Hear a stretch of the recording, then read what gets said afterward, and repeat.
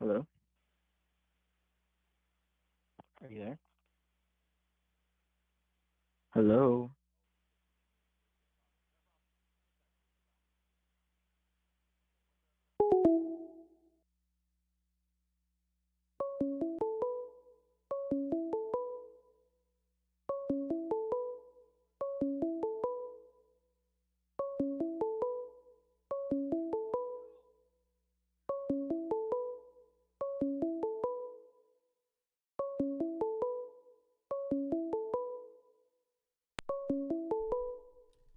Check. Hello? Hello? Sorry. All right. I totally fucking forgot about the fucking,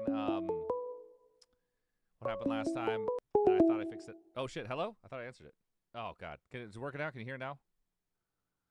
Oh, man. A little touch and go here. I totally, because I was going to change back to the old way. Because, here. Oh, whatever. Oh, what's up? You're live? Oh, hey, Johnny. How What's you up? doing? You know, a little touch and go. A little touch and go. It's Jueves. But, Feliz Jueves. yeah. Anyways, earlier this month, it was the 10-year anniversary of Death Magic. Oh, yeah. Yeah, so in the stream, I want to go track by track with you and to ask you what your thought process was on Okay. making that song and what you think of it now, 10 years after the fact. Okay, that's a little, So, okay, little, interessante. Hey, guys, how's my volume versus caller volume? Check, check. I can actually turn myself up more since we're doing it this way with no no preamp. Sorry, I was supposed to fix this. Jake was over here. We were circulating on stuff, so I neglected my stream duties. Oh wait, actually, I'm gonna go. Wait, give me 1 second. I'm gonna go in OBS and I'm gonna turn up. I'm gonna pump up the volume. Where's the settings? Here we go. Settings. I'm gonna turn myself up. One audio thing up. okay. No, it's the mic. How did I do this before? I did this before once. Audio. Or if you guys should hear me, we can do it. Default. All right. Well, let me try one. Check, check. That's the mic. Okay. I'm gonna turn up. Okay. I can't turn that up. You know what? Fuck it. We're just gonna go. Okay, wait. Actually, let me try advanced audio. Oh my god. And, all right. Oh, thank you so much. Thank you for making me come. Okay, I'm turning myself up here. Okay, guys, am I blowing out? Is this okay? How is my volume and how's the caller's volume? Are we okay? Okay. All right. How about now? Check, check. How's that? Is that better? Okay. Damn, You ready? the whole stream is quiet. Just turn up the computer. Just turn up your shit louder. But yeah, we're fixing this next time. Got a bit of an audio issue. Okay. So the first song on the album, "Victim," it sounds a lot more low key and a lot more ambiguous than the first two albums and how they opened. So I want to ask, what were you guys thinking when making that song? So okay, so here's a story between the victim. That was I hit up Hacks and Cloak, who's now gone on to be a very successful movie and television composer. He does the Ari Aster films, and he did Midsummer. I think he did the new one. Anyway, he goes into the name Barbie Kurlick. By the way, thank you, Almi Jandra. Thank you for making me come. So I hit him up. I was like, hey, I really want to collab on this album. Let's do a song together. And it was this way longer song, and it had a second part to it. And as we were working on it, everyone's just like, dude, this is kind of getting slow for the album. I was like, dude, just cut in half. And we just cut in half. And we're like, oh, that's great. At first, they were really upset about that, but then we had to talk them down for a minute. And we ended up putting the part 2 on Disco 3. And if you take the one Victim and Victim 2, you can stick them right together, and they perfectly go into each other. And then they perfectly go into the remix. So you can listen to all 3 in the row. Ooh. So that's a little Easter egg for you. I was wondering what Victim 2 was, so thank you for that. Anyways, next song on the album is the banger Stonefist. I noticed that this song has existed for quite a while, even dating back to like 2011. Yeah, if you watch, once again, if you guys go on YouTube, there's a video of our Chinese tour. We toured China, and we are playing the early version of Stonefist on that tour. So what was your thought process, and what made you guys decide to finish Stonefist? Well, that was always the track. Here's the thing. Death Magic was a disaster. It was the long weekend of health when we almost broke up, and we started Death Magic started after Get Color, and we couldn't get it done until when it came out, and we did Max Payne in between. It was disastrous because we were trying to change our sound, and we didn't know how to, and it was this huge trial and error of trying to find the people to work with. It was a very fraught time in the band, and the band almost broke up, and we thought everything was just over. And it was really. So it was a long time. Like Stonefist was the demo. Yeah, is fucking ancient. Is super ancient, and went through a bunch of changes. I forgot to ask about Victim. What do you think of Victim now? I don't know. I haven't listened to it in a while. It's fine, I guess. I haven't listened to the album in a while. It's funny. It being a 10-year anniversary, I was like, should we tell everyone? And Jake's like, nah, I don't want to publicize it. I'm like, all right. We are working on. There's a new. It's sold out of. I think there's like the last 4 copies of the first pressing are on our web store, and that's it. It's sold out everywhere. So we're making a new pressing. Cool beans. What do you think of Stonefist now as a song? Oh, thank you, Jimny. Greetings from Finland. Hello, Finland. I regret not making it 5 BPM faster on the album, on the record. Live, we play it faster, and we change the structure a little bit. I regret it not being a little faster on the album. Oh my God. Best for BB. Thank you for making me come. I really appreciate that. But that I regret. And then also, the main riff. This is the joke. It's like Perturbator was making fun of me really bad on the tour. He's like, greatest riff ever written. He said, shittiest riff ever written is a Stonefist. It goes, da da da da da da da. It's just an F. And he was laughing at me, and I do regret not going da da da da da da da. Just the one change I think would have made a difference. However, a one note riff. You know who else has a one note riff? Godsmack. Dun, dun, dun, dun, dun, dun, dun, dun, dun. That's a one note riff too. Yeah. So after Stonefist, we transitioned hard into Men Today. Yes. What was the process with Men Today? So Men Today that's the most old school of the health songs on the record. That was the ex-bandmate Jupe, he had an old vinyl of African drumming, and there's this really cool rhythm of it, and we were basing it off that, and we had Beach play that rhythm, and then and I took that beat, and then what I did was I cut it into a live recording of us playing Tabloid Sores at Coachella, and that's the break part, and then I put the electronic part after, and then that went right into the electronic beat. And just fucking around. I don't know why that happened, but that happened. I was like, ooh, that's really good. And then we just kept moving from there. I'm trying to think of any other fun tidbits about that song. I think that's that's about it. Oh, it's funny. The drum, the drums for Death Magic, we recorded them at 17 hertz, where they recorded the fucking Black Album, Metallica, in the same room. Cool. Yeah, it's really cool. Because if you've seen Year in Life and Metallica, the studio with all the wood, it's in the valley, which is very sick. But yeah, hey, I'm impressed. You got a real interview going. This is good. We're talking about the Death Magic retrospective. We should have put in the thing, but this is great. I do want to grab. Fuck it. Let's just keep going. I'll grab something later. All right. What do you think of Men Today right now after 10 years? Oh. So Men Today is this cool song, and I thought it was it's kind of bridging the gap of old health and what was becoming new health. But what's funny is okay. Well, wait. I have to master all tracks. No, that can't be right. Oh, running a limiter plugin. Hey, how do I run a limiter plugin in OBS? Can I run a limiter plugin in OBS? That would actually make life so much easier. Is there a way to do a limiter plugin in OBS? Oh, fuck it. We'll figure out this later. Sorry about this technical shit. That would be perfect. I should just be running a libber, and it would solve all my issues right now. Someone figured that out. Thank you, Darknet. Please figure that out. Okay. Sorry, what was I saying? Men Today, it's so that was always in our live sets and always kept going. And these last recent tours with the new fan base, it's a total energy suck. Where everyone's going, and I can see everyone's faces just go blank when we play it, and I'm just like, all right, we're getting that. For the first time, we're like, get that cat out of there. We're not playing the set anymore, Yeah. So things have changed now, and it's funny, I think the newer fans, it was like, oh, they only know everything from Death Magic. It's like, no, they mostly don't know anything, nothing Like maybe Disco 4 is the best, the farthest back. They don't even know Volume 4 usually, you know. So Yeah. yeah, so it's interessante. But you know, that's very much for the old tradition of Health, and now in the modern. I think now with the new album is being designed around us playing all of these big festivals and big shows, and getting the material to like fill the gaps of like of what for these sort of venues. You know, I bring this up a million times, but sorry if I'm a broken record. David Byrne has this great book about music is written for where it's going to be heard, experienced, or played. And the kind of music is like tied to those venues or spaces or your headphones, wherever the fuck it's supposed to be.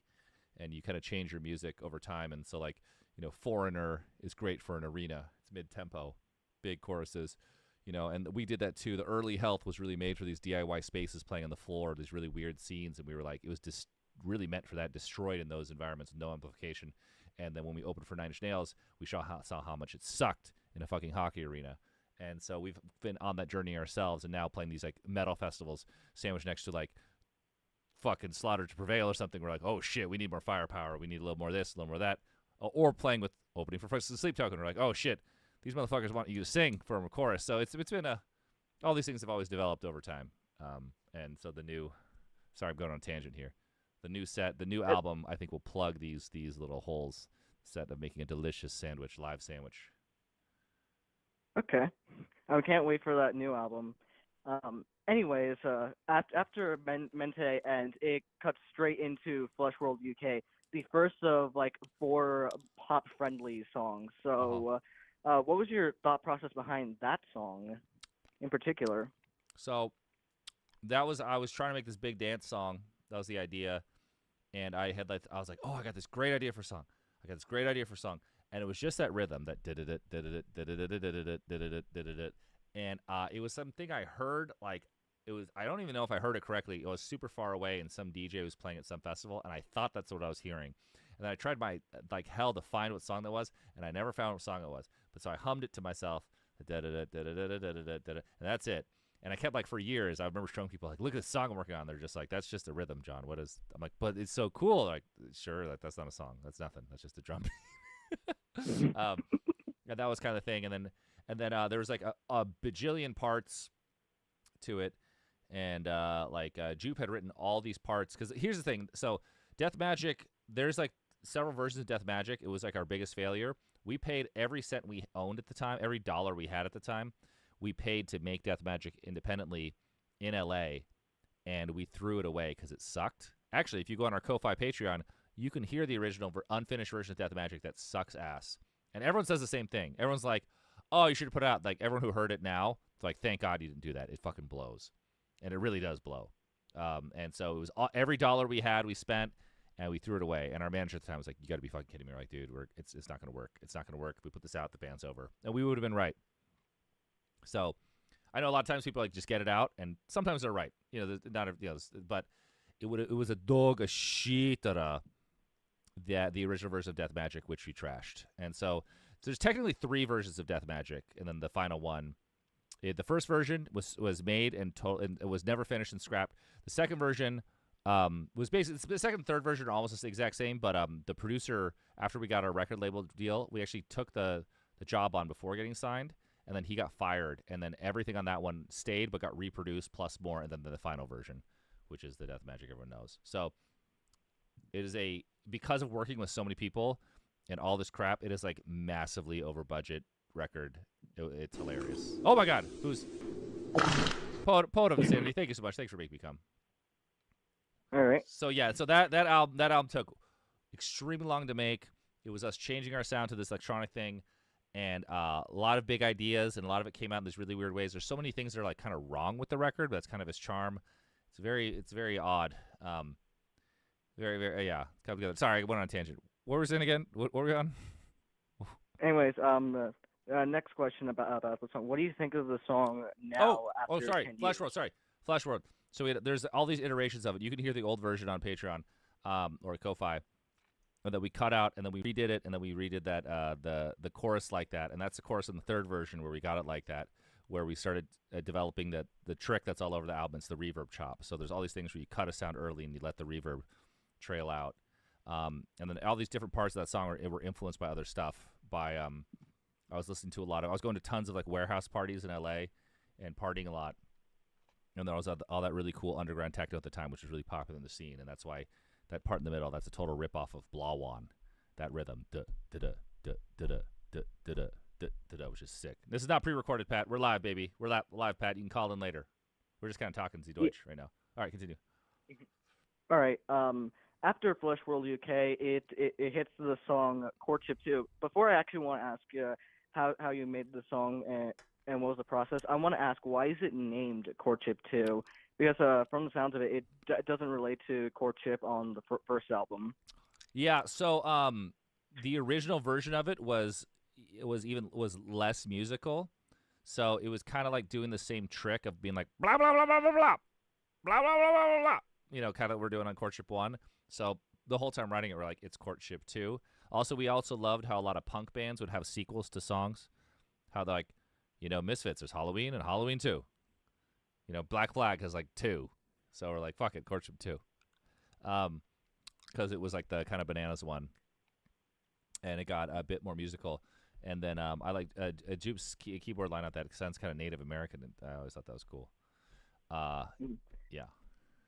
Yeah. Anyways, what was like the process of making Courtship 2? I barely remember. You know, it changed. It went through different. We recorded those drums. See, that's the thing. Such a long process. We were we recorded. Actually, fuck. There's so many iterations. We recorded it at Swing House. The same time Aerosmith was, which is like in Hollywood, and I think that got re-recorded again at 17 Hertz. The drums. There's the whole Deathmatch was a fucking disaster over several years. Yeah, I don't know. There's zoot horns in it. And then with the second producer, he actually removed a bunch of the beats, which made it up way more interesting and the song a lot better. I don't know. That's about it. Mm. Oh, then the outro. That's the sound of Death Magic is the sound of the Dragnet, which is the proprietary sound I made that was gonna be that build like the early New Health stuff. The wah wah. Yeah. What do you think of Courtship 2 now after 10 years? It does. I mean, that was stinking up sets real early. We cut that a long time ago, so it's cool in the context of the album. I don't know. I like this kind of like that's the early Health songwriting stuff that I thought was cool and Terrasante, and I don't know if people really like that at all. There's a reason why we don't do songs like that anymore. Yeah. Anyways, after Courtship 2, we hit the last song off of side A and the second pop-friendly song on the album, Dark Enough. So, what was your thought process on Dark Enough?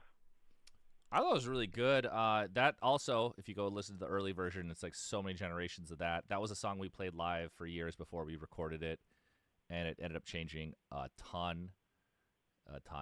Got a like way catchier chorus, but like that had like the slicer kind of rhythm, and it's like it was early Health, so we had all these like atonal moments in it. But the final version is kind of pop, and I always thought it sounded kind of Russian, and you're like marching.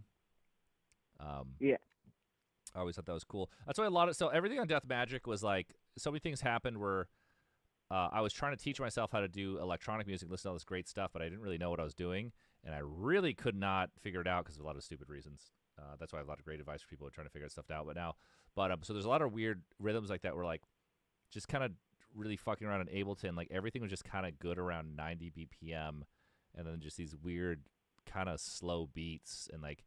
Because originally the way it was envisioned is Death Magic was supposed to be really intense and supposed to be really heavy, and like kind of the way it ended up turning out was sort of like a evil synth pop or just like or someone said Pitchfork approved bro step, which I thought was hilarious. But yeah.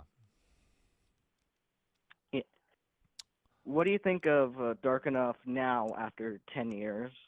I don't know. I think it's a good song. I hope so. I don't know. Because Death Magic, you your own records, so many like mistakes and things are kind of janky to you, but I guess Death Magic was the first album that I was like really happy with the production, and we got there, so I thought it was good,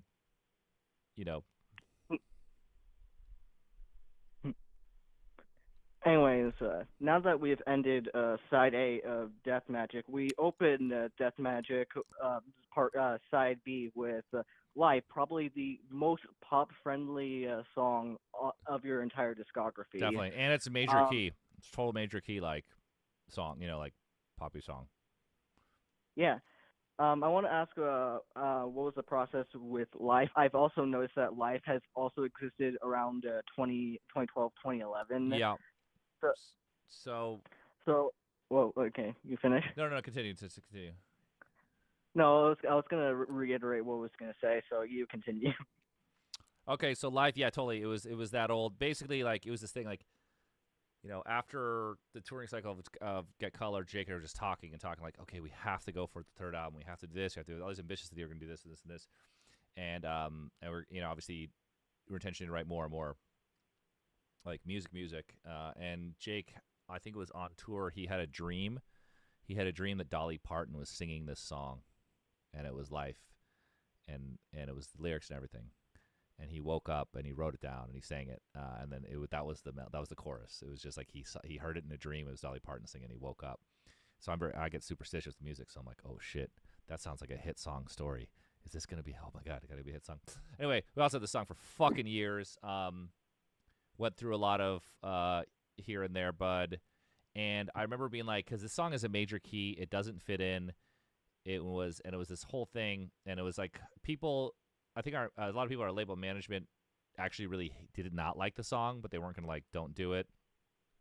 And then there was a lot of pressure where it's like I feel like people like Jake was super proud of it, and a lot of people in the band, or a lot of people we were working with on the producer side thought it was like crazy strong song, and we played it early for this guy in Australia who was booking us for Australia, and he's like, this could be an indie rock hit in Australia, and people got really excited, and so there was all this pressure on it.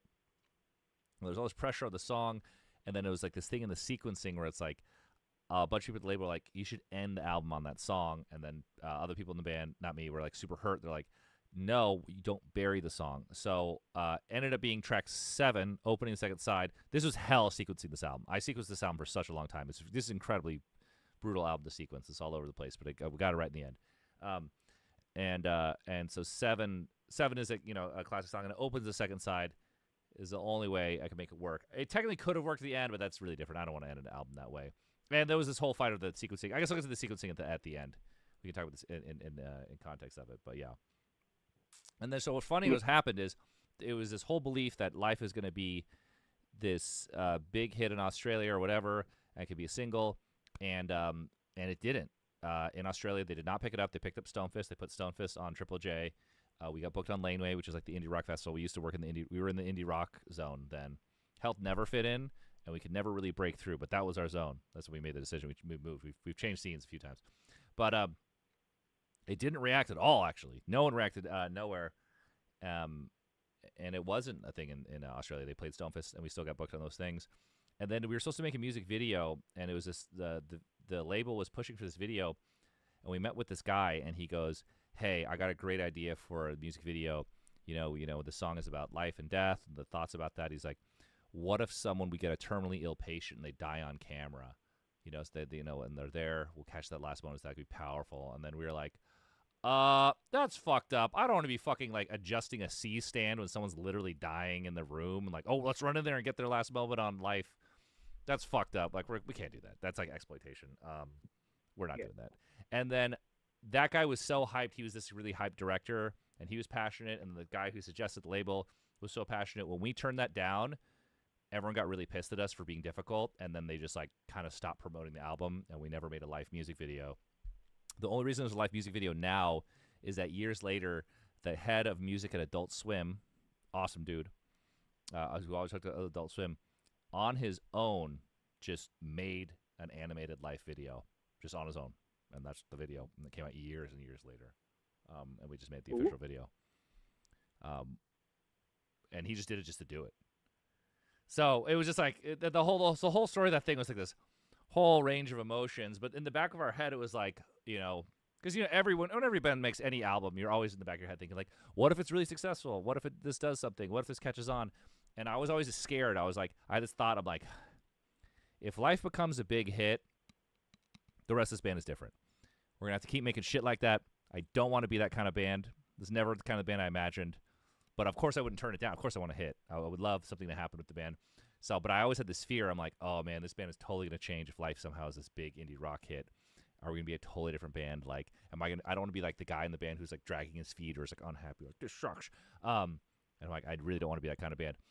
And it didn't do anything. So worked out, I guess. I don't know. It feels bad. Obviously, we would have way rather had a hit song, but what kind of band I want to be? This band. I love being in this band. I love being in Health. I got to do what I want to do. I just think that song was really different. It was just, I remember trying to like change the production a lot. Like I kept trying to change the bass production, and it was just like everything I tried to do, it wouldn't sound cool. And the reason why is this because it's major key. It's just like you can't, it's a different kind of music, and it's a really well written song, but it's major key. Like that's why like when we started later albums, I was like before we start the album, like guys, everything's got to be minor key. And they're like, all right. that way, because like we would have this thing too. We're a lot more mature making music, but we'd have stuff where it's like we'd be working on music and something's not going the way I would like, and I wouldn't say anything, and everyone's like, John, why aren't you talking? You're never not talking. I'm like, no, I'm fine. Like, John, I can see it on your fucking face. You hate this. I'm like, no, I'm good. Like, shut the fuck up. We get in fights, like I can't work on music if you're sitting there fucking pouting. I'm like, I'm not pouting. Blah blah. This is when you're in a band, it's kind of like a marriage. But we've really got our rhythm down. But yeah, this is there's a lot of ups and downs making records. What do you think of Life 10 years after the fact? I think it's a good song. It's still crazy to me. It's on the album. The album is really dark, but it works out with the sequencing. People still like the song. I think it's a really good song. I feel like if that song was by a different artist and a different band that was like a good indie rock song and didn't have a stupid repeating sound and a different vocal, whatever, there is another world where that could have been like a cool indie band song. It's still a cool song. I mean, people like the song. I think it's a good song, and it works on the album, and it totally works with the sequencing. It's just a thing. It's just like we got this song. It's very like, and also like that song went through tons of iterations. There was this thing near the end of the process where they were like, when we got signed to the label, they're like, they fired the original producer, and they're like, hey, a lot of these songs, have you guys ever worked with like other people? And we're like, not really, no. They're like, well, are you okay with it? We're like, yeah, we're totally okay. We're not precious about it. We'd love to work with some of the people. So on that song, we worked with Justin Raisin, who has gone on to produce tons of shit, like for Lil Uzi Vert, for Lizzo. He won a Grammy.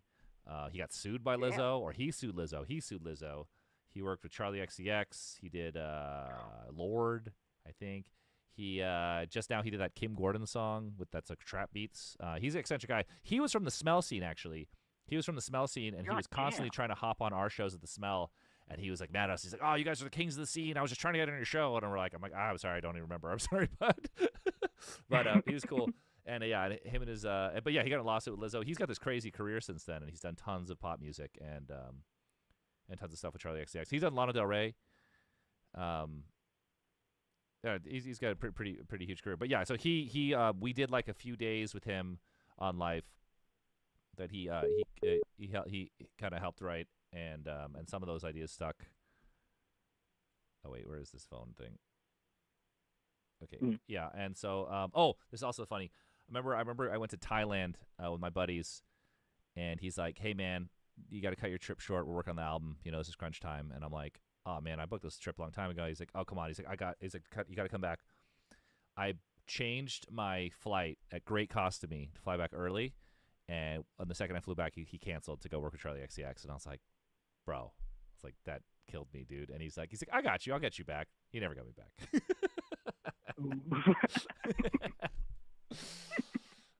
So yeah. Still pisses me off. So, I was having a great time. Oof. Yeah. It's fine. Doesn't matter. It doesn't fucking matter. Yeah. Anyways, after Life, it proceeds to fade into Salvia, a song that's sort of in the same vein as Men Today. So what was the thought process behind that track?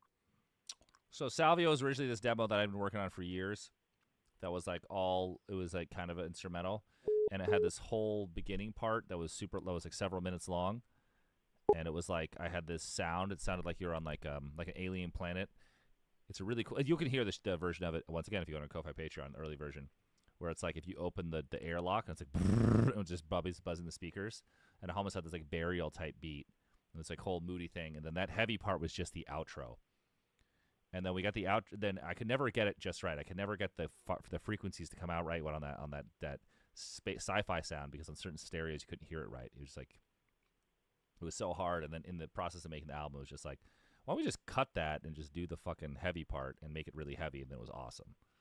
The drum beat thing. So that's what it was. And then Salvia was legal at the time. I don't know if it's legal anymore. It's kind of a craze because you could just go to any head shop and buy it, and then if you smoked it, it was fucking traumatic. It was horrifying. It was like the worst, the worst drug in the world.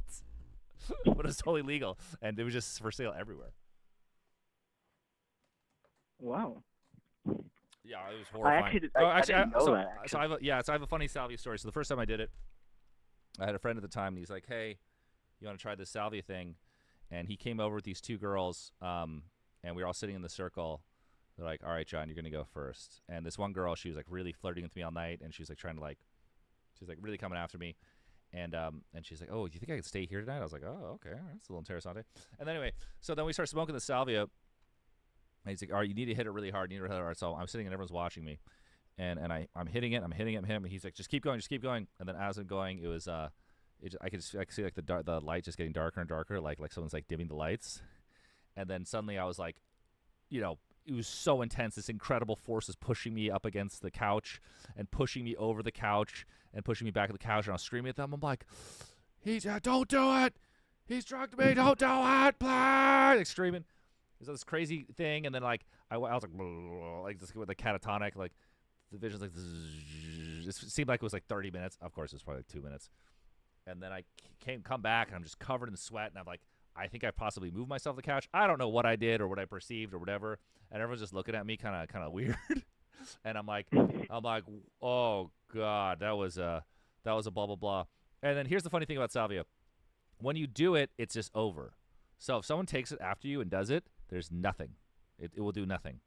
And so the girl who would come over, she grabbed it and she just like hit it. And she's like, "I don't feel anything." So she's like, "Oh, this guy is such a pussy. He literally like freaked out and screamed at everyone, and I didn't even feel anything."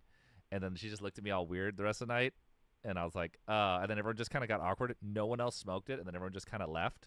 And she was like, and then I was like, "Oh, do you want to go home?" She's like, No, I'll stay here. But she's like, get in the bed. She's like, but just, we could just cuddle. And I was like, "What?" And then that was it. And then she like never talked to me again until like years later. She came up. She's like, "Oh, hey." And then I was like, she was basically thought I was such a pussy going crazy this thing.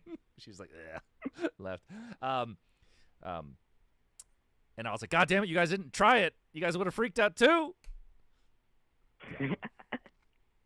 Damn.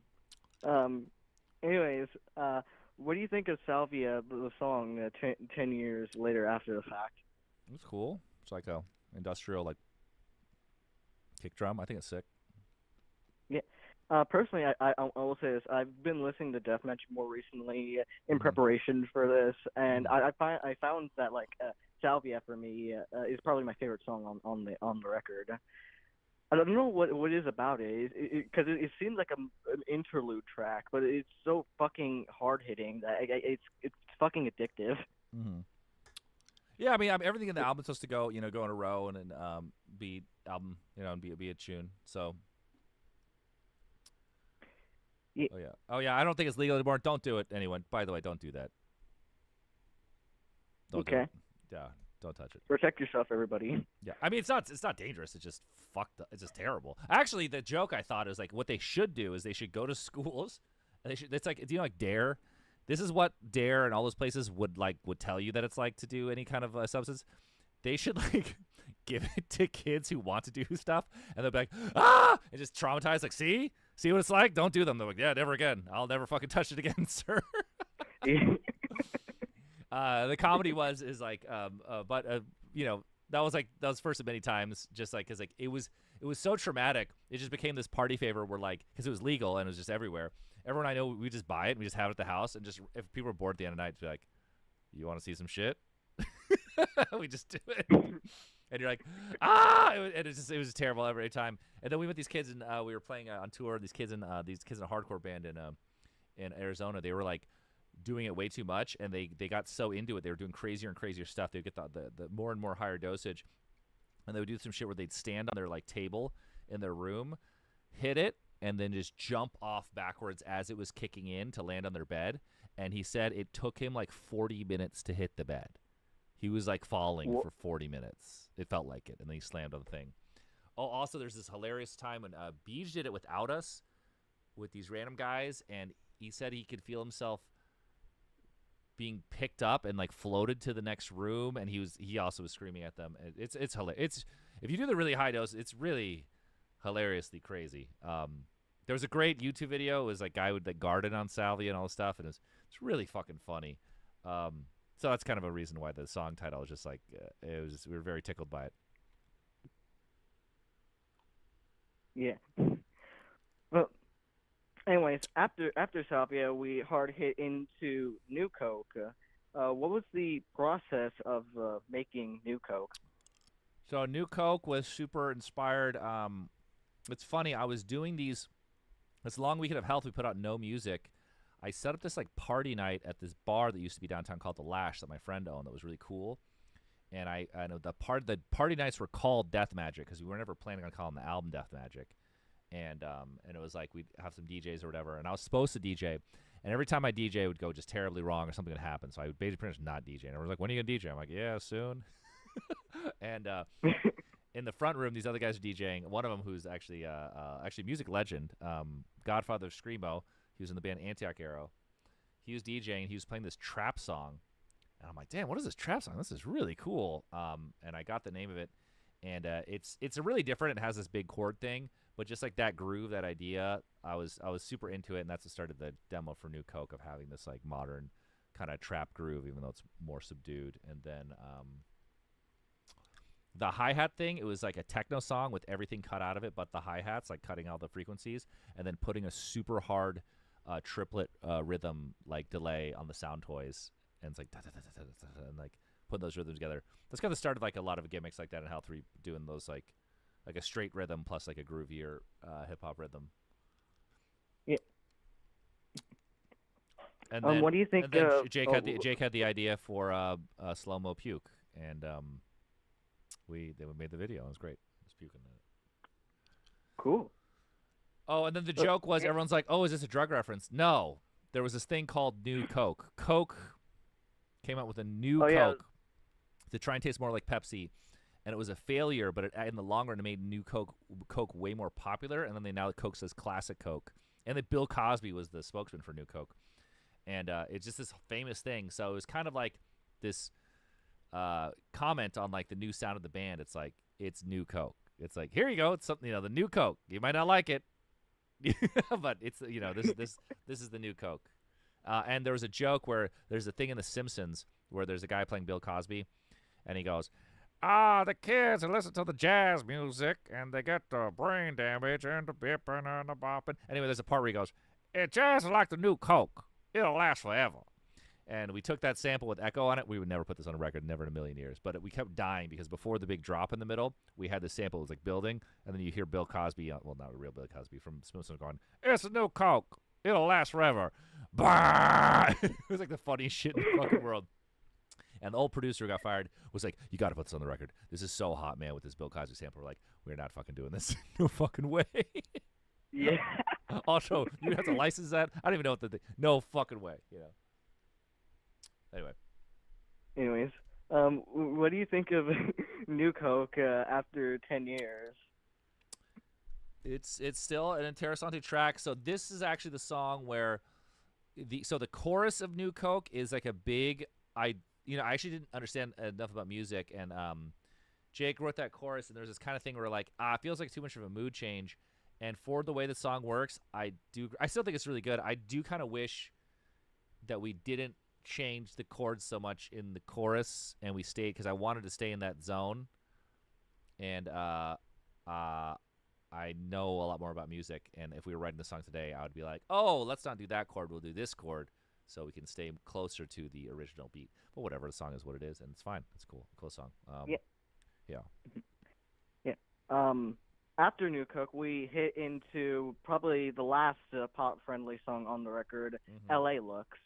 So what was your thought process behind that song in particular? Okay, so that one's also also the major. Sorry, that song's also super major key, and that's kind of like that one was written in the third version of Death Magic with Lars Stolfers, who we worked on Volume 4 also, and we started writing that from scratch, and it was this whole thing where it was like, so you know, it's actually really funny. A real secret influence on New Coke was just stuff that was popular at the time.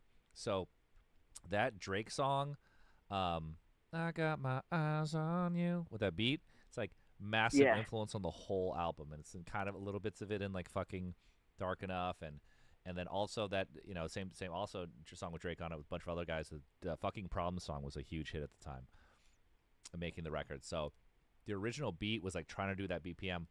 We ended up totally changing that idea, but just the original idea of just the BPM and everything that ended up being LA Looks was that. And I had this crazy drag, which became the main riff, and we started chopping that up.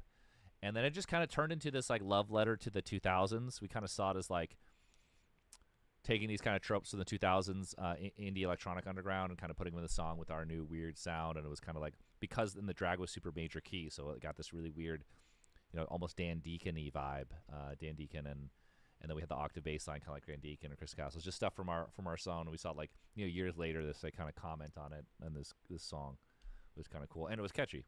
The MNDR, which is this cool artist from the time, she came in for one day and she like browsed Tumblr and like just like kind of sang, and like that whole like it's still after the thing, she just sang that out while we were doing it, and then we just left her voice is on the track. We just didn't, it's uncredited, but that's her on the track. What do you think of LA Looks now after 10 years? Oh, I don't know. People always like that song. People originally like that song. We used to play that for a while. Only thing about that song is I think it's cool. It's this kind of thing. I'm like, fuck, this fucking major key, and that's a big reason why I was like, guys, can we just never know more, unless we really. We've done a few things major key, and especially now we intentionally did some stuff that's more major key. It's more and more like the shoegaze major key vibe, where it's like, you know, My Blood Valentine Deftones do it, where because you need more complex chords. But even that, I'm just like, obviously they want to do it, but I was just like, guys, please just keep it dark, all dark. Just no major keys, please, never. Or try and avoid them at all costs. Turn off all the lights. And that's not actually necessarily true. Tons of songs are in major keys that you don't know, and they do sound dark or crazy. It's not necessarily one-on-one. Just like stuff we don't want stuff that's too just like, it makes it a lot easier, you know. I like to keep it dark. Yeah. Yeah. And then that was talk about some hard to sequence. So the two major key songs are incredibly hard to sequence, and like that's not a song you would think would be so late in an album sequence and where it is, but like it's the only place it fucking worked. Sequencing this thing was a fucking bitch, you know. Yeah. Anyways, after LA Looks, we hit the penultimate track of the album, Hurt Yourself. Yeah. What was your thought process behind Hurt Yourself? So Hurt Yourself was supposed to be cut from the album, and I fought for it, and then I'm kind of like, maybe, and after I'm coming, I'm like, I think you guys were probably right. We didn't need to be on there. So all Health albums always have two endings, and so this one, and they have two endings, and this, obviously I'm comparing it to a much, much, much better album, but you know how like Dark Side of the Moon just has like two endings, and you're kind of like, huh? And the reason why is because Roger Waters like, it wasn't big enough, and they're kind of the same. That's kind of how I felt like about this with Hurt Yourself and then Drugs Exist back to back. You didn't really need Hurt Yourself. It was this early demo we had that was different. We were pumped on that choral synth. I put this like techno beat. I don't know. We were just having fun with it. And then it was really just this solo. So Jupe and Jay had this whole. I think it was Jupe. He wrote this solo. It was totally different. And then I remember taking the whole thing and just speeding it up double and adding an octave, just fucking around with it. And I was so into it. I was like, oh man, the solo is so great at the end. And I don't know. Everyone said we should have cut the song, and maybe we should have. I don't know. I'm still cool with it. I think I like that all Health albums have two endings. And most of them either open. Oh yeah, sorry to go back to Victim. So the way I always see it is Health albums either open with the long brooding one or the like flat, wham bam thank you ma'am at the top, and like they kind of alternate. And that was exactly what's happening with Death Magic also. And all Health albums to this day have two endings, and then they still have broken. The new album that's going to come out this year has two endings. Though we've broken a lot of the other Health tropes with this new album because it's different and its relationship to Rat Wars and blah blah blah blah. We'll talk about that one after it comes out. But anyway. Yeah. Yeah. Two endings. It probably should have been cut. It was probably too much. But whatever. That's fine. Yeah. What do you think of Hurt Yourself now after 10 years? I have no idea. I would have to put it on. You know what's funny? So when you make these records, you listen to them so fucking much when you make them, and then when you're just done with them, you listen to them so fucking much, and then have to come. You listen to them so goddamn much. At that point, you just don't listen to them ever again. You've heard them too many fucking times. And then maybe if I went back, it'd be nostalgic. Obviously, you play the songs live. I haven't like sat down and just put on Death Magic beginning to end or Volume 4 or anything. Right now, the new album I'm listening to every day, back and forth. But once it comes out, I'm probably not gonna listen to it again. You know. Yeah. Oh, Susie's here. Susie's in the chat, everyone, in the YouTube chat. Hi, Susie. Oh, one thing I forgot to mention: New Coke was what's that called? License for Need for Speed, the video game. Oh. Need for Speed something. Yeah, New Coke's in that one. LA Looks was licensed for a bunch of stuff. Stonefist was in a Floyd Mayweather boxing promo. Stonefist was in 10 things. Oh, Men Today was in this this movie called Me Before You, and New Coke was in this movie called Me Before You. Oh, another funny thing too. So my buddy, what's that called? Sonny. I think he goes with a different name now, but Sonny Kim. He wrote that great show called Beef. That's his show. He did Beef 1, Beef 2. He had this pilot for FX, and it was called Singularity. I think I'm okay. I think that's okay. I talked about this. Anyway, he had a pilot, never got picked up. It was awesome script. I saw the show. It was hilarious. It had Marlon Wayans in it. It was so good. It was about this like super like post-apocalyptic future where like everything is kind of taken care of, and like there's like the technological singularity, and they're watched over by this AI, and the AI is just a person. He's just played by a person, and he just walks around and he talks to them, and it was fucking hilarious. And New Coke was like this major motif in it. It was New Coke, and then I think another song, and then we were supposed to write some music for it. And I thought this pilot was like a fucking immediate pickup. I saw the pilot, I was like, "This is incredible, dude," and it didn't take. And I was really shocked by that. And he never got to make it, but it was actually really funny. It was really cool. Ooh. May that pilot rest in peace. Yeah, hopefully we get to see it in the light of day. Hopefully. Yeah, I don't know how the business works. It's a hard biz out there. Hard biz. Yeah. Mm-hmm. Hello, small arrangement. Yeah. Yeah. What happened? Oh no, continue. Okay. Anyways, we move on to the last song of the album, "Drugs Exist." Yeah. What are your thoughts on "Drugs Exist" and what was the process behind "Drugs Exist" when making the song? So "Drugs Exist" was this thing we did where Jupe and Jake both plugged both their guitars into my pedal board, and they were both playing together, jamming, and then I was tweaking my pedals, and I put them through this slicer and through these effects, and it was really good, and they just kept going, and we recorded it, and I was like, oh, this is really cool, and it was like 160 BPM, so I put this super fast like gabber beat almost under it, and then when we worked in with this the guy the second producer of Death Magic got fired by the label, he would work with Kanye West, and so he put that hip hop beat in there, and we're like, ooh, that's really cool.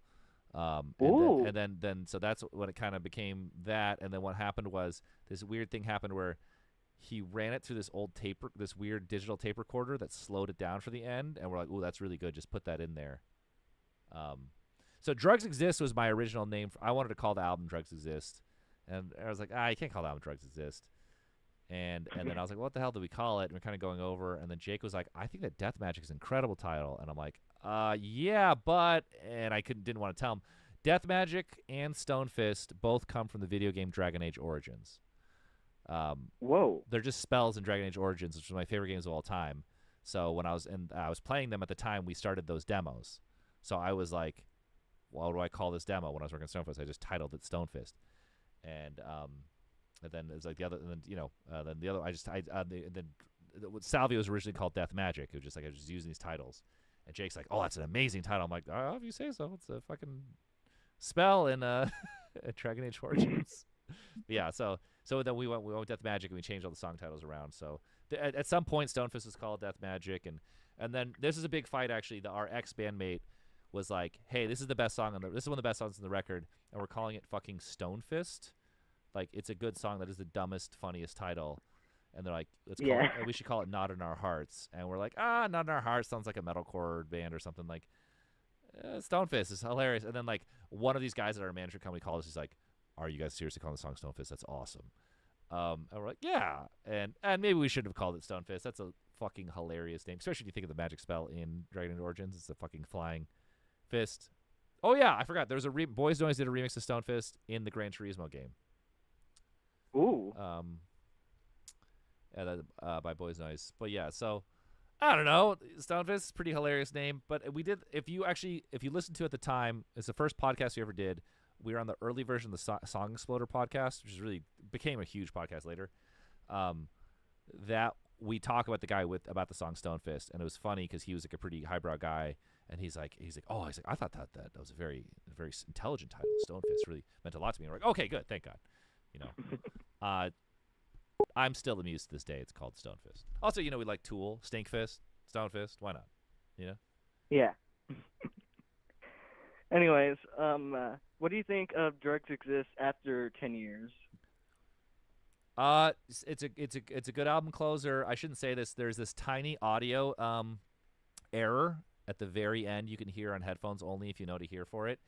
And I wanted to fix it where I'm like, we were all done, and I'd sequence everything and master everything, and I'm like, oh shit, guys, there's a fucking error at the very end. We need to rebounce it. And they're like, if you rebounce this, you're gonna delay the album like X weeks. And I'm like, never mind, let it roll. Now I have to go search for that now. It's like a layer that's like left on, and you can hear it. It's like whatever. It doesn't matter. Like I'm like, no one's gonna fucking hear it. And that's what I learned like with like movie people. They're like, dude, there's so much shit you just do not notice. Like obviously, I do not want any fucking mistakes, and like if I listen to it, it will bother me. But I'm not listening to the album. But yeah, I always thought I thought it was a good ending to the album. I thought it was a good album worked out. The sequence worked out. Yeah, I love that title. Yeah.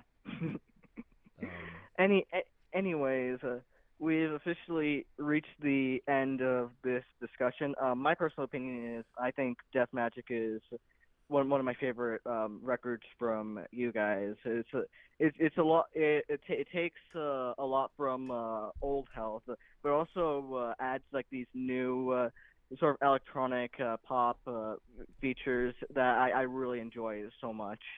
It's unfortunate that Anthony Fantano gave the album a 5 because it sounds like it's really good. Yeah, so Fantano, like one of Fantano's earliest reviews is him reviewing USA Boys.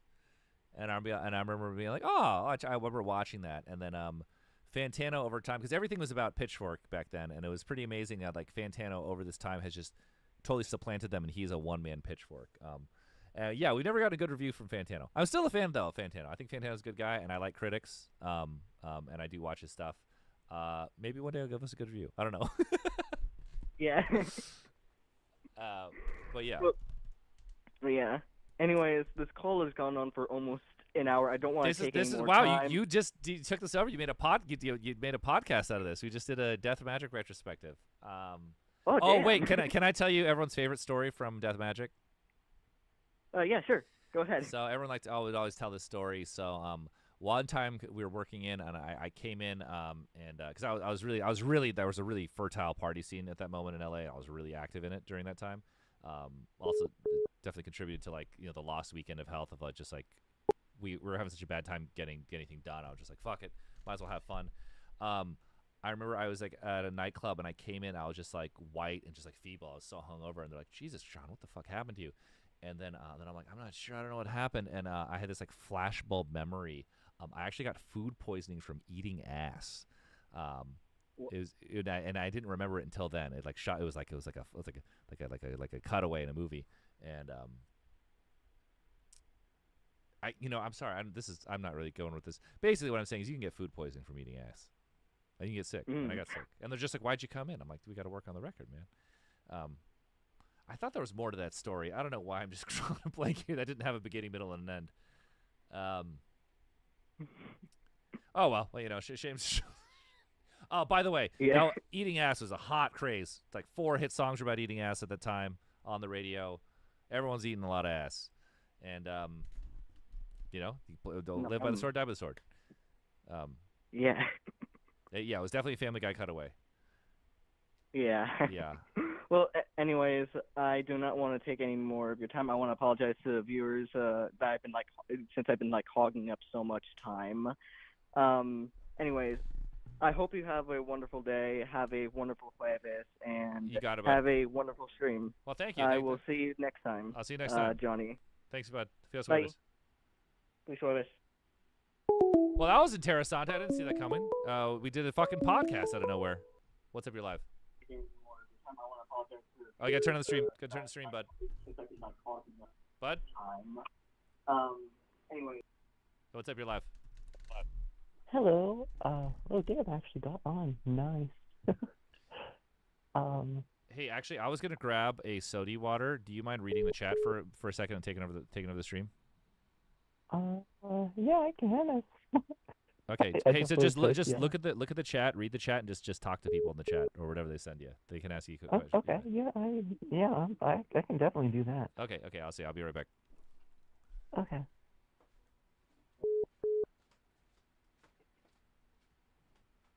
Hello, chat. Hi, caller. Hello. How are you? Yep, I'm a caller.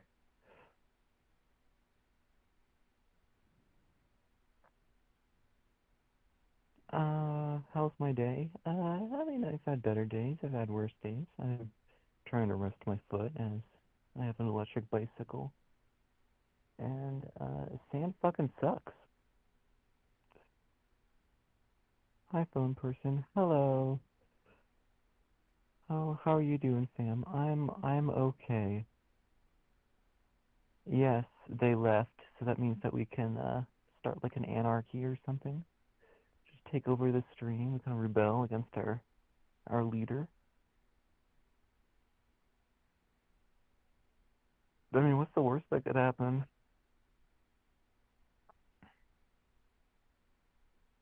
For 2 days straight, I would suggest to sleep, small rage man. Sleeping's probably a good idea, so go to bed.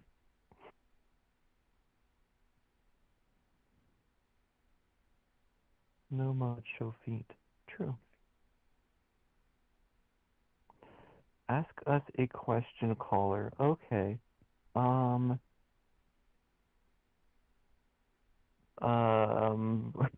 Question. How's life? That's a question, right? Hello, caller. Hello, Copper Sands. It's 3 a.m., so that would mean I'm guessing that you're in the UK. I might be wrong. Top or bottom? Middle. Take that.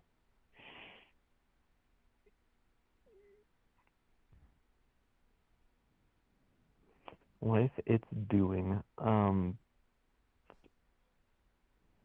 mean, life is indeed doing. Life is always doing something. 3 a.m. in Central Europe. Oh. I mean, I'd rather be in Central Europe than, whatever the other part of Europe's called. You know, the one near Ukraine. Yeah, I wouldn't want to be there. You French? No. Oh, wait, small. Okay, yeah. I'm not French. I'm American. Being American sucks. Don't be American.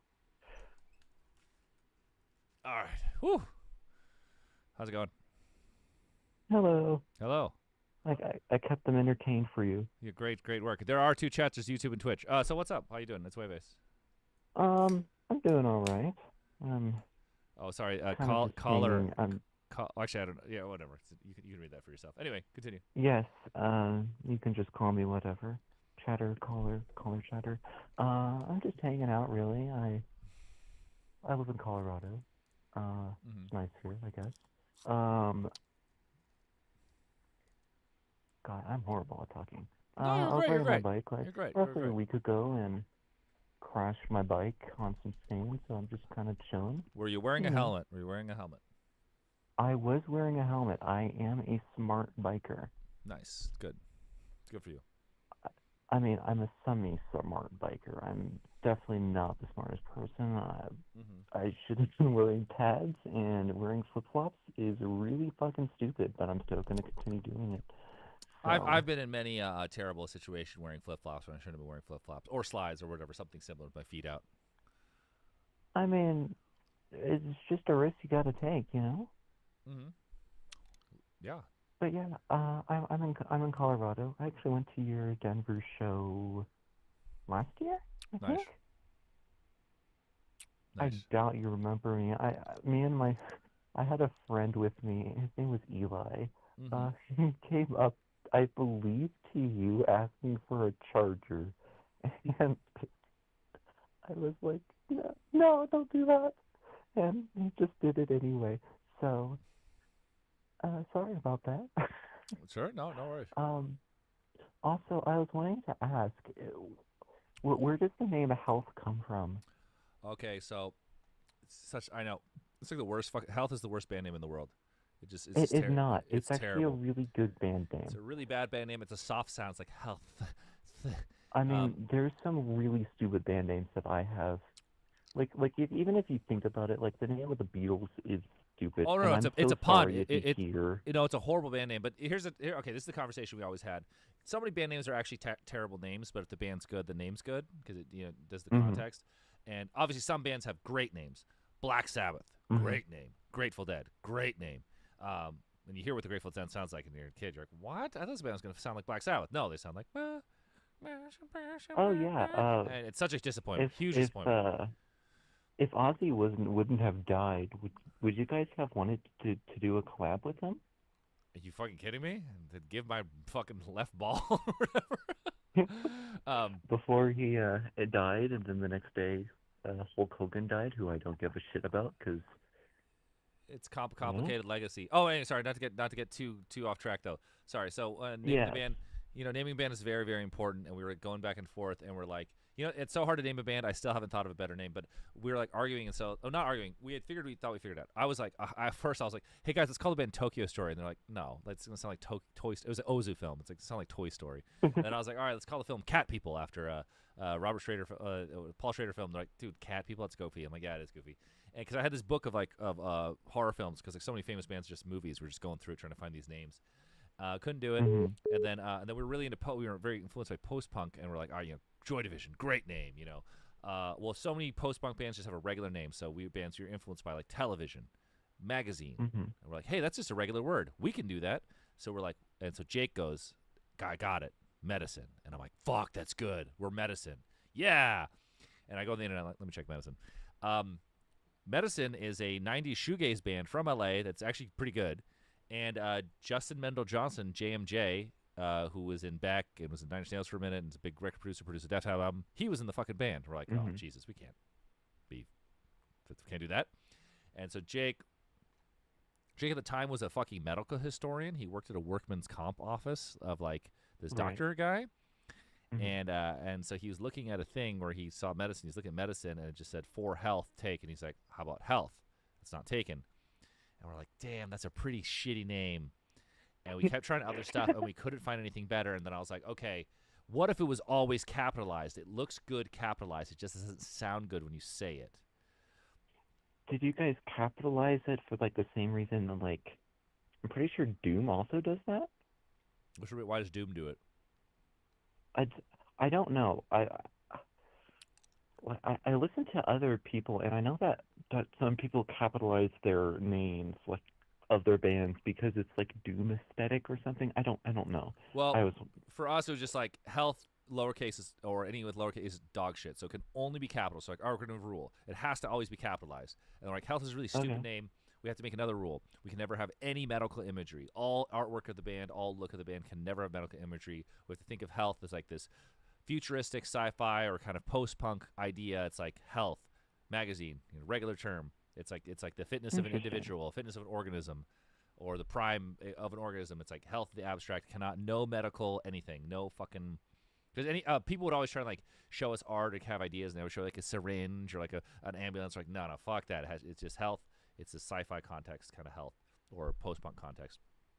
Yeah. And then we couldn't come up with a fucking better name, and we still don't have a better fucking name. I still can't even imagine a better name. It's terrible, and it's like because it's really hard to name bands and these days, and people are running out. However, there are new bands with great names. Boy Harsher, awesome fucking name, killer band name. So people have good band names, but Yeah. we couldn't do it. So Become Health, and this is where we realized how really stupid. We're like, when we go to other countries, they're like, Salud. That means fucking health. The band's name is fucking Cheers. We named the band Cheers. You know how stupid that is? Salty! It's just like, whatever. What do they say? I mean, I Salute, guess the salute only means health. good A lot thing of things they about- say health. The Cheers is health. Where the band's name is Cheers. God damn, we fucked up. I mean, the thing is that the name Health, it's literally a 5-letter word that's used pretty often, so it's like a pretty easy to remember band name. Well, what's cool about it is we use on this idea was like, all right, health is one of the most common words you ever see, and then on top of that, we were using Arial or Helvetica, which is the most common font there is. So everywhere, all over every city, there's just health in the correct font everywhere. Just so LA, just look around, it's everywhere. Every city, it's just everywhere. So that was kind of the idea, this post-punk idea. And as time moved on and we moved to other genres, I feel like the name got even worse. It got less from post-punk and more into whatever zone we're in. It's a terrible band name. So that's all I can say. Yeah. I mean, I found you guys by playing Cyberpunk. I adore that game, and I was like, oh, damn, this band, it's really nice on this radio as I drive around Cyberpunk City, and am an absolutely fucking horrible driver, so I just Shazammed you guys, and I've been, like, addicted to you guys ever since. Yeah, they didn't do us any favors with this window weather bullshit. Yeah. No, it's funny. Cyberpunk said sorry. they actually regret doing the alter egos for bands because they didn't do a lot with the concept. It was a cool idea. It was like these are alternate bands, but to me that cracked me up because I love CDPR. It's been great games. I love that. I love Cyberpunk. I love Edge Runners, man. That really just gets me, moves me. But Yeah. the thing was like, shit. Where was I going with this? Oh God, I'm losing my train of thought. Window weather. Oh no, talk about some English second language shit. Window weather. I was like, totally like ESL kind of thing. However, we did fuck up our band name Cheers. So who am I to say? I mean, I know there's a band called, what was it? I think it's Totally Awesome Amazing Dinosaurs or something. There's you guys got pretty lucky with the band name. There's a band called Diarrhea Planet. There is one called Diarrhea Planet. I saw them live. So are they good? They covered Rage Against the Machine's Bulls on Parade with 3 guitars, and it was kind of great. I don't know if the band's good, but that cover hit me. I was just mostly intrigued that their name was Diarrhea Planet. That's fair. That's I mean, I listen to so much niche bands. I am used to My names buddy had that a are band just- called yeah. Pearl Jam 2. Lionel, I'm where you going, bud? Come here. I mean, it's Pearl Jam, so I mean, they would probably leave you alone. No, they weren't. They had to change it. Oh, you have a dog. Oh, that's my buddy Dan's dog. I'm dog sitting right now. Oh, I'm also so sorry if you hear my guinea pig squeaking in the background. She's just hanging out on my bed, so. Okay. Well, thank you for calling. Give that guinea pig some love for me. I'll see you. I will. I named the guinea pigs after Greek goddesses because. That's beautiful. Because yeah. But yeah, I loved seeing you guys. I'd love to see you guys again. Come see us. New albums coming this year, and then 2026 big tour. So I'll see you. We'll be back in Denver. That's for sure. The only other thing, I would love for you guys to do a collab with Grimes. I don't know if you like Grimes. I don't know. I mean, we actually know her. I mean, from the same scene, same people.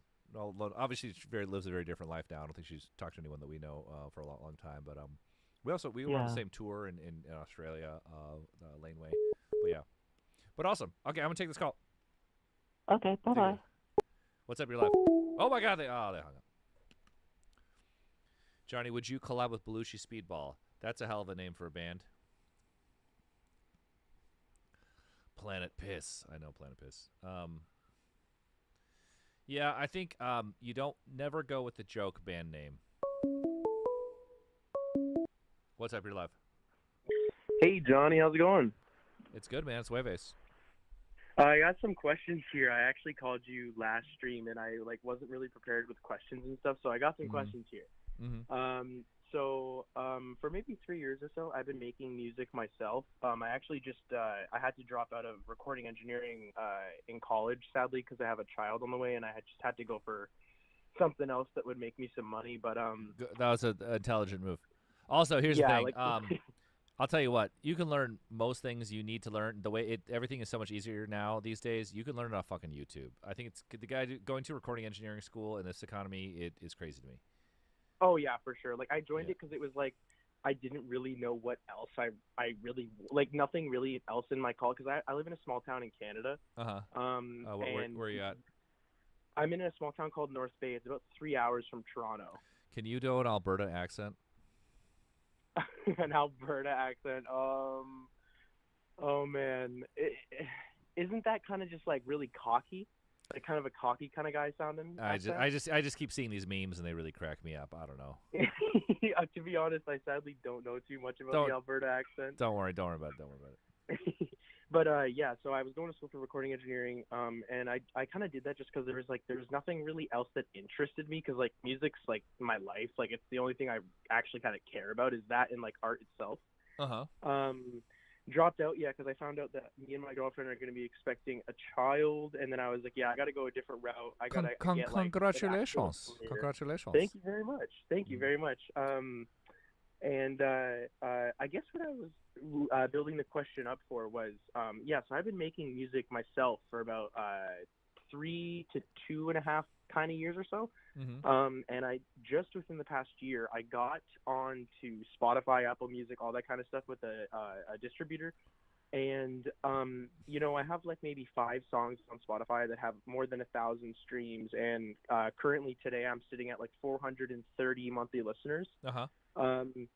I guess what I was going to ask you was, do you have any advice for finding inspiration when you make music, or kind of just navigating kind of how to stay relevant with the people that like your content? Do you always need to be posting content, or do you kind of can you take a break? What do you think about that kind of stuff? So nowadays, because it's obviously social media is so important to how music works now. Actually, it's how everything works. So I highly recommend to everyone listening, or anyone starting out in music, or actually anyone working in music currently on any level, to watch Jesse Cannon. Watch Jesse Cannon on YouTube. He's been on the show before to answer questions. He's just always up to date with the current meta and giving advice on how to promote your music, how to interact with all these things. And also what he's really great at is he has certain tenets of what you need to resonate with people in the abstract terms. He has this really great thing you should watch of his. I think it's a playlist of his beginner stuff where he's all right, a band needs to have a story, lore, this, and they actually are true. They're not if you can compare it to all the bands you like, you're oh yeah, this is how you can relate to them. So that's one. Definitely watch Jesse Cannon, and he's all about social media and how to post. And obviously, don't let it control your life. Figure out a way that you can a gimmick for yourself. And he nonstop goes over that, how much you post, how each platform works, the kind of content, blah blah blah blah blah. What was the other one? Oh, how to stay inspired. Okay, inspired. Listen to music. Listen to new music. Obviously listen to all your favorite shit. That's the classics. Listen to the good stuff, of course. But I think you always got to keep listening to new music, even if it sucks ass. You don't have to put that much time in it. Just check it out. Check out new stuff in your genre. Know what's going on. Because a lot of times you're reacting to it. You're that sucks ass. I'll do better. Or you're that's kind of weird. Or you just, I've always taken really abstract information.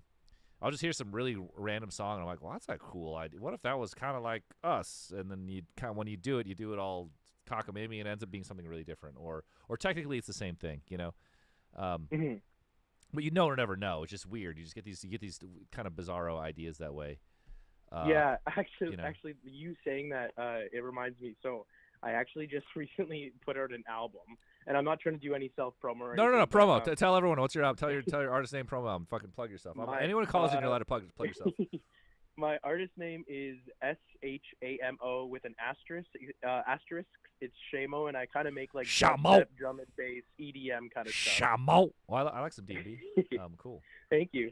But yeah, about a month ago, I released an album called Shower Music, and the inspiration from shower music was I was having a shower, blasting. I was actually blasting like hell, a bit of Machine Girl and some Flume, and I was like pretending I was performing on stage in the shower, like some people do. So and then like right there it kicked in. I was like, I should make an album with music filled with filled with music that people would pretend to be the DJ or the hype man on stage or whatever. So that's how I got my weird inspiration for that song or for that album. So, I got to shout out Flume for the coolest thing he ever did. Not the music. He ate ass during that DJ set. I know the girl who she's dating him at the time. I don't actually know her, but my friend know her. But she got during the set, she hopped up. They did like a quick, like a few munches and hopped off. I thought that was really fucking cool. I don't even listen to his music, but I was like, that was rad.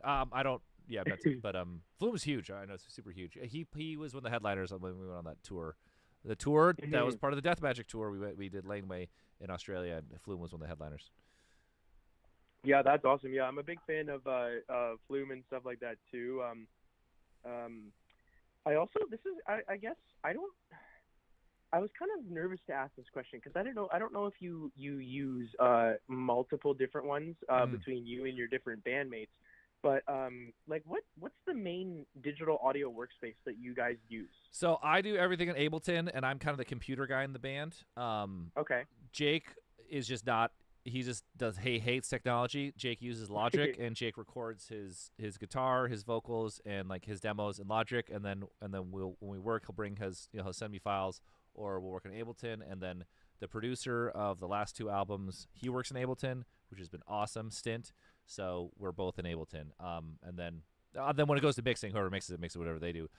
Interesting enough, the guy who mixed our new album mixes in fucking Cubase, which I thought was a terrible sound. Yeah, I haven't heard of that in a long time. But yeah, but here's the thing: whatever you use, I'm a huge Ableton. I love Ableton. I would say Ableton's your friend. I've never used FL Studio, but there was a time when all my favorite producers were all FL Studio kids and like the coolest shit. And apparently, it's just because of this one distortion plugin in FL Studio is why their shit sounded so hot. Now everyone can sound good; it's easy. But there was a while where it's like, how do you get this sound? And everyone had this one distortion plugin in FL Studio. There's actually a lot of cool shit was made on acid loops. I don't think anyone uses that anymore. But all the Crystal Castle stuff was acid loops, which is hilarious. Back then, DAWs used to sound a lot different, and there were sounds of DAWs. Those days are over. That doesn't matter anymore. But there used to really be sounds of DAWs, and they had their own different converters. And it was like, and I remember we would jump between DAWs. I remember we did the first album we self-recorded ourselves on Logic. And we tried it in Cubase, and it sounded different. The same mic, same everything. And we're like, the Cubase didn't sound good. This is super ancient times. Now it does not fucking matter. It's all fine. Everything's good now. Everything's easy. It's so easy to make records now. Man, it was hard before. Especially you're doing a DIY too, It's actually, when you were talking about mixing, it reminded me when I was in recording engineering in college, they had us mostly mix on Pro Tools. And it was should. I mean, Pro Tools is industry standard. Pro Tools is everything. Everyone uses Pro Tools. Yeah. Yeah, it was. I think that the two main DAWs they had us using in school were Studio One and Pro Tools. Yeah. I don't even know what Studio One is. Yeah, it's terrible. I'm not gonna lie. Studio One. I'd like you to take a number 2. Take a Studio 2. Sorry, didn't even make sense.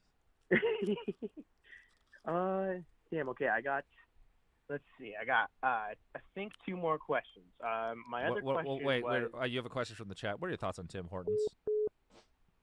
Oh, say what? Sorry. Did you guys hear me fart? No, I don't. Sorry. I hope that's not quiet. It's called. What are your thoughts on Tim Hortons? Absolutely love it, but it depends on the time of the day. Tim's, in my opinion, being a Canadian, I think Tim Hortons is my favorite place to get a fast food breakfast kind of item. Their breakfast wraps are perfect. They're so good. Iced coffee is great. Coffee itself is pretty great.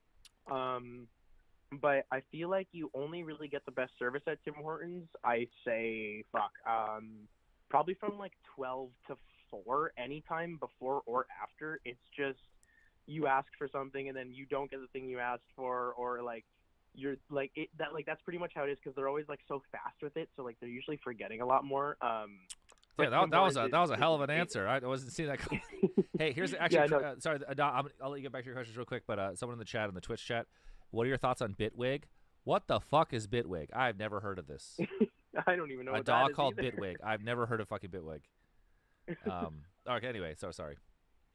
Okay, yeah. So one of my other questions was, I actually found you guys through another one of my favorite artists because you collabed with them on Disco Part 1, I believe. I could be wrong. It could be 2 or 1. Mm-hmm. But I wanted to ask, because I'm a mega fan of his, what was it like working with the JPEG Mafia? Oh, it was really cool. JPEG, he's super. Like, I remember when he said he would work with us, we were really surprised. Like, really? And he revealed that he was a huge fan of Max Payne 3. And he said, cool. and when he was in the army, he would listen to it, and he would listen to it, and he worked out a lot. So he was a fan. We're like, oh, that's amazing, and it was really cool. He came into the studio. He smoked this like ungodly amount of weed, and so I wanted to keep up. I would look cool, so I did. And I was like, oh, Jesus Christ, I'm fucking high. I wish I wasn't high right now. God damn it. And then he was just kind of working. I was like, hey, I made this beat for you. He's like, oh, that's cool, but I want to make the beat. I'm like, sure, you make the beat. That's rad. And so he made the beat, and he kind of worked on the beat for like several hours. We kind of just talked. And then we're like, are you going to record on it? And he's like, oh, no, I got to go. And we're like, oh, all right. So then he just left. Then we made the B part of the B. And then he just did one verse. He sent us in a verse. And we're like, oh, that's amazing. And then we just stuck it all together and we sent it back to him. He's like, oh, I love it. I love what you did. Perfect. Sold. Nice. And then he called our engineer and he's like, wait a second. I got to change one thing.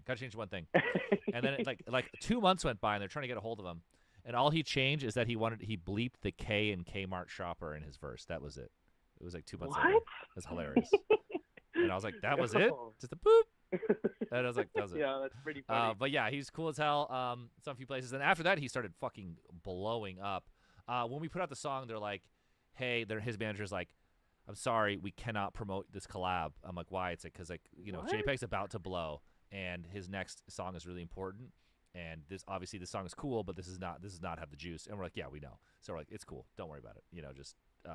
It's still a great song. We're still putting it out. He's like, cool. Wow, that's interesting. Like that must have been like, I guess that might have been when like Bald and fucking Hazard Duty Pay or like some of his he was really on the rise. And look what happened. He fucking exploded. And also we went to a show in LA at the Echo, and we could see the energy and I think his last record is fucking sick. Like he's really incredible, really awesome producer. And he just does all the shit that's just like, huh? And it's just he taught himself in the army, and he just does everything just his own way. And that's so cool about people self-teaching themselves on DAWs. They just start doing stuff these really idiosyncratic, bizarro ways. Obviously, what I love now is you can learn everything on YouTube, which I wish you could have before. And my way of developing things is fucking dog shit. But people can divide these very bizarre languages on their DAWs, and it's great, Yeah, I actually I don't know if you heard that. I was cracking another beer there, but I actually I watched some kind of documentaries about Peggy's like start to his music career, and like he said that like there was no how-to videos, so like when he had free time and while he was a veteran, he would just go to this abandoned church basement and just like fuck around with his DAW until he figured out what was going on, kind of thing. Yeah, I mean, hey, it works. It fucking works. Yeah. All right, next question.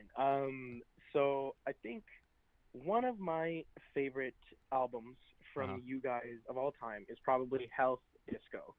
Health Disco 1? Yes, yeah. I really like that album because I'm very much an alternative and industrial kind of guy.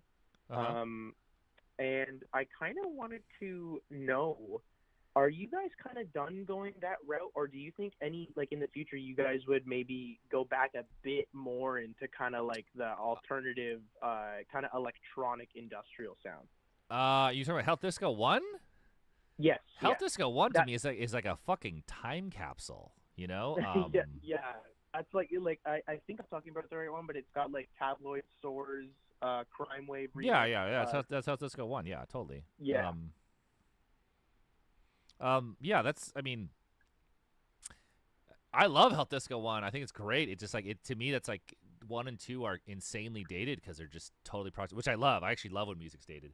They're totally products of their time, you know. They're such like, you know, indie electronic underground like 2000s. Like Health Disco 1 is a Bloghouse album, you know. It's like it's Bloghouse. Yeah. It's like that is that's indie sleaze, you know. That's like a far away time that's like referenced now on kids dressing like indie sleaze. Like that's like 1971. You know what I'm saying? It's like a different, long yeah, time ago. Sure. So yeah, I don't know. I don't see that ever happening unless it's like it got so huge or so much demand. I don't know. Not really. We are. Yeah. And also those are remixes too, you know, and the remixes of the time, people we were following of the time. Yeah, so because Health Disco, it's like it's our album, but it's a remix, it's a compilation remix album, you know. Yeah, exactly. Damn, what was my other question? It was definitely health related. Fuck. It's actually I thought about this question when the last caller was talking to you. He had asked if you would ever work with Grimes. Would you guys ever work with Machine Girl? We have tried to work with Machine Girl several times. Oh, it's not okay. happening. It's not happening. However, if they change their mind, we're here. We'd love to. We'll you know, we would really love to work with them. We're big fans. We met them, hung out for a few seconds at Sick New World. But yeah, I'm a big fan. If they would love to, we'd love to. If they wanna. Yeah, you know, but here's the thing. I don't fault anyone who doesn't do a collab. When you do a collab, you are fucking with your band's aesthetic. You are doing a lot of wacky shit. It's like, you know, like there's a lot of people I admire. If I ask them to collab, and they're like, we don't want to do that. And I'm like, I totally get it. You know, and when we first started collabing, I was like uncomfortable too. I remember being like, when we first worked with like somebody we were collab with, my first instinct was like change everything they're doing. And I'm like, wait a second, no. What the fuck's the point? Like this is collab. That's why I like the collabs. You can actually relax. Like they do something, you do something, and then like you just go with it. So I really enjoyed the collab process. But I'm not. If anyone says no to me, I'm not like fuck them. I'm like, yeah, I would. Why would you say it? Like don't. It's weird. It's weird to make and I you know personally I like things organized. I don't want some like random. What if it sucks? What if it sucks as some random track, you know, by some other people? So yeah. I see. And then I also have to. Also, by the way, I'm a big fan. I just if they change your mind, hit me up. That's all. Of Machine Girl. Yep. Oh, I see. I was gonna also say, I guess it is kind of a question, but I wanted to say like I don't know if you guys had someone to creative direct the music video, but like holy dude, like the music video for Euphoria from Disco 3 is like probably my favorite music video of all time. Oh, I did that. You did? I love it, dude. It's amazing. Like I love seeing like the old health, and then it comes to the present day, like that, and that song too. Like that song is just like incredible. that video. It's kind of like it was a farewell to our fourth band member, and that's how we never made an announcement. That's how we did it, and then it was kind of like it was also like ending that. It was like the ending that chapter of the band, and also like if that's the end of the band. But no, we didn't think it was the end of the band. But that was like just close the thing, and it came out really well. It was hugely based on Adam Curtis movies. Like there's. The way the titles are is very Adam Curtis. And then I did it with my friend James, the kid, who I worked on other videos too, and he did all the animation. He did those kind of Enter the Void style titles. But yeah. Yeah, like it was actually it's all because I started following Health when it's gonna sound weird and funny, but I started I found out about Health while you had long hair. So to see you with like super short hair, really young, and like at near the end of the video when the outro's that's our playing, very first tour. That's our first Seattle show ever. Oh wow! Yeah. Like what year would that have been? That's 2005. Oh wow! I would have been fucking 2 years old. Yeah. That's a really long time ago, dude. I think in that video at that point, I think I'm like 19 or 20. I don't know. That's what it looks like, yeah. That's what it looks like. But yeah, no, like that, like I actually, when you had said too that there's like, it feels like two different things, you know, it's the farewell to the fourth member, and it also feels like a dividing point in albums kind of thing. There's one comment on that video that has quite a bit of likes that I actually, like, it actually ties into what you said, where this guy had said, like, this video and song feels like the perfect closer for Death Magic and Disco 3 to like close that era of Health off and then start the new era. And I was like, that's perfect. Yeah. It It was a thing. But yeah, it came out. It came out really well.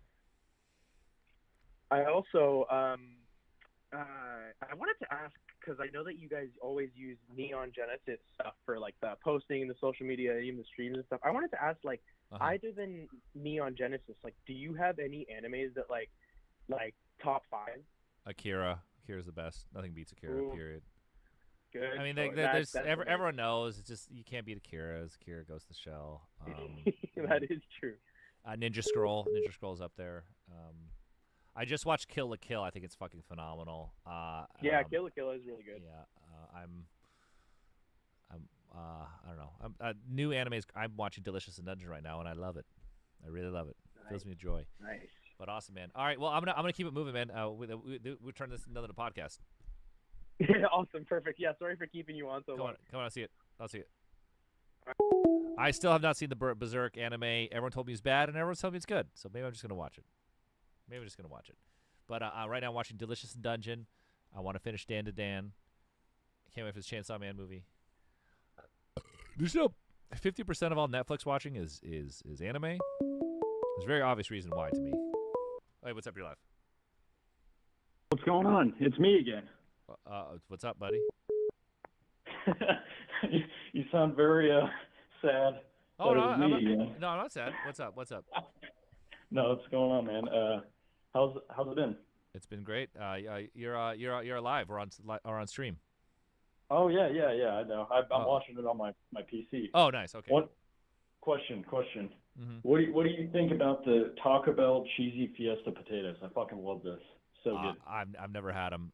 If I'm gonna eat that fucked up corporate fast food, I'm eating Del Taco. What the fuck, Del Taco? That's like way worse. No, it's better. It's better, bro. I mean, still Dogashita. Is it different in like San Francisco? You're in San Francisco, right? No, I'm in LA, baby. They got Del Taco in California. Del Taco's it's like Taco Bell. It's like it's Dogashita, just like it, but it's better. It's better.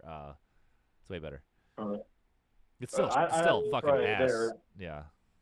It's really bad here, but fucking love Taco Bell. They use the like breakfast potatoes and they just reuse them. Nice, interessante. Hey, I like that. Use every part of the buffalo. Huh? Use every part of the buffalo. Yes. Wait, what? I'm so sorry. I have a headset right now too. Okay, no, it's good. It's good, man. Sorry, I got distracted. I got a cool what was it? Email about something very exciting. I'm gonna be doing some after parties in Brazil, in fucking Mexico. It's gonna be fun. Oh yeah, that sounds fucking awesome. I bet it will be. I want to go to Brazil one day. It'd be pretty cool. Brazil. Oh yeah, you gotta go to Brazil or come to Brazil. I don't know. I gotta see you guys live. I gotta see Help live. Well, you're gonna have your choice. You're gonna have your choice. What is it? 2026. New album. We got a new album coming out this year. Sorry, yeah, that's right. You did tell me that. Everyone stay tuned. I know there has been a lot of updates. We're about to have a fuckload of updates. So this is the calm before the storm. Got you. I will stay updated. Cool, man. All right, well, I'm gonna let you go. All right, yeah. See you later. Guys, I gotta apologize. I just opened the WhatsApp. I didn't realize the WhatsApp has been closed this whole time. Oh, and here it is. Here's the WhatsApp. Hey, stay tuned. I know there has been a lot of updates. We're about to have a. Whoa, you gotta mute me. I'm hearing myself back. Do I really sound like that? Here we go. Hey, what's up, man? Sorry, I had to mute you on the live stream. You got it. Quick one. Yeah, what's up? Yeah, indeed. All right, okay. So I've yelled a few times. Should have met you guys. Should have heard about you guys, like several years earlier. Mm-hmm. It turns out I've got a fucking vinyl from Crystal Castles with your name on it, and I'm just wondering, like, how fucking cool is the LA scene? Like, how did that happen? How did Crime Wave happen? Well, they're from Canada. That happened over fucking MySpace, man. We were, the internet blog culture was hot then, and we were listening to this amazing one called 20 Jazz Funk Greats, and I heard 2 Crystal Castle songs, and I was like, whoa. I'm like, this is it. Wow, this is something hot. And I went to their MySpace, and they had a remix. The song that became Untrust Us, it was a DFA. Well, at the time, just DFA, not DFA 79. remix. Sorry, Death from Above. And I was a fan of Death from Above at the time, and I'm like, oh wow, that was fucking genius. How do they do that? And so we kind of reached out to them, and we're like, everyone's doing, all these underground bands are doing split 7-inches. We're like, would you guys do a split 7-inch with us? And they're like, or a remix? And they're like, let's do both. And we're like, hell yeah. So we sent them. Sorry, could you rewind a little bit for the youth in the audience? Can we just talk about a split 7-inch? Oh God, sorry. Me. I got to tell you what MySpace is and what a split 7-inch is. So Well, one then the other, right? So MySpace was the original social media. Web 1.0 was amazing. The internet sucks ass now, by the way. And I'm not just being an old guy. It fucking blows. But what's it called? So Web 1.0 was awesome. It was really fun. Web 2.0 was social media. When MySpace came out, it was actually genuinely awesome because it was only about music, and it was really crap. And everyone had these crappy pages, and it was just all about what music you're listening to, what music you're going to see. It was incredible for promoting your band. And bands could find each other bands. We would book all our tours, these DIY tours through MySpace, where we would just like jump from top 8 to top 8 to message other bands. And if you set me up a show in your city, I'll set up a show in my city. You can spend the night in my house, and you can spend the night at your house. Oh yeah, sorry, Friendster. I forgot about Friendster. Whatever. Blah blah blah. This is like ye olden times. Sorry, kids. Born ya. Anyway, it's even better though. Like from my side, is like yeah. For any like 30 to 40-year-old web developer in the world right now who's currently making like fucking 6 figures, they probably got their start by making their profile picture help play music in the background when you came to their website. Like it was hackable. Yeah. It was like a website where you could make your Facebook profile hackable. That's what was so cool. It was make it play dickheads music. It was HTML. It was totally open-ended, so everyone could just program your MySpace page, and it had full control. It was fucking amazing. It was so much fun. Anyway, where else was I going with this? Oh, punk bands in ye olden days would make split 7-inches, where to save money, you two bands would come together, and you put 1 or 2 songs on either side of the split 7-inch, and you split the money, and you sell it at both your shows. It promotes both bands, and it's a really cool thing to do. And we did a split 7-inch with them, and then they did the remix of the song of our demo recording of Crime Wave, that became a fucking huge hit in the UK, and it broke them in the UK and started their career. And that's Jake. Yeah, it really fucking did. Like, and that's Jake singing on it out of nowhere. Like, I now feel like an old goth, but like I was born in '87. Like, I don't feel like a super old goth, especially meeting people who are like around in the '70s and '80s scenes. But like Crystal Castles broke things. Like they just came out of nowhere, and there was nothing else at the time. Yeah, and the thing they came in with was your fucking track. Yeah, it blew up in the UK, and that also started us. Even though we were this atonal noise band, because of that song and our connection, we got so much press, so much coverage, and we immediately started playing all these festivals, and everyone was interested. And our first ever London show was opening for Crystal Castles at a Rough Trade in store. So if you watch the Euphoria video, that should bring up like an ancient history. If you watch the Euphoria video, you can see us playing that in store, and like first 2 seconds, I just fall off and just land into a bunch of teens, like just knock over all these kids, like so I fell the fuck off the stage, and it got all rowdy, because they some what's it called? Some guy jumped and just smashed through a glass table in the front. It was actually it was hilarious. Okay. Stage dive question. Yeah. Shout out Meredith. LaShock rules. I love LaShock. I know you're fucking ready. All right, sorry. Are you familiar with like the late '90s in the UK were mostly like there's a lot of girly rock. I really like the girly rock scene. So like you can you name some bands I should know? Yes, Skunk Nancy. Oh, I know Skunk Nancy. So it's more personal stories about myself. I lost my virginity to the Scottish exchange student in school, and I got to go back with her, and I got to go to Scotland, and I got to see London for the first time, and she was a huge fan of Skunk Nancy, and that's how I heard Skunk Nancy. Skunk Nancy is fantastic. The lead singer, this tiny, lovely, bald black woman lesbian. My favorite person ever to have like the boldest voice you'd ever hear out of that. But also like they just came back. Like they split up in like 99, 2000, and they came back last year, I think, and they went on a tour. I've never been so terrified in my life as being in a very huge crowd watching a tiny 50-odd-year-old black woman stage dive, and I'm like, I'm painfully aware of like how how what's it called? Bone density works when you get older. And there's like this fantastic gig with the best crowd ever, and I'm like, oh, all of the people in this crowd are all in their late 40s. Oh no, she's jumping onto them. Oh no. I'm like, no. It worked out well. It was fantastic. It was really good, but yeah, it scared the shit out of me. Hey, how comfortable are you taking over the chat for 2 seconds? I just want to make sure this dog gets inside. He's like in the backyard. I've got this hole in my fence. I'm only watching Twitch chat. Okay, just fine. So... Just respond to the Twitch chat. Just hey, Twitch chat, give this fine gentleman, English gentleman, right? Some questions. I'm gonna be right back. I'm gonna take a dog a piece up and I'm put a dog inside a house. Okay, so 1 second. Let's go for it.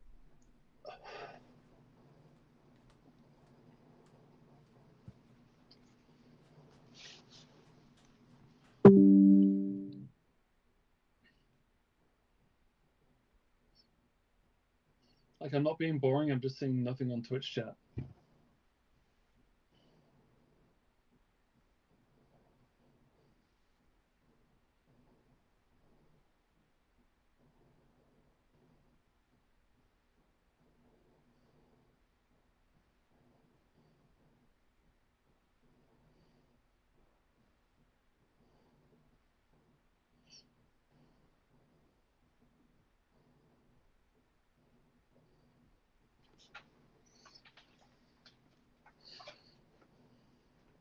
Is there anything that folks would like to know about the UK?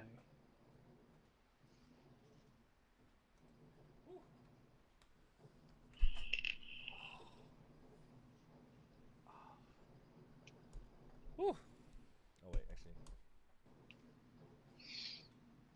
You missed exactly nothing.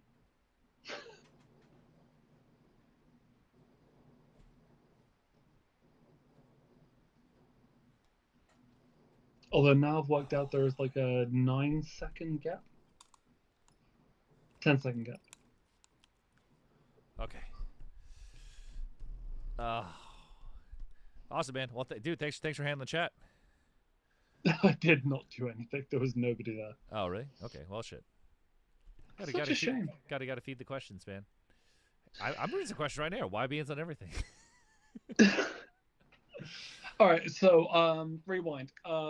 Your someone asked, like, would you do a collab with blah blah blah? Would I don't want to like launch into gossip or industry drama. Okay. But like, would you like if Alice Glass, for example, like came to you and wanted to do like a thing, would you do it? It's a very complicated would you approach question. Them? We have all have a lot of history. I don't public talk. It's like it's just you know we all go way back. It's a very complicated history. You know. I appreciate it. Don't want to get into it. Yeah, I definitely don't want to ask you to get into it, man. However, I will ask because I've only recently become aware of like She Wants Revenge, for example. Like She Wants Revenge, I should have been aware of in 2007. I wasn't. I just was busy, I guess. And like Tear You Apart is just one of those tracks that sticks in your head forever. And then, you know, being it turns out like what 20 years late to the drama. I learned there was some drama, and like I'm super curious, like what is like the scene in like California like? Like, is it complicated? Is it friendly? Is it cool? Well, so he I don't know. I don't want to talk about any gossip at all. Ever officially. I'll just in terms of scene, gossip, him and this other. Actually, the other guy is funny. Okay, we're moving back the clock. Earlier in this, when we started the stream, we ended up doing like a fucking 1-hour podcast about Death Magic being old. But the failed scrapped version of Death Magic was done with this guy, who what's it called, the Work 9 Inch Nails and stuff like that, and who with him and the guy from She Wants Revenge had a goth night together in Hollywood that was members only. That wasn't Thomas Middleditch, which again, not gossiping, but my god.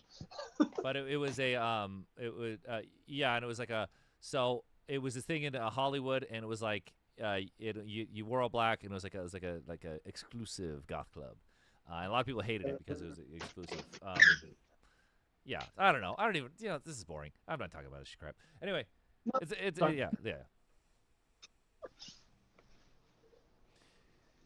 But anything else? Yeah, no, sorry. So let's rewind a little bit. Jeez, so, that hurt. Whatever the hell you had going with that headset or something. I just mounted.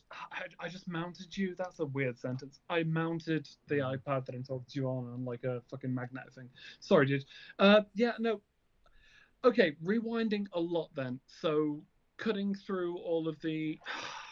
I guess what I want to ask is like the vibes thing is like, was it cooler to be in California for the 20 years that I fucking wasn't? I don't know. I mean, like, you know, when we would tour, I mean, London was always one of the most, you know, some of our greatest shows. I remember the first time after the first album, we started getting hype. We had like the most exciting run of like, you know, 4 sold out shows in like London, all the cool parties, like a Vice party and all this stuff. And like, it seemed like a really fun scene. International city. I don't know. I don't fucking know. Obviously, like, hey, you know, actually, in the 2000s, you know, you should have been in Berlin, probably. New York was pretty rad. I don't know. You know, I'll tell you what. I tell kids right now. I don't really know what's going on, but if I was a kid right now, it'd be fucking tight to move to Budapest and just live in Budapest. Fucking sick. It's like Berlin in the 2000s right now. At least it feels like it when I visit there. I'm like, this is rad. You know, I don't know. I always feel like the question would like be answered well. I guess the question I want to ask is like, was LA/California state in general in like the 2000s when you were brewing, when you were growing, when you were building stuff, was it the sort of place where you felt like if you bailed from your current band, you could probably start up another band? Oh, we totally could have started, but there's a total scene. I mean, we came from this really. I mean, there's a retrospective about the scene that we came from that we started at right now. God, this is fucking memory lane ass stream. But right now, this Saturday and next Saturday are the last two times they're doing it. It's a very tiny art exhibit of photos from the era. But this guy Sean Carnage, he did these shows at Il Corral and Perispace, and we started from the very beginning, and that's how we first gained fans, first gained a scene, local scene, and like, and he has a calendar of every show that happened, and like, you know, by the 10th one they did, we played every month there for 2 years until after our first album, and then got to do all the cool stuff we did. So like, they totally birthed us. We were like one of like the main bands of that scene, and it was such a fun, awesome, avant-garde, noise, hilarious, unpretentious, like goofy ass scene where most bands were a fucking joke, and you could drink, and it was just a fucking blast. And like, that's where we started. You know, we started this place called Il Corral where there's a rope swing. But yeah, so LA was very fertile, and then we, you know, it was not just that scene. We also played The Smell. It was tons of crossover, this crazy fertile DIY scene at the time, and then all, you know, there's other stuff too where we dipped a toe in. We weren't really part of those scenes, but like tons of my friends were all Bloghouse DJs in SF, and they all moved to LA later, and I became their fan. So, I mean, 2000s were a fun time. The hipsters were fun, and they were hedonists, and it was great. It was really fun. And then there was all this weird corporate money would flow in every once in a while, so it would be like free parties or like Sparks or some bullshit. I don't know. It was a fun time. I don't know. It seemed like it was fun in London too. Everyone was on this tip. I mean, like, the best times of my life were playing Primavera Festival at those times. It's fucking amazing. Naughty oddies. However, you know, any time's good when you're young, though. But yeah, it was great. It was great. 2000 was great. There's a reason why people want to go this indie sleaze thing. There's a reason why kids are like, oh man, what a great time. Like, hey, we did nothing but complain at the time. I should have lightened the fuck up. What a great fucking time. You know, indie sleaze is like an aesthetic.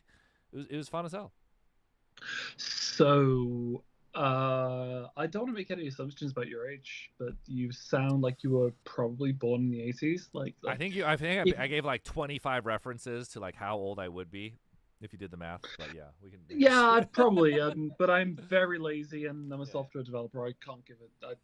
I need to program a thing to do a thing. I don't think about them. Yeah. So like seriously, like if. Have you ever have you seen like Wacken Festival in Germany? Yeah. Open air, Wacken open air. Yeah. Oh yeah, VOA. I hope we get booked on. We have not played that yet. I think you would be perfect, but it's not obviously on me at all. But like, if you were in a period of your career where you've had lots and lots of fun, like, have you considered that? Have you considered doing that? I know in America, like, there are lots of tours. I know that's died out globally. Consider doing what? Have you considered like doing the like the elder statesman. I'm gonna start No, my no, own. no, no, no, no, no. Like No, Vans no, no. Warped That Tour we're doing bullshit. that now. We just played Grass Pop. We just played Hellfest. We play all the metal festivals in Europe. It's actually weird that we haven't played Wacken yet. It is super weird, but So what yeah, we are playing like the classic legendary metal fest in Europe, and they've been awesome. They've been great shows. So it's a great. not a judgment, a different question. Like if Wacken was set up on the back of people who were, like medium older and medium successful and were doing like their music for their time, I would say that you are new music. Oh yeah, yeah. I mean, here's the thing: all our fans now don't know anything older than our last record, most of them. So we're a new band. And that's fantastic. Like, don't get that's cool. I'm sorry, I don't want to sound like judgmental. Like, it's just like that is really cool. Like, you guys are like super TikTokable, I want to say. Well, I fucking pray to Christ. Someone out here, if you're watching TikTok, start ass dancing, start a dance trend. No, but you know what I mean, bro. Like it's like you've definitely listening to your audience today. You've got like a huge like Gen Z following, which makes me feel like my knees are breaking, my spine's gonna fall over. So it's just like would you start your own thing? Do you feel like you're in a place? What do you mean start my own thing? What are you talking about? What are you talking about? What? Oh, wait, I mean, aside from you are very good at music production. You're very good at stage shows. You're very good at making videos. You talking about running a festival? No. Oh God, I would never do that. Actually, our booking agent told us that he said no matter what happens, don't start your own festival. I'm like, yes, never. Yeah, but would you pitch somebody else to run a festival and run it into the ground on your behalf? No. I know. I have friends who run a festival. It's called Substance in LA. I know firsthand how hard it is to run festivals. How brutal the festival is so brutal. Absolutely not. But you definitely don't know anybody who'd want to do it on your behalf. Just what? No, I'm not gonna. There's plenty of festivals. They got everything covered. The logistics are amazing. It's very hard to run festivals. It's fine. There's no.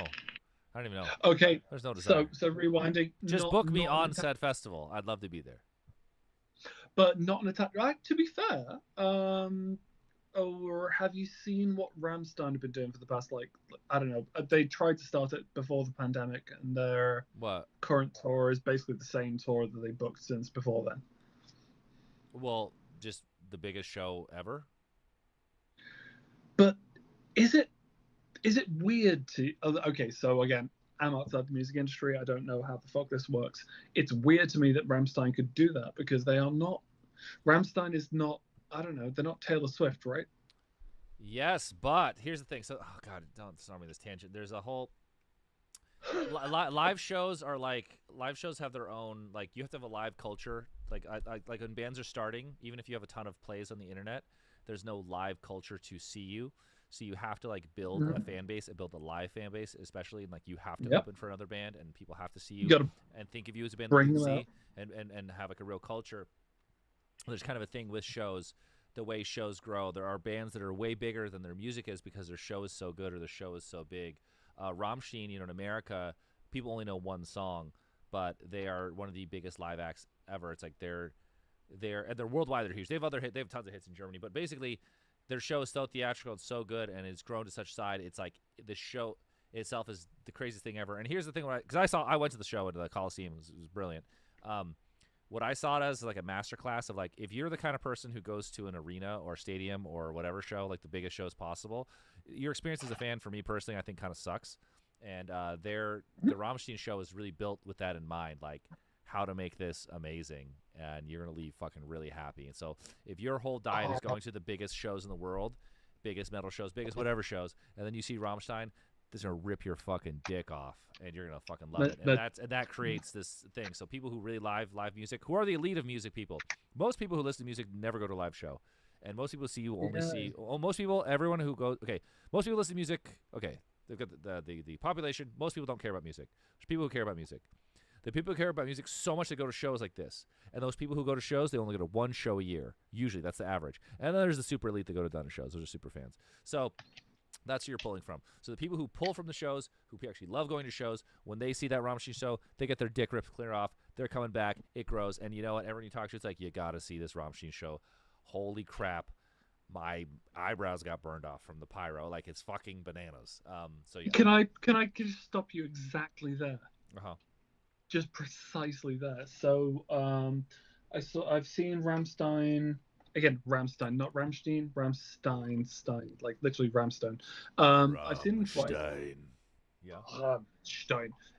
Yeah, so I've seen them twice. Like the most recent time, it was delayed because of COVID. I was literally living in Germany when I booked the tickets for back home in the UK, in Cardiff, and like the arena.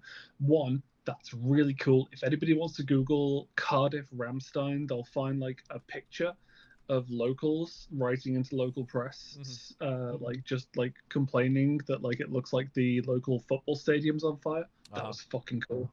But the time before that I saw them was 2002, 2003. When you toured, so when you toured the UK, like time before last, the time that I missed you fuckers because I bought tickets and then got COVID for the first time, like 2001, 2002, I want to say. You guys would have played. I missed you at the Liverpool Apollo, right? So, did you play like the Manchester Apollo? I don't know, man. This is I don't know. I know it's time, but it's a tiny fucking venue. But that's where I saw Rammstein, and they brought what was basically just literally like moments before they stopped playing local venues.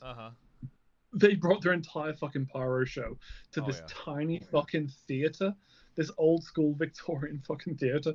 Like, I was watching American Head Charge and Rammstein and a local band play at this fucking theater. I lost my eyebrows that night. I was like fucking 14. Best night of my life. It was great, but also like, fuck me, they definitely almost set the entire place on fire. Yeah, you would have died like that Great White Show. Dude, Bud, we've been talking for like 23. I'm going to keep the lines open. But thanks for calling, Bud. No, absolutely. Go for it, man. All right. Ooh, we've been going long on these fucking calls. We've been fucking straight podcast after podcast. Lines are open. We can talk, or we can not talk. We can play some games. I don't even really think of any games. There's some of these indie games to try. People keep gifting me games, or they keep gifting me these hentai, or like, games you can't play on stream. So I don't even know. We're always running block show. Okay, what's up? You're live. Hello. Hello. Hey. Hey, congrats on getting your Rat Wars on Counter-Strike. Oh shit, I forgot to mention that. Everyone, Rat Wars is now on Counter-Strike 2. I've never played Counter-Strike. Here, you explain it to him. You break them off. Counter-Strike, if you've never played it, it's kind of a double-edged sword. This game has ruined lives. It's also improved some lives. It's a good Valve game, and it's free on Steam, and yeah, you should play it. But we have a there's like a pack. You can get Rat Wars now in the game. You can play Rat Wars in Counter-Strike, right? Yeah. Yeah. So how did you get it in? Like, what did you do with Valve? So I don't know. I think some with the label. I think this took like forever to work out. But we're part of like, I think it's like a loot box or something. So it's us, Ghost, Killer Mike, and like 2 other people, or something, or maybe more. Yeah. Jules and Bear Cub, I think that's their name. I don't know. Yeah. So I don't know the ins and outs, and I've never played Counter-Strike, but I think it's cool to be in Counter-Strike. Okay. But who'd you talk to get it in there? Mr. Counter-Strike. I don't know. I don't Valve... know. I think it's like a thing. I think they have a program for this or something. I don't know. They did something. Hey, Gabe. No, there's got to be someone. They probably there's got to be a Counter-Strike music guy. I have no idea. This happened. I think it's cool though. All right. So going back to Death Magic on. So there's a. So on the vinyl, there's a thing about a sweepstakes thing. Yes. What came of that? So the sweepstakes, it was we offered it we did this too with Get Color. It was like if you get the golden ticket, we would fly you to LA and like do something with you. So if you go on our Patreon or Ko-Fi, you can see there's a winning video. We take a guy to Six Flags Magic Mountain. Oh, that was nice. Yeah, cause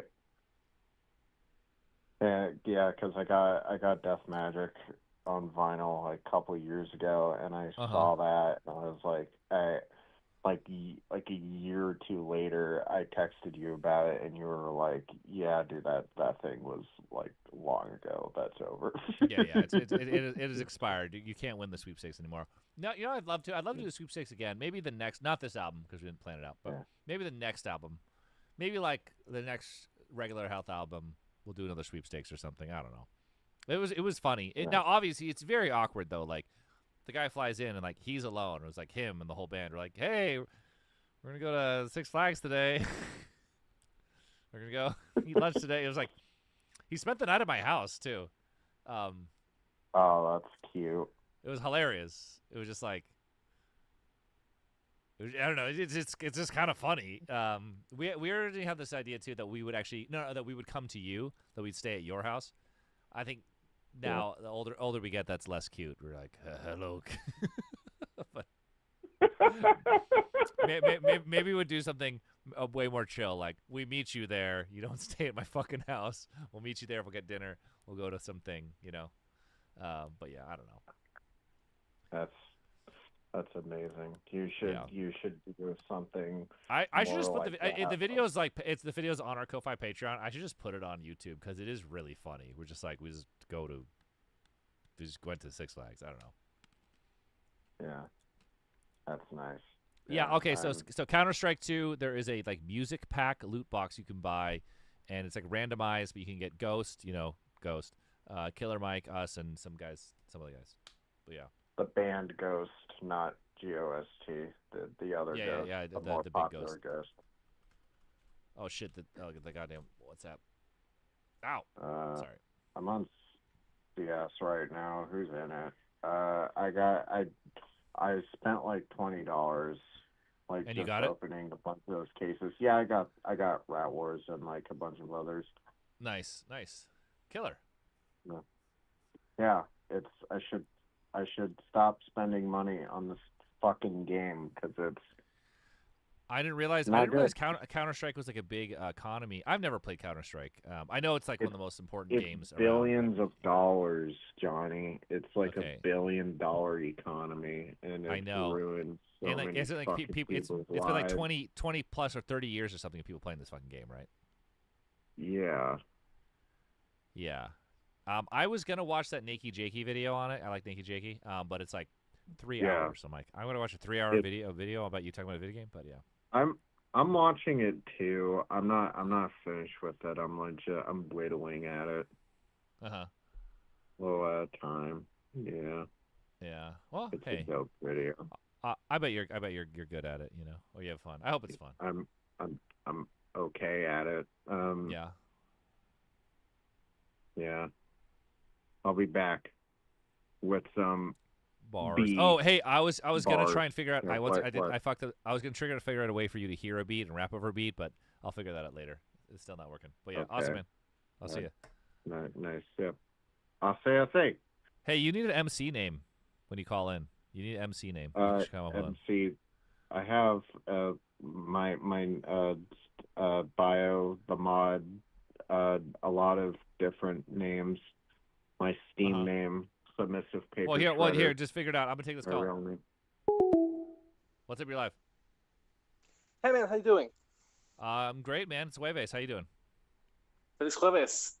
Right. I'll try to be quick. I know a lot of people are coming to call. Trying to call. It's fun that the previous caller, the one from London, talked about festivals.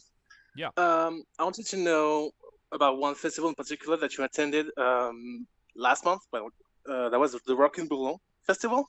Oh yeah. It's great. Yeah. So it's a pretty niche festival, and I just wanted to know how the fuck you ended up in here. and how it happened. I have no idea. I mean, our booking agent, we have a European booking agent, and he books it, and we're like, hey, you're headlining. We're headlining a festival. The show was fucking amazing. The show was amazing. I loved it. It was. It definitely was. One of my favorite shows of the tour. Yeah. Oh, wonderful. Okay, so planning on getting there again at some point, maybe. Sure. Why not? Why not? Holy hell, it's great. I don't know when it comes up again. Obviously, you don't play festivals 2 years in a row unless you're like. Right. Sure. Makes sense. Makes sense. But if they ask us back, sure, why not? That was a great show. Yeah, that was awesome. I mean, that was my first time seeing you there.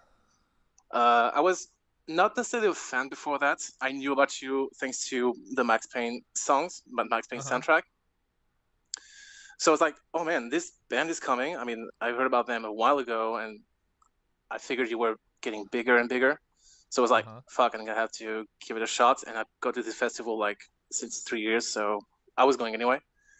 Yeah. And yeah, the show really moved me. It was really awesome. And since then, I'm like, yeah, I'm really a fan of this band. I'm really a fan of Health right now. Thank you. I mean, well, thank you. Thanks for the music. That show was really awesome. I remember being there, like, I didn't know what to expect because I'm like, where is Borlon? What is Borlon? Where am I? Yeah, what is it? What is it? I mean, I'm from the north of France, so it's like 40 minutes away from me, and I don't even know the town as well. It's like a very small village. Like, what the hell is this place? And it's, you end up here in the first time. It's like a small village. I was laughing because it's this idyllic small village, and the festival's like right there, and there's just fucking death metal bands like, oh, like loud as fuck. And I'm just like, right, you'd be exactly. So bummed. Yeah. No, that was great. Well, thank you for this. Awesome.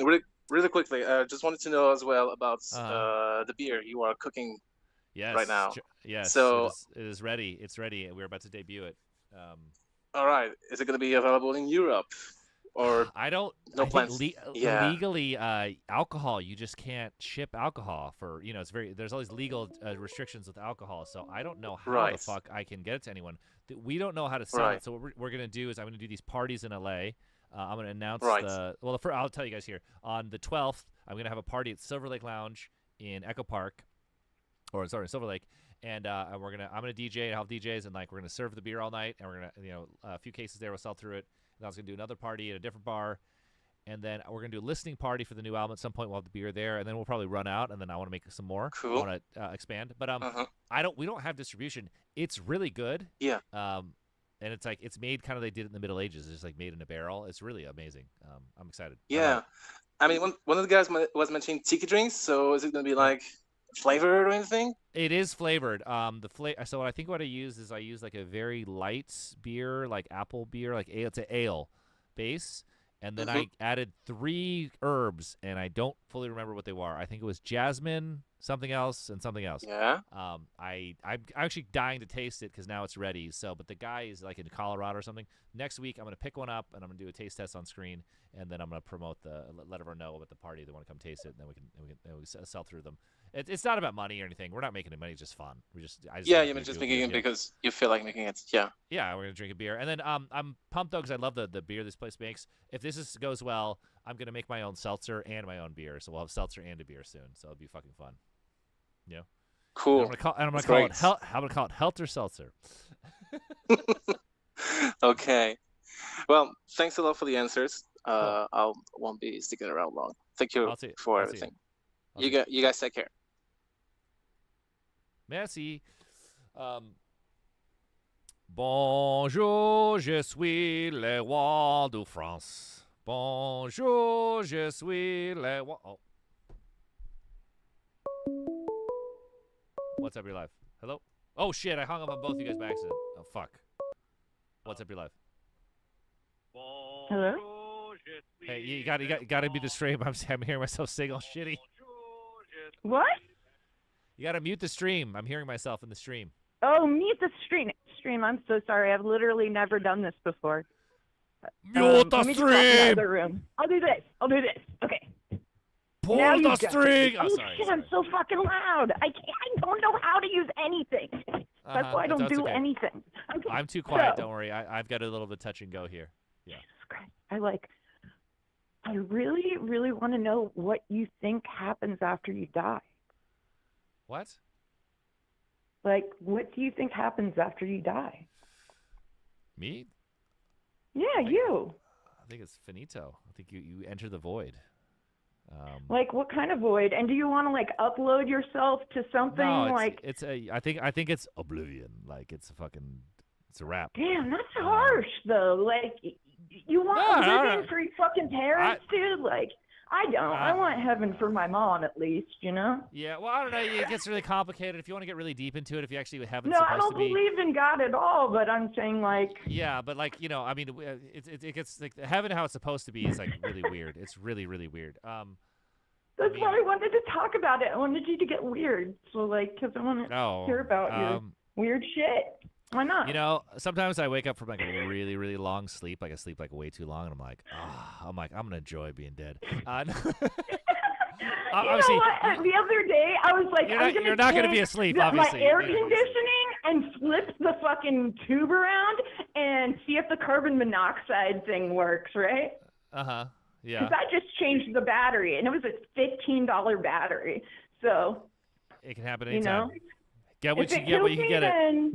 You might go out. Well, because I was like, okay, if you could, connect yourself to something that, I don't know, whatever. Well, never mind. That's probably gonna get too weird for you. But I mean, it's like a little cyberpunkish. You know what I mean? Yes. Yeah. They upload the consciousness. It wouldn't be you. It'd be a copy of you. And so there'd be some guy talking. Yeah, but I mean, like, don't you think that you're useful? Well, sure. Like that you think of good ideas and shit like that. Like, of course, I don't know. But humans are mass produced. You can. Well, you might not get another me, but you'll get another. No. Actually, you'll get a lot more useful than me. Have the shittiest half-life. Okay, so the things that we know that make you feel stupid and old are actually worth a lot. Like, please don't throw away your memories of like. I'm not throwing away nothing. I'm not throwing away nothing. I'm just saying. Also, hey, the body. You can keep our bodies young, but like your brain is gonna be aging. Like it's like that'd be funny. That's why I'm learning Japanese, bro. Like I'm like fucking 400 days into that shit, and like blah blah blah blah blah blah blah. Arigato. Kimochi ga worui desu. I don't know what the fuck, but anyway. Thank you for talking to me, and you got it. Can you talk to me later sometime? I'll talk to you later. I'll talk to you later. You can also call in. I miss LA a lot, and I would really love to just shoot the shit. Sure, you can call later. Call anytime. Okay, I'll see you. I'm Meredith Huey. Like, that's my real name. Okay, Meredith. I'll see you next time. Sorry to. What's up your life? Hey, Johnny, how you doing, man? I'm great, man. It's Jueves. How you doing? Pretty good. Tired from a long day of work, but I can't complain. Yeah. Hey, it's good. I just wanted to ask you, do you play many survival horror games? I mean, I love the classics. I love Resident Evil and I love Silent Hill. I'm playing Signalis. That's cool. Is there one that you've ever played that just really like stuck out to you and like really made the hairs on the back of your neck stand up while you're playing it? Silent Hill 1, I got to play it. My friend let me borrow his PlayStation as a kid, and I got to play Silent Hill 1 by myself in the dark, and it scared the fucking shit out of me, and it was amazing. It's one of my favorite gaming experiences. Oh, I love Dead Space. Dead Space 1 and 2, excellent. Especially 1. Dead Space 1 is an excellent game. I love it. Yeah, no, Dead Space 1 was fantastic. The original as well as the remake too. I really love Dead Space 2 just because of the new suit design and everything like that, and I loved all the expansions on the weapons. But I think my own would probably be Alien Isolation, if you've ever played that one before. I bought it and I never played it. I bought it and literally never played it. I can't recommend it enough because it's one of the few that have like the adaptive AI on the Xenomorph where it like adapts to your play style and it learns from how you play to like better catch you and better surprise you. Is it? Would that be a game that would be good on stream or no? Because you need the isolation of the scariness. Yeah, no, I think it would be fantastic for you to play on stream because, like I said, it even going back to it and playing it now, which I can't believe 2014 was now over a decade ago. I feel so fucking old, but even after 10 years, it still finds ways to surprise me. The music and score, if you're a really big fan of the original Alien films and everything like that, it's fantastic. It's, like I said, it's one of my most favorite games of all time. So, and I think you'd have a lot of fun with it too. I would. I mean, because I remember I bought it. I had this policy where it's like, if something didn't get a 9 on 8 on IGN, I wouldn't play it, and it actually worked. It was like I was almost always true. If it didn't get a 9, it wasn't good enough. But everyone, this is like really stood the test of time. Everyone is still obsessed with Alien Isolation. I don't know why I didn't play it. I love Alien. Oh, by the way, does anyone see this Alien Earth? How is the Alien Earth? Yeah, I Is it watched good? the first episode actually yesterday. Shidra? Yeah. Is it No, okay? Should I watch it? Did you ever watch Prometheus? I hated that fucking movie. So okay, I will say it's a mixture of the first Alien film, and it kind of has some aspects of Prometheus in it. But thus far, I'm only just the first episode in. I'm actually going to watch the second episode before I go to bed tonight. I'm enjoying it. Okay. Some of the CGI shots are a bit weird, but for the most part, I do think they still use the classic FX for the xenomorph, just in still shots and for it moving around versus like the more complicated running on all fours and climbing up vents and shit like that. But they introduced like some new creatures to it, and that's cool. I like it. I love. I mean, Alien's one of my favorite things ever. But and also I loved all the Dark Horse comic stuff, which is probably terrible. But like, I just like that. Oh, dude, crap. no. Yeah. I'm fucking 100% with you. I love the Dark Horse comics, especially from Alien, Predator, and then the AVP runs and all the side stories they did, Fire and Stone and everything like that. Oh my God, I love those so much. I don't know if they were bad stories, because I'm just really wondering why when they did the movies they didn't just use the Dark Horse comics, because they already came up with all this crap. But I don't know. I think they just kept wanting to try and make their own ideas just so they can say, haha, we did this. Yeah, and they didn't want to pay any thing, extra fees or anything. Well, you can you can change it. I just think it's like, it's great. It's like you adapt it, and if something's really corny, you can change that. But you already have this great base, because clearly, like, these are already well received. Some guy thought something up, like the Star Wars Expanded Universe. Like, they're not perfect, but like, it's really creative. They got to come up with this weird shit. Like, that would have been cool, you know? Yeah, I know, for sure. The most of the expanded universe stuff in the Star Wars comics were really cool, especially during the Clone War eras and stuff like that. And now Star Wars. But yeah, no. Congratulations on the new album, by the way. I am super stoked and excited to listen to it, of course, and I'm even more excited that my name can be on the jacket. So congratulations on it. You put your name in, right? You saw it on the list? Yep. Double check. Okay, yep. Check now. Awesome. Yep. I triple checked. Every time I got a little email about it, I was making sure every single time. Awesome. Sweet, man.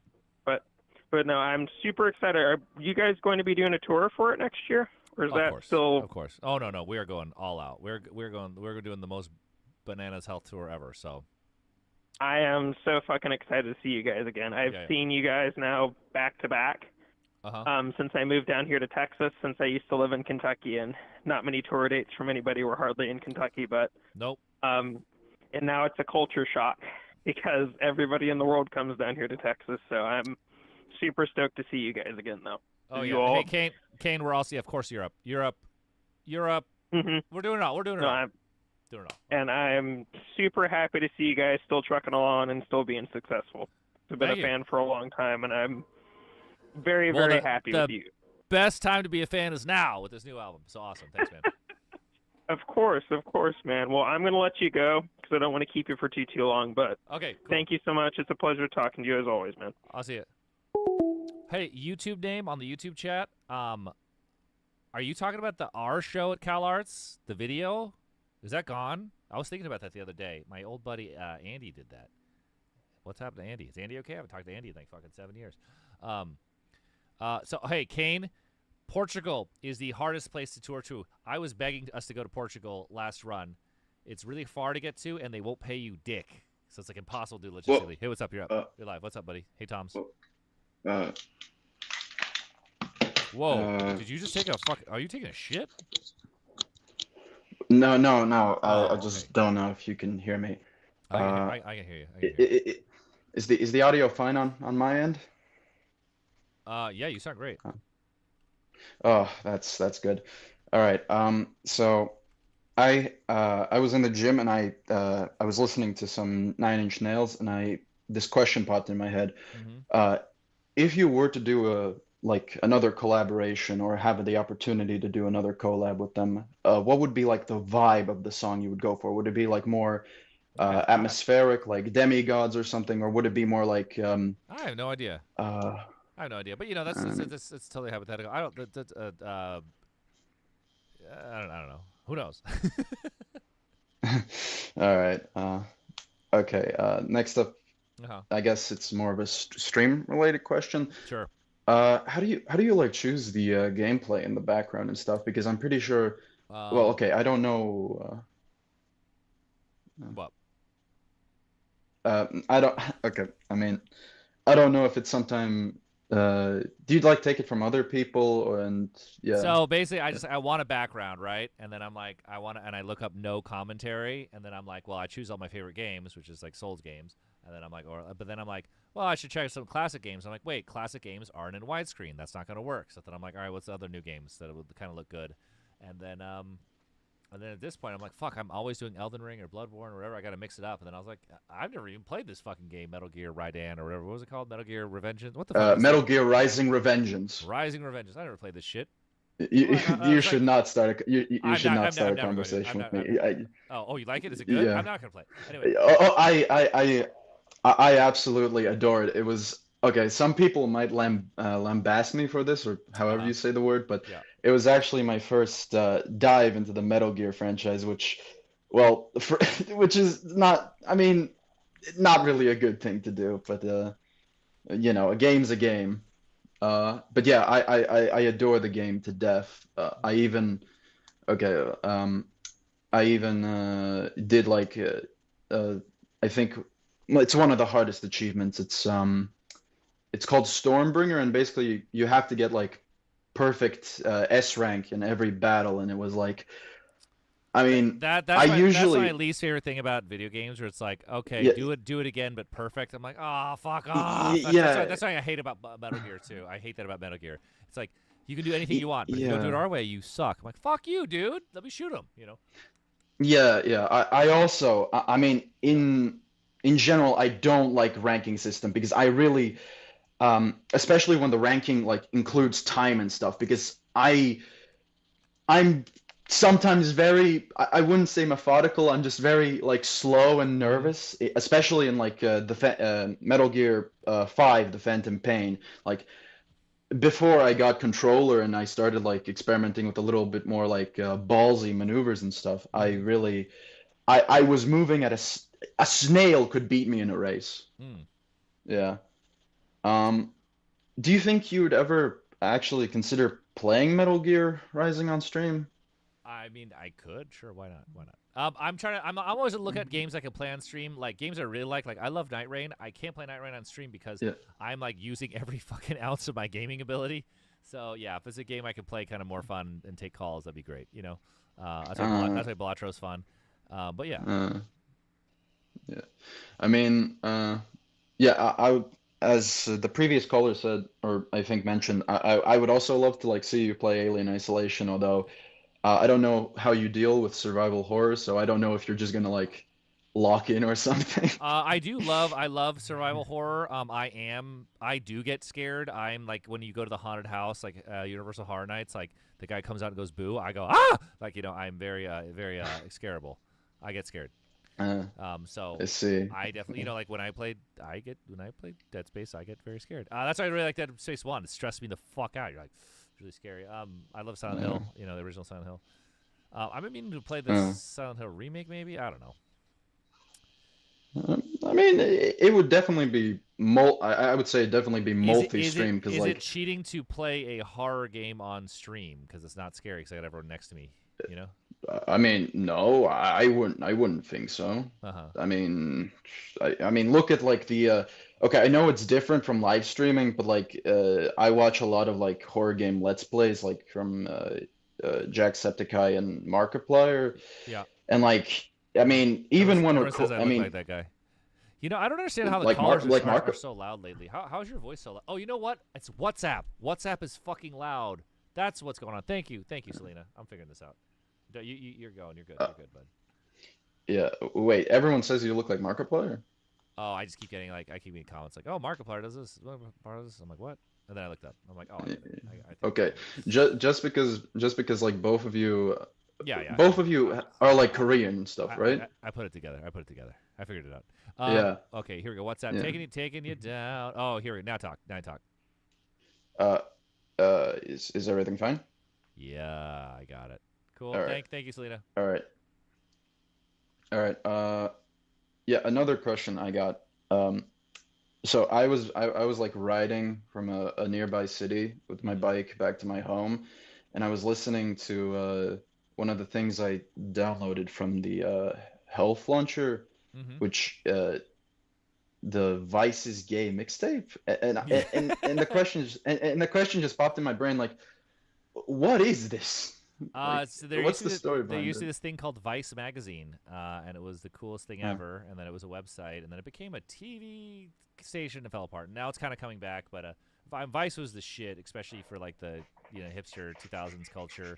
And it was a free magazine you can get everywhere, and it was really cool, and everyone had it because it was free, and it was really fucking cool. And they would cover bands. They were a big reason why people started to follow our first album, because they put it down as like the they gave it like best album artwork, which I was really flattered by. And they didn't, because they would make fun of you bad if they didn't like you. So it was really cool if Vice liked you, and they liked us. And they asked us to do a mixtape, and we did a mixtape. And because Vice were like the coolest of the cool, we thought it was edgy and cool to say Vice is gay, and that's what we did. And that's what happened. And what are you doing? Are you grinding weed? Are you doing something? You scratching? What? Yeah. No. I basically I have a tendency to like ramble and wander and get off point. So I'm pretty sure I mentioned this in like the Patreon chat, but like a friend gave me his bass to practice with and stuff, and like I'm mostly doing it for passion right now and not like actually hardcore trying and stuff. Yeah. And I basically have a note thing that I bought, and I write down like song lyrics, and like one of the I write down song lyrics in there, and one of the songs is actually the early access from the new album. Oh, nice. So yeah. But yeah, I'm basically just scratching out the questions because I just wrote down a list of like questions for you that popped in my brain, because otherwise I would just ramble and we would get not as far in this conversation, I guess. Yeah. All right. Another thing that's kind of bugged me. In Less Than Zero, at the end, there's like what sounds like to me Russian. It's Russian.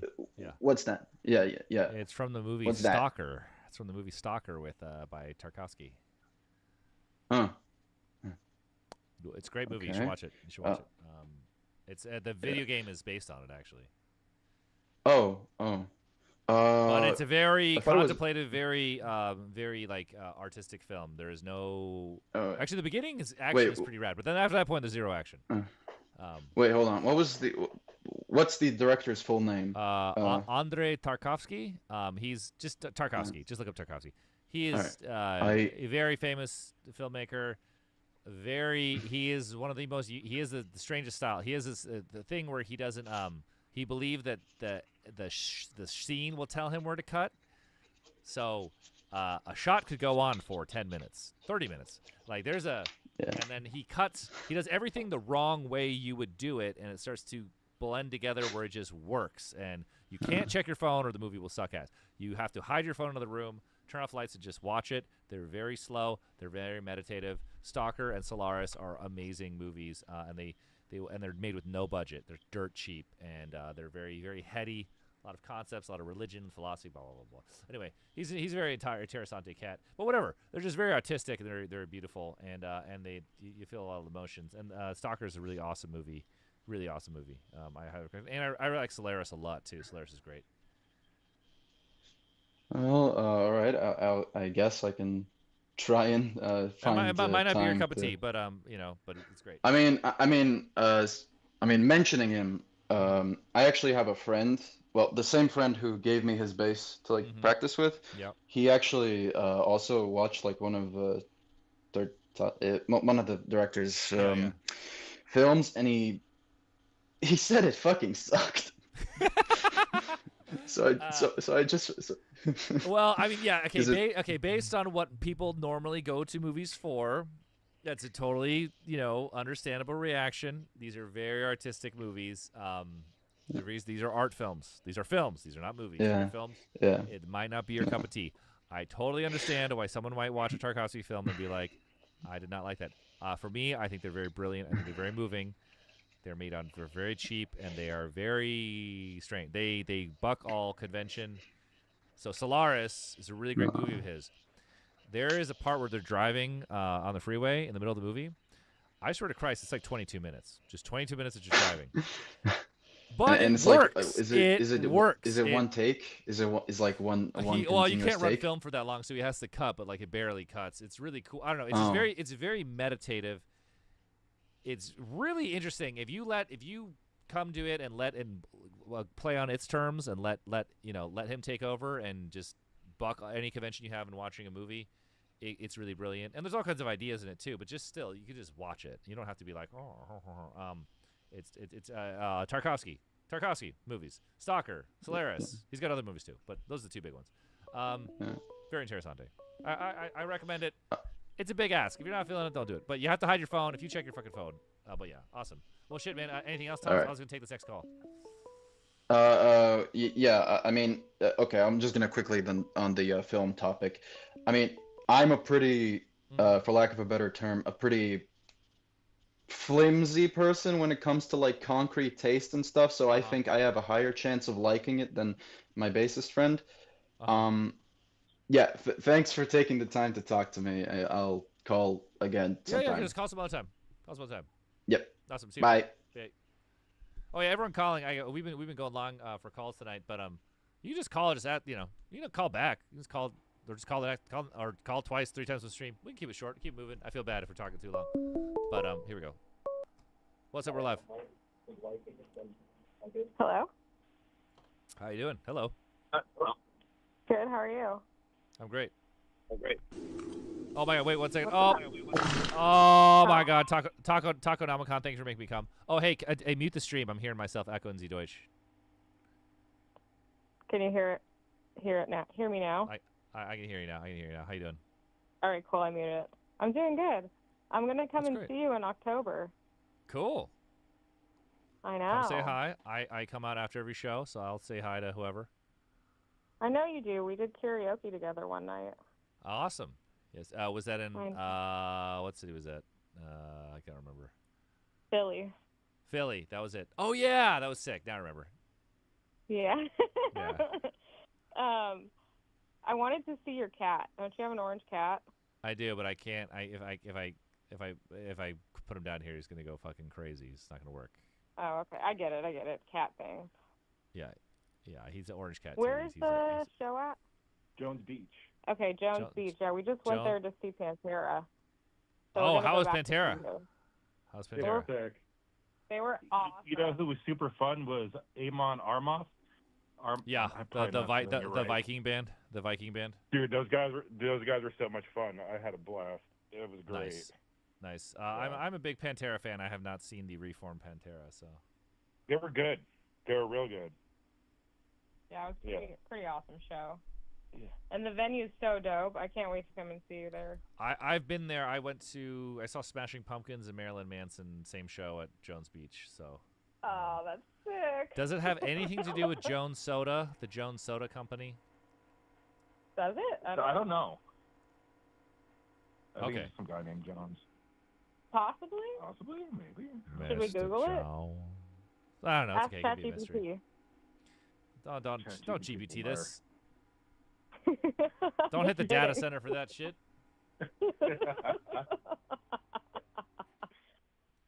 Yeah, we're going to see King Yosef in Philly. Oh, hey, that's my boy. Oh, that's a great. That's also you're seeing. By the everyone. Sorry, I should plug something. There's a tour going on. Everyone by Health, man. What's up with that? No, yeah, it's all openers for Health on one tour. So it's Youth Code, King Yosef, and Street Sex. All openers for Health, all together on one tour. You got to go see it. And it starts tomorrow.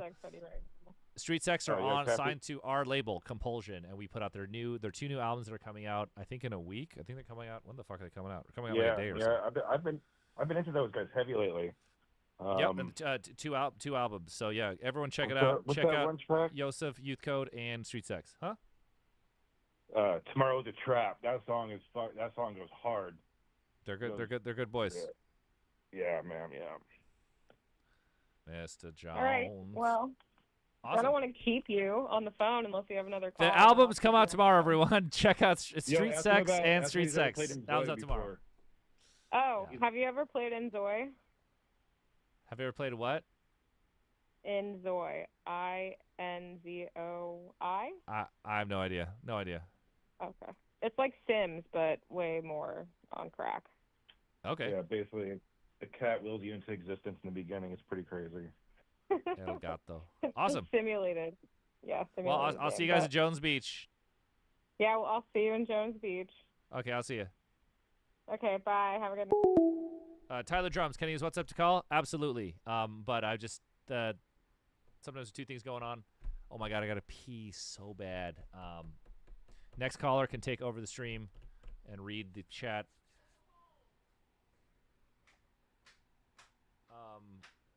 But yes, if next caller can take over, so I can take a dog of pee soda.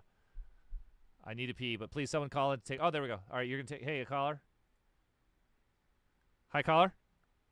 Hi, Hi, I'm taking over the stream. You whilst take you're over the busy. stream. Yeah, read the chat, respond. I gotta pee so bad. Hello, everyone. I feel like I've been given so much power. It's unbelievable. Well, how is everyone? I just went to go see the Smashing Pumpkins. I saw them on Sunday. I saw them on Sunday in London, and now I saw them in Essex. Okay, I know I'm British. Don't get onto my case, please. Let me live. Smashing Pumpkins were great. Skunk and Anti was also great, and so were White Lies. Like, genuinely one of the best concerts I've ever been to. I saw Health a couple months ago, opening for Deftones and Weezer in London as well. Can someone say something interesting in chat, please? I need something to respond to. Also, Feliz Jueves. I'm not saying the line. I'm not saying the line. Okay, I'm being bullied. I'm not saying the line.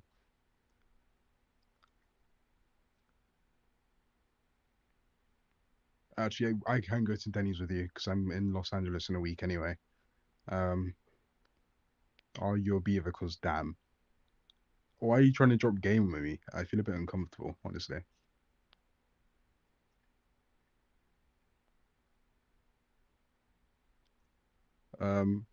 Guys, I'm being cyberbullied. You guys can like shut up and just let me live.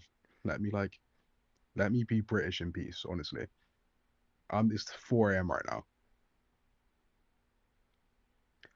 When I'm in LA, I have a cousin that lives there. He's also a musician, happens to be a bassist as well. It's Long Beach, and usually go to a lot of gigs when I'm there, a lot of concerts. I got Queens of the Stone Age tickets for later this year as well. Deftones tickets for next year. Who else am I seeing? Metallica for next year with Gojira and Knocked Loose. Master I will. Jones. Oh, there we go. The chat's been bullying me. That's good. They've been whatting you? Bullying me. Bullying you. Bully. All right, what's up, man? How you doing? I'm good. I just got back from the Smashing Pumpkins after party. Oh, how was that? They're on tour right now? Yeah, they're in the UK right now. I saw them on Sunday, and I saw them today. Today as well. Oh, Generally, like a great concert though. Like one of my favorites I've been to. Cool. Did he play the Landslide cover? To Take My Breath Away. No, the Fleetwood Mac cover. Oh no, they covered Take My Breath Away this time around. Oh, nice. You mean the Take My Breath Away by Berlin? Yeah. Bom, bom, bom, bom, bom. It was great though. Billy's voice fits it so well for some reason. I mean, it's Billy Corgan. He's great. Yeah, but my favorite concert has to be Deftones and Weezer because obviously Health were there. Oh, were you there at the fucking blazing hot one in London? Yes, like that was I was at the barricade for the whole like 8 hours. Oh my god, you're just so cooking. I was like yeah, burning. You're English breakfast, just sizzling. Genuinely sizzling. The heat that day was unbelievable. I was like, England can get hot like this, or I can now. Fucking world's ending. I'm like, shit. Because the worst part is it gets so hot, like 35 degrees. So like, if it's 35, but the humidity is the worst part. Mm-hmm. But then it gets like minus temperatures as well, which is just like the range we have for some reason is crazy. Yeah, there's a brutality. That's funny. That whole show, it was like, I think that might be the biggest show we've ever played. I didn't even think about it. The whole set, I was like, it's hot. Who cares? And then like halfway through the set, I was like, oh, I think I'm gonna barf. That's all fucked No, up. but the whole entire time you were like locked in, genuine aura farming to like the maximum degree. Oh, that's a live show, baby. But yeah, I was doing it, but then I was like, the heat was killing me. I was like, fuck. But it's cool. Like cool show. Yeah, the heat was like baffling. Yeah. Yeah, I got more concerts coming up this year. I got Queens of the Stone Age, Mac DeMarco. Nice. And I got Deftones and Metallica next year with Gojira and. Knock Loose is playing that too, right? Yeah, Knock Loose. Yeah. That's a killer lineup. I'm trying to think. I think I have. Then I'm trying to remember what else I have. I feel like I'm not remembering something like a really important one. I don't know. Fucking. Oh yeah, I'm bringing my girlfriend to Coldplay as well. Oh shit, you're gonna get busted. Oh no, you bring your girlfriend, right? You're not married, are you? You're not getting busted. That kiss cam. Gonna fuck you up like that CEO. Thing is, my Coldplay gets so much hate. But I don't like anything past their third album. I can't get my head around it. Like obviously Viva La Vida's on their fourth, but it just gets a bit too poppy for something. Like I don't listen to pop music. Yeah, obviously, I don't really have a Coldplay connection. To me, I do remember that Clocks used to be like the promo for like everything. Everything for like 5 years. So I discovered Coldplay through a Minecraft parody, the Minecraft parody of Viva La Vida. Really, that is bizarre because that's one of the most popular bands, most well-known bands in the world. I know, it's like because I grew up listening to like what people would call like divorced dad rock. Yeah. Because my dad just loved playing things like Creed, the Foo Fighters. It got me into that, and I've never really got anything. You know how like Creed is like what? I'll say it goes Pearl Jam, like Creed to Pearl Jam. That's Coldplay to Radiohead. Pearl Jam. I love Eddie Vedder so much, but then there's certain songs where you just can't understand the word he's saying, but it still sounds so good. Mm-hmm.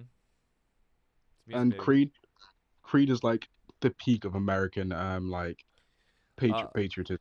Creed is actually cool now. For the kids, think Creed is cool, which is hilarious to me because that hold me down. Nothing could have been further from the truth ever. Still, but for some reason, the kids think Creed's cool. That's fucking hilarious. Yeah, Huh? Younger kids are into new metal now as well, which I do love. Yeah, but that post grunge and new metal, like worlds apart. New metal's there's classic bands in new metal. Creed, I mean, obviously, yeah, Creed's got some hits, but like Creed is just like it's like always post grunge is always considered lame. New metal is cool. Yeah, you know, post grunge was not cool. But anyway, like there's also like a lot of bands coming out from like Europe, which we haven't by the way, seen. When all music gets old, when music's like over 10 years old, I guess 20 years old, it's all kind of great in a weird way. It's all kind of not really. It's not great, but it's all kind of deep. You can always just talk and think about it. Once music gets old, I kind of like it, or I'm just interested, even if it was bogus shit there at the time. Not all of it, but becomes a historical document. It's great. Yeah, but there are bands now that are doing like coming. I like the way you smack my ass. Puddle of Mud. That's a good post-grunge range, right? Sorry, I just like that part. Yeah, but there's like a band called Fontaines DC, which I love right now. Irish bands. They're quite good. They're quite good. They sound like they're from Manchester in like I don't know 1990 something. Yeah, I don't know what it is. Like there's the album Skin Fear is one of my favorite albums by far. There's something about it that just sounds different because I don't usually like newer music, but that is just one thing that I love like greatly. Well, Fontaines sound like old music. And they're good at it. They're good at it. And it sounds very classic. Jake from our band, singer, loved that record. Yeah. Yeah, he really liked it. I think it's okay. To me, it's like if music doesn't have a lot of dog, it's hard for me to get passionate about it. I just love dog, but you know. Yeah. Like it's like post-punk. I think the genre is. No, that's not post-punk. It's more like whatever. It's close enough to post-punk. Whatever. It's not really post-punk, but yeah, whatever. Yeah. Who cares? But I don't care what it is, what genre it is, but it just sounds great. Because there's not like when it comes to like now, there's a lot of bands like people are starting to get back into bands and start making music again. Yeah. Like rock and metal bands. Because It's there's weird. a whole It's entire. weird. It's nothing. Yeah. I did not expect any kind of rock band to be coming back. So I'm just like, huh, for real? But yeah, I don't know. Yeah. Interessante. Because I mean, there was like a drought of metal and rock music for a while. Like genuine metal. right now is bizarrely hot, and I don't know where that's coming from. But I'm not gonna ask questions. I don't care. I'm loving it. I'll take it. You know. Because I'm like gatekeeping a lot of niche artists. I don't think I should be, but. Hey, how about this? Every artist that's niche is dying for more fans, so don't gatekeep shit. Get them out there. They really need to sell some T-shirts, you know. Yeah. Oh wait, Deftones' new album comes out next Friday. I just remembered. Yeah, I heard that the new song was really good. Actually, the newest single, the one that just came out. I was Yeah. feeling it. Yeah. It's like a combination between mine and Swerve City, and I love it. Like, it just sounds like a great album. There's nothing about it so far. I'm just praying there's not like any sort of letdown to it. I'm really hoping. I mean, I love when a whole album is good, but you know, what can you do? All right, let me quickly drop my top 3 albums of all time before I have to go. All right, drop the top 3 and then drop out. Cool, hit it. All right, so Songs to the Death by Queens of the Stone Age. Okay. That album is that 3? That's 3. That's number 3, or no hierarchy. I would say no hierarchy. Okay. I can't really choose. All right, Songs to the Deaf. I would have to say, There's Nothing Left to Lose by the Foo Fighters. A lot of people put the color and the shape above it. But I prefer this one for some reason. It's more like there's something about it that's special to me. Okay. And my favorite album, because of my music taste, is I What by Slipknot. That album is spectacular. Genuinely, everything about it is perfect to me. Interessante. Well, awesome. Thanks for calling, bud. Hope to see you at the show. All right, have a great stream. Let's go. Hey, James, YouTube, Music Industry Screw at Clear Channel Radio. Yes, it fucking was. I was there when it happened. It was just like you could feel. You just suddenly turn the radio and just like, why is the same song on every like 30 minutes? It was so infuriating. Oh, yeah, definitely get the multiplayer mod for Blatro. Fuck, I'll boot it up right now if anyone wants to play me. I will play the multiplayer mod with Blatro with anyone. I love it. Fuck, should I just run it? Why not? I'll play some multiplayer Blatro. I fucking love this shit. Creed Appreciation Theme? Sure, whatever. What if? I think Arms Wide Open's funny. I saw a spot for that. Creed to me is like really funny. I like it. I have like it's nostalgic. Like in Eastbound and Down, where they're playing "Can You Take Me Higher" in the thing, it's like it's a joke that they're playing it, but like that's funny. That's cool. Was Arms Wide Open? I remember that one. That album cover, fucking hilarious. Human Clay, like that is a fucking funny cover. Scott Stapp, Sex Tape with Kid Rock. Both of them are in the tape. I remember that. Remember that? Returnal. I have not played Returnal. My buddy who worked on Death Magic, Bobby Kurlick, a.k.a. the Hacks and Cloak, did the music for it. I have not played it. Is it on PC now? I will play it if you get it for me. But it's got to be on PC. I need it on Steam. All right. Want us to keep a secret? Okay. I will play someone multiplayer Balatro. Or not. We can just keep taking calls. Lines are open. Lines are open if you want to call. If not, don't worry about it. But I would totally play Returnal. If you want to get me Returnal, Juju62. My Steam account is Johnny_Health. Very sweet of you. I really appreciate when people buy me games. Very kind of you. And who is Steve Goss? Sounds familiar. I have met Wes Borland. Awesome guy. Super cool guy. Towadays. 12 days. All right. If someone is down to the Rat Wars game, it's okay. It's Vampire Survivors. I think it's pretty good. Very impressive. The Discord fucking built it. I think it's sweet. Oh, okay, I got it. Songs for Death. Songs for Death's good. I know the guitar player, the current guitar player of Queens. Nice guy. Boom, boom, do do do do do do do do. Oh, by the way, if anyone's tuning in late, this just happened. I don't know how it works, but we have a song in Counter-Strike. It's like a loot box you can get. It's us. It is Ghost, and it is Killer Mike, and someone else. So you can get our music in Counter-Strike too, if that's the thing you do, if the thing you like. But lines are open. Fuck it, I'm gonna boot up a little Balatro. Let's see if someone wants to play me Balatro multiplayer. I will give you the code. I'm launching it right now.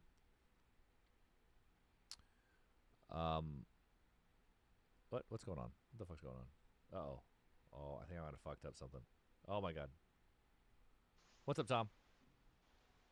Hey, so I'm calling a lot earlier than expected, since it's kind of a dry, I guess dry season or whatever it's called. Yeah. Okay, so quickly about the name. I get it. It's a common name, but I guess could I make a request of you? Wait, sorry. What about what name? What are you talking about? No, you just you referred to me by name, and I get it. It's you know, as long as it's not the surname, it's all fine. But like, could you please just refer to me by my nickname, which is well, Ripper. Oh, I mean, what's up, Ripper? Ripper, I'm just saying it because you called me on WhatsApp and it just says Tom. Yeah. It's just like I mean that's my name, and I have it there for like well, family reasons and stuff, because like I communicate with I don't know who's who. In my Yeah. mind, Ripper is the guy from Death Stranding 2, and I just see the picture, Death Stranding. Oh, Higgs. Yeah. Oh my god, yeah. Okay. Oh, speaking of Higgs, so everyone keeps bringing up I got to be Higgs. So I was going to be him for Halloween, and I was going to get my thing set up. But I'm going to be on tour on Halloween, and there's no show. Wait. Like this year's Halloween, because like Death Stranding 2 only came out this year, and that's with like all the funny Higgs guitar shenanigans started happening. Yeah, I was going to do it this year. Yeah, cool. Okay. Speaking of shows and like tours and stuff, I wanted to ask about the post volume 5.5 tours. Like, where do you think you're gonna go first? Are you gonna go like to Europe? Or are you gonna do a the U.S. I guess first. home the U.S. is fully booked. So it's funny. We used to always do Europe first. And we really we should always do U.S. first, and so we've swapped it. Now we do U.S. first, then we do Europe.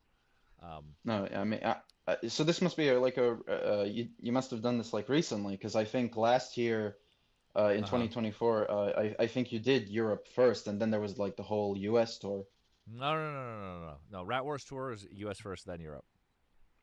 Really? Yeah. Then what was the whole tour after? After the Europe big the old world tour. That was the headline tour for Europe, the old world one. Yeah. But I'm pretty sure there was a tour. I'm pretty sure there was like a U.S. tour after that. I think. There was. I think it might have been. Well, it was short. That was just around some festivals. That's not like a tour. Those are like us doing. We're playing some cities we hadn't played. But like, yeah, we're doing like. I see. Yeah. Okay, so U.S. first, got it. I mean, actually, thinking about the two past times I've been to, well, thinking of the two Europe tours that I've been on, which, well, the Old World one and the EU Speed Run, my first experience in Munich was absolute. I mean, I will die on the hill when I say that Health has like the best shows, but it's a pretty short hill considering I don't really go to the concerts besides Health. So yeah, yeah. Still, for what it's worth, I'm dying on this hill that you guys have the best Sure. shows in the biz. Well, sure. Well, yeah. You know, it's okay if you see a better one, it's fine. You can always change you can always update your I model. mean, I mean, I don't think I would ever like see a. I don't think that would. I don't see it changing because like I highly I cherish I love I highly respect the way you the way you like communicate with your community and like are just involved in it and like everything. It's like I didn't know bands could be like this before Health. Well, it's not typical, and I don't recommend it. You know, people who make music are strange folks. It's not a you don't want all bands shouldn't follow this model, but you know, it's something we do. Yeah. I mean, yeah, but I very much so like. I mean, I couldn't imagine a world like if I liked a different band. I couldn't imagine a world where I would be sitting in a phone call with, yeah. Anyways, I just remembered something. I love the fact like that I have both like the EU tour shirts, and I love the fact that it's kind of like the designs are kind of like flipped. Like on the old world one, it's like white on front, red on back. Yeah. And then like the yeah. Was that done intentional or was that like accidental? It was intentional because it's like, all right, we need a new T-shirt design. It's like, well, we haven't played here. Why don't we just use the same one? It's like, well, we gotta change it somehow. Let's flip it. Yeah. And there's little differences, and we're kind of updating the design a little bit, but it's like, hey, it's new there. Like sometimes I'll feel like I need to make a new shirt. And I'm like, wait a second, no one here has seen this shirt, you know, like no one in America or no one wherever. So, but now we're a bunch of new merch. We're gonna be dropping a bunch of new merch now with a new record, and then all about some new designs. So, but the new design everyone loves that like we're just flying off the shelves is just this Oscar. Well, obviously it's fish in a barrel. This Oscar design. So. Yeah. Obviously, Feliz Jueves and all that. Yeah. I mean, absolutely. Okay. I better take a peek at like my questions that I wrote down. Yeah. So you said you designed the shirts because that's one of my questions. Like who? I do them with Joe. Me and Joe do them together. Up until I did them all. I did them all myself until about 2019 or something, and then Joe gave them the mold, and I do them with Joe. All right. So that's the merch designs. Do you two also do like the album covers and stuff? Yep. It's all the same story. I did all the art until Joe joined, and now I do it with Joe. So. Oh, cool. It's all in house. I mean, I would expect it to be all in house. Yeah. I mean, do bands normally like outsource for that type of stuff? Yeah. And also, once again, bands probably shouldn't design their own merch. It's just a lot of stuff we did out of necessity, and then we kind of developed an aesthetic, and then it was like, you know, we were really into branded bands, so we wanted like everything to be uniform, and like, well, now we have a template, so we just kept going, and people really responded to the art immediately when we started. So you know, we got a gimmick. I mean, yeah. I mean, personally, if we changed the fucking album cover now, it'd be like, what the fuck's wrong with that? Like you gotta like the whole point is they all go next to each other. You know. Yeah. I mean, personally speaking, the art that. I remember I would like I was I was looking up like Hateful on Spotify to like listen to in the car, and the moment I saw the cover I was like, holy shit, what the fuck kind of holy grail have I just found? Yeah. Wait, sorry, which one you said? Which one you said? Okay, I'm not sure too. I'm not sure myself. I sometimes misspeak or something. But Hateful. No. Hateful. There we go. Sorry. No, I zoned out. I was looking at this multiplayer update, and I just zoned out. I have a problem with this. I would do it in school. At school all the time. I'm like, what? You know. No, it's fine. I sometimes also zone out when there's like stuff going on. Yeah. All right. Yeah. I mean, that's thinking about how I actually discovered Health is. Okay, I mean, it's pretty boring, but like, it's a story, I guess. I was back like during I would describe it as like the first wave, or Mm-hmm. yeah, the first wave when I was really, really like first obsessed with the Metal Gear Rising. Mm-hmm. I basically I blasted the soundtrack so much that it's like after 2022, by 2023, by April, I think Hateful came out. So I was just like completely like tired out. Like it's good music, I love it, but like it's holy shit, my brain is turning to mush at this point. It's becoming background noise. And then I remember I was like subscribed to God, how did you pronounce the name? Hakita? Yeah, I think Hakita, yeah. Hakita. Yeah. I was subscribed to, and then I saw, oh, new Ultra Kill update, and they added music. All right, I'll take a listen. And that's how I discovered Health by Hateful, awesome, and then yeah, and then I started like there was a period of time where I was like, yeah, this is cool. I didn't listen, I like didn't full on hardcore listen to it, and then I just, for some strange reason, sometime, I don't know, sometime, someday, somewhere, I dove head first into like all of Health. Well, not all of it, but most of it. And yeah, by today, I've listened to all the albums, and like Awesome. I'm basically I'm basically wait. the Sorry. Wait. fucking, Ghosts and Goblins. Thank you for making me come. I appreciate that. All right. Yeah. So basically, by this point, everyone in my friend group, it's gotten to the point where one person, one of my closest friends, he sent a video where it was like, one of these random self-improvement guys that you see on TikTok, like Carbon, like the mass product guys, or whatever you could call them. Yeah, and he was saying, in a polite conversation, you do not bring up health. And it was like, it's referring to like in general, like health, like how are you feeling and all that stuff. Yeah. My friend basically that sounds like just, a great meme. That sounds like a great meme. yeah. He basically sent that in the group chat, and then he said, he specifically said to me, "That's it. No more bringing up health in our conversations." Because it's, oh yeah, and that did not last long. That a couple of hours, I would say. Yeah. Yeah, and then there's I have one friend that I bought the Vibe Cop shirt for from Vilnius, and I brought it to him, and he's also been getting into health. So okay, so this is basically my plan. So next EU tour, I'm gonna go visit the friend who said don't talk about health, and I'm gonna take him to hopefully he's in Belgium, and I'm gonna take him to the next health concert that's in Belgium somewhere. I don't know if there's a concert in Belgium. Somewhere. Yeah, I mean, we're definitely gonna be back. So. Yeah, I mean, when touring, never mind. I lost train of thought, but yeah. I mean, I hope. Yeah, I hope the fucking stars align or whatever.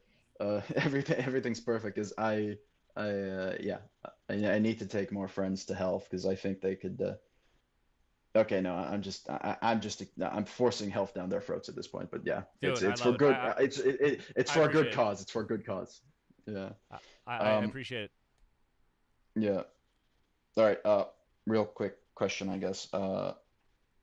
Wait, is anyone else calling? Am I like hogging the line or something? I think you're no one's calling yet. I think you're okay. Everyone's been they're like I think they wait, but yeah, go ahead. Oh yeah. All right. Cool. So, what's with all the condoms and butt plugs? Well, the condoms go on your penis. No, I know. Look. Okay, yeah, no, I know how the things work. I know how the things work, but like, why are they like, what made you make them and have them like as merch or something? I think, they both were April Fool's jokes that just took a life of their own. So first, the condom was kind of a joke. What the hell was that? What was that working? Yeah, the condom was a joke, and people immediately responded to the whole Feel Nothing condom thing. They thought it was hilarious, and they wanted it so bad. Like, fine, we'll make the condom. And once people got the condom, they freaked out so much. Like, fuck, we can't ever stop making these fucking condoms. So now we buy them in fucking massive bulk, and they're kind of a freebie. They're fun. Everyone really likes them. And then the next one is like, I don't know. I was just joking around. I'm like, but people like a butt plug. Why is this not working? What the fuck's going on? And then everyone really liked that butt plug. We thought that was gonna be a joke, and people really wanted to keep buying it. So well, now we got butt plugs. So we'll see what's next. You know, I wasn't trying to be some fucking weird butt plug band, but it just happens. You know. I mean, it's definitely unique. I'll say that. Yeah. Can't say I've ever heard of a band with condoms and butt plugs as part of their You know, merch. someone's done it. Everyone's been done for. I mean, obviously Rammstein had dildos, but I don't understand why this block Wait, really? is not working. I'm gonna relaunch it. Yeah. Rammstein made. Oh, actually, I'm gonna answer this call. I'm gonna talk to you next time. Yeah, sure. Okay, I'll see you. Sure. What's up, your live? Hello. Hello. Hello. Hello. This is Count Kulo. Hey, Count Kulo. Count Ass. How are you do? I'm great, Count. How you doing, Count? Count Kulo. Quite swell, young man.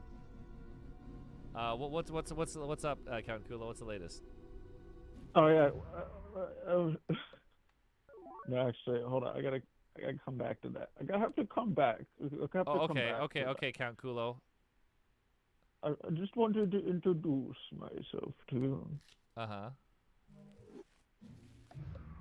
But I do have a question. Yeah. What happened to your voice, Count Kulo? He had to go. He had to go do something. So interested. Yeah. Okay. Oh, what's up? How you doing, bud? He's in the corner playing Dave Matthews Band. Oh, I did it. What the fuck? All right, here. I'm gonna leave. Someone else make the lobby. I'll join them. How about that? All right. So, question. Yep. So, you guys are talking about T-shirts. So I'm not like trying to keep you. No, dude. We're just. I mean, this is we're hanging Sie Deutsch. What's up? So the Vibe Cop shirt. Yeah. What's that about? Well, I can't tell you because Vibe Cop is a new song on the new album that's not out yet. The album is supposed to come out sooner, so we had the T-shirts too early. Yeah, you did say that. I just thought it was like a part of like maybe like a B-side or whatever, but like another thing that was like supposed to be released. I didn't even know you guys were making a new album. I just thought it was new album's coming out this year. The first single hasn't come out yet. It's coming out, and I'm gonna spill the beans, but it's gonna be a little bit, but coming out soon. Oh shit. Let me see. Make sure this guy. Oh shit. Okay, cool. All right, all good. Is the new single Vibe Cop? No, Vibe Cop is not the first single. Okay, copy. Okay, SCZLY. Okay, play. Join lobby. SCZLY. Let's go. Yes. Oh, is it working? Oh, is it twerking? Your opponent's playing a profile that is not fully unlocked. Create a new profile and hit unlock, and all the profile settings the player has to order integration sub while the other one does not. Okay. You guys have to. Oh, you have to change your settings. It won't let me play you. Oh well, maybe it will. Your opponent is playing on a profile that is not fully unlocked. Create a new profile and hit unlock in the profile settings. You reading this? You reading this? Oh, are we working? Yes. Oh yes. Oh sorry, caller. No, I'm watching. So how do you play Balatro with another person? Is it on Steam? It's a mod. It's not in their actual game, but it totally works. It's awesome. It's really cool. It's within the Steam like. Well, you buy the game on Steam. It's a separate thing. You buy this like launcher. You know. Yeah, you're the reason why I started playing Balatro because of the fucking code thing. The code thing? Pretty good game. Yeah, it was a pre-sale code. Oh hell yeah! Did I give you a pre-sale code? Yeah, you did, but like somebody else did too. I think you were like second to message me something because I asked, but like. By the way, for the hey Kiba Sense, it is Professor Snape. I'm not dead. I just retired. Why do you? Oh my God, Jesus! Thank you, Phil Gunder. Thank you for giving the gift of come.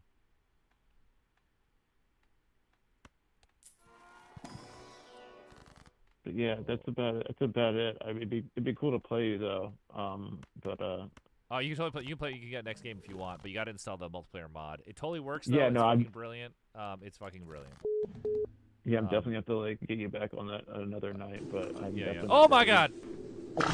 Oh, thank you so much. Thank you for making me come. Thank you for making me come, said Jensen. Yeah. All right. That's cool. All right. I'll check in back with you later. All right. All right. I'll see you, bud. Hey, what's up? You're live. Oh shit! Hey, I was like, I thought it was never gonna pull through. Yeah. Hey, Johnny. Hey, how you doing? who am I talking to? Oh, it's Kayla again. Oh God, the LA Kayla. Oh, hi. How you doing, LA Kayla? How you doing? Great to meet you. Great to talk to you. Oh fuck! I wish I saw you like last week, but last 2 weeks ago, I think. Because I'm kind of been clueless as shit for like the past few weeks, honestly. Why? What happened? What's going on? Apparently I'm on a fucking blacklist for like some fucking furry rave. You're blacklisted from the furry rave? From a furry rave, it seems. What did you do? What'd you do? I have a theory that basically I might have accidentally. I have a theory that someone have basically took the blunt shit. You know, like for the backwoods, you have like those like cigar junks and shit. My theory is that someone at the Don Quixote probably grabbed those like tobacco leaf and threw it in the toilet because there was a tampon. There was a tampon trash, right? Okay. So yeah, tampon trash. Someone probably put it in the fucking toilet. The toilet was already flooded in the first place, so someone adding in the one in there made it worse. And the worst part about it, I was in the crossfire of it because I was kissing a puppy girl. Interessante. You know what Gordon Freeman said? Not Gordon. You know what G-Man said? My bad. I'm like a little bit high as shit. You know what the G-Man said? What did the G-Man say? The right person, the right man in the wrong place makes all the difference in the world. Well, and the right person in the wrong place can make all the difference. And I was the fucking wrong. I was like the right person in the wrong place. Yeah. Okay. Interessante. So it was like, ultimately, I was kind of like, I hope I don't have to pay for the fucking damages. But the fact that I got fucking blamed, but not like the white trans girls. I assume a white trans girl did that. Okay. Just to like get me banned or something. Just to like get like some fucking someone banned from there. It was kind of like shitty. So I was like gonna go to your venue, but honestly, it was 1 a.m. Oh fuck! I'm crossing the street right now. Yeah. Well, be safe. Don't do anything too rash. No, I'm almost heading home because I was like, the reason I called because I was like, shit, the line was busy earlier. And I was like fucking outside smoking a blunt. Nice. Also, but how you been actually? I've been Never great, asked about you. It's good. I've been turkulating hard. I have a very, very exciting time coming up. We're gonna have a new album this year. Oh hell yeah! Yeah, it's gonna be hot. So like one of my friends actually started a rumor about me apparently dating you, which is like what the fuck. That's news to me, but yeah, interessante. They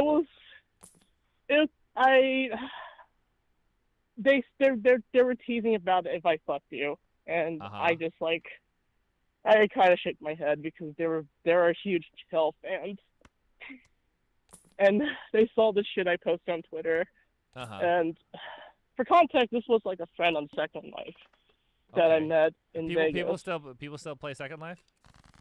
Yeah, actually.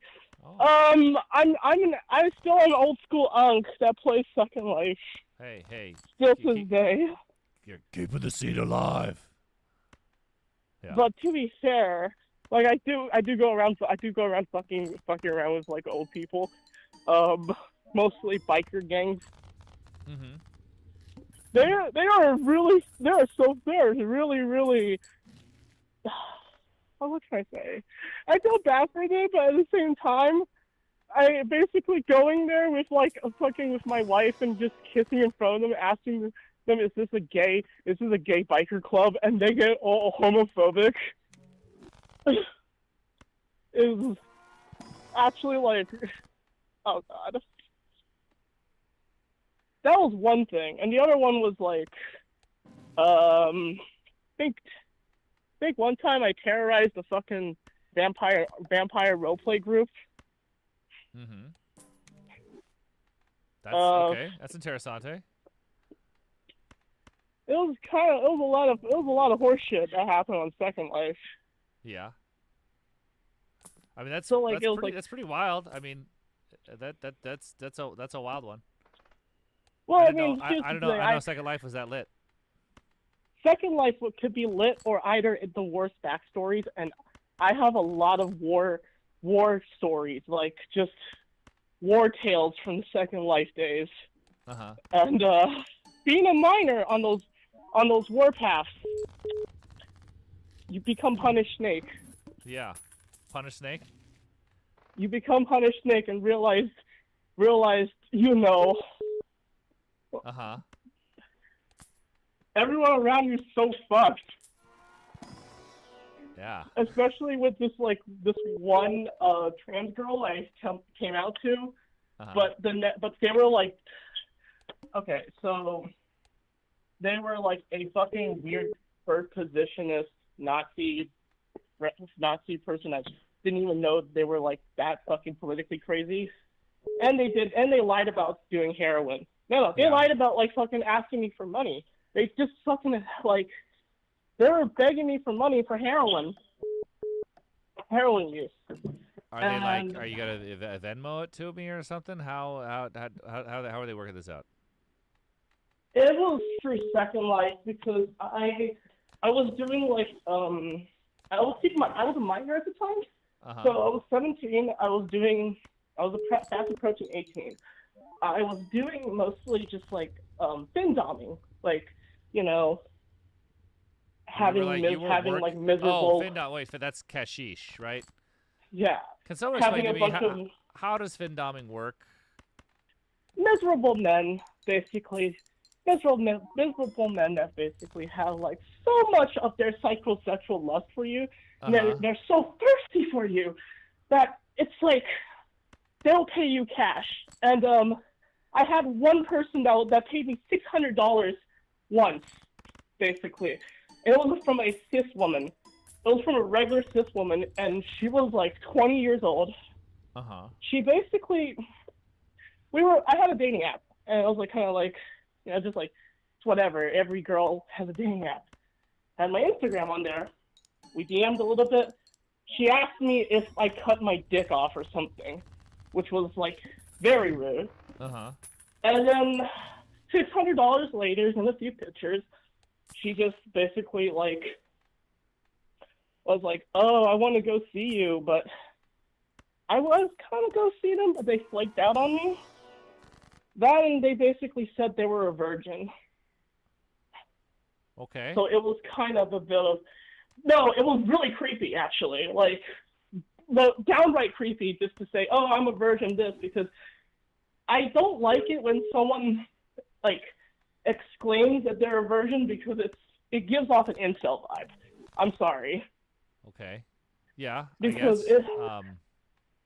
I have people who basically say, "Oh, I'm a virgin. I want to have sex with you," and it was like those type of people exist, and they're like, yeah.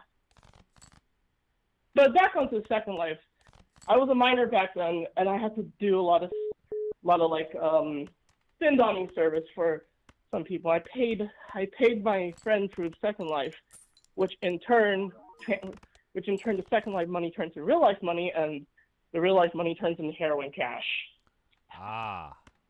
It's the motherfucker has. Motherfucker straight up lied to me. It's connected to the whatever. And for those people in Europe and who are a little bit old head, of like anti-fascism. Does anyone recognize the neo-Nazi group Adam Waffen? Uh-huh. So unfortunately, we found out later that this friend of mine literally was working with the Adam Waffen. Okay, that's a wild one. It was it kind of like was like Second Life to Adam Waffen, finding out all this shit and like finding out later on that the MI6 was actually well, not the MI6. I think like the fucking British equivalent of the FBI was like he's on a fucking no-fly list basically. So he's like, I don't know, they kind of lied about their transition to me. Not even after I talked. This was after I talked to them. Like after I cut off the ties, they were kind of like lying about their transition,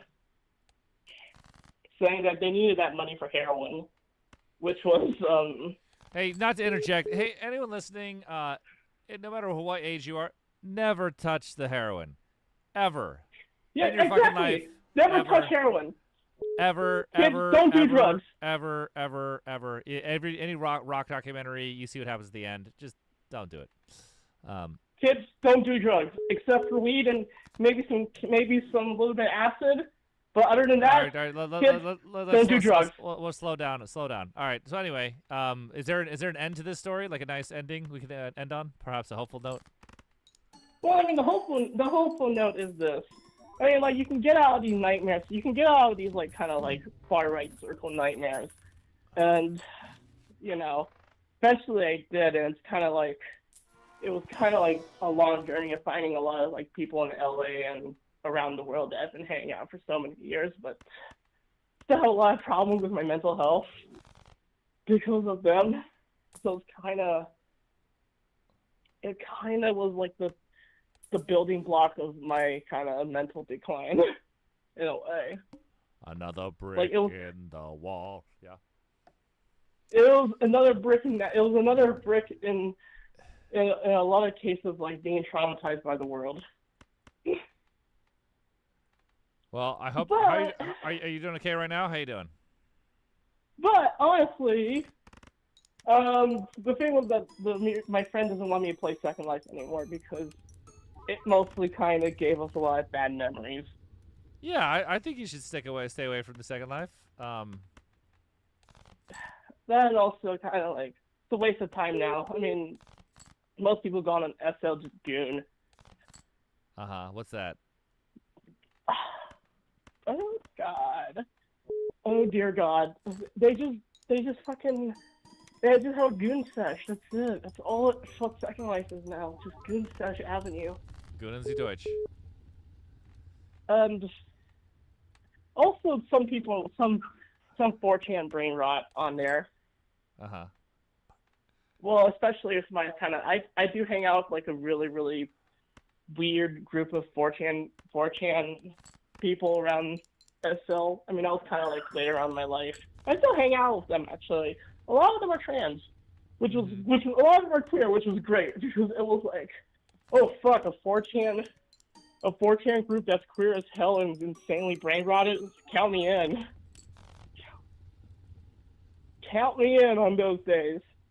But that's where my art inspiration Oh, actually, came wait from. here. I think I'm gonna. Thanks you for calling, and I really hope you're feeling better. I'm gonna. Yeah, I'm feeling great. I just kind of. But I'm DJing VR chat in September though. I'm gonna do DJ part of VR chat. I gotta brush off this headset. I gotta figure it out. I've never done VR chat before, but I'm gonna DJ in a. I got figured out VR chat too because the thing is that's like the fucking Zoomer Second Life. Oh, it is? Well, shit. That's like the Zoomer. That's like Gen Z's version of Second Life, which I really, really gotta like fucking find a way to get model and all these VR headset shit because for this shit you really gotta get like a VR head. You gotta really not like a VR headset at home, right? Someone gave me a free one. It's in the house. I'm gonna figure it out. But yeah. Well, I hope you can figure out all the rigging. I hope. Do you have a model? That's the question. Oh, I don't know. I think they're gonna make me one or something. I don't know. I hope it goes hard because I do want to see fucking VR Johnny with like. I will probably just use a generic model that already exists. So you know. If I were you, just use Asuka. Asuka? If it Yeah, exists. Actually, yeah. Then I'll just be Asuka. Easy. Boom. Shabab Just Shabang use the Asuka model. It's easy actually. Like. Perfect. Oh my God! You basically are Asuka at that point. Just come on. Sure. Fully All committed right. in VR chat. No worries. No worries. You got it. Okay. Shoot. Do I need the X2? Does this matter? Shit. Next 5 hands. Fuck. Here, I'm gonna take this next call. Thank you so much. Good night. Good night. Good night. Hey, what's up? You're live. Hello? Hey, how you doing? Good, are you? I'm great. How you doing? Pretty okay. Luis Jueves. Jueves, baby. Yeah, I guess I called to get some life advice. Sure. What's up? I just want to warn you, I'm highly unqualified, but yes. Yeah, same. I've been studying graphics programming for the last 2 years. Yeah. Get into like game design, game Sounds development. Not particularly. It's fun though. Yeah, it's just like going pretty poorly. I got turned down from Sony and a couple local studios in San Diego. You've already graduated? Yes. Okay. I mean, I'm sure it's like a very I'm hard. 27. I've been in the. Sorry, go for it. It's probably very. I've heard. I'm sure it's a very hard job market out there. You know. Yeah, pretty bad. Yeah. But I'm sure all of them are. Yeah. It can be brutality. But yeah, that's a bummer. No, it's cool. I mean, it's not cool, but. I didn't. Sorry, I mean, this is very interesting to me. So yeah, like, what's your position? Like, I don't know how the game industry works. Obviously, I really like video games, but I don't know how it works. Yeah, I'm a systems programmer. I do Cool. like a lot of. What does that mean? I do a lot of linear algebra. Really fun. Okay. I don't know.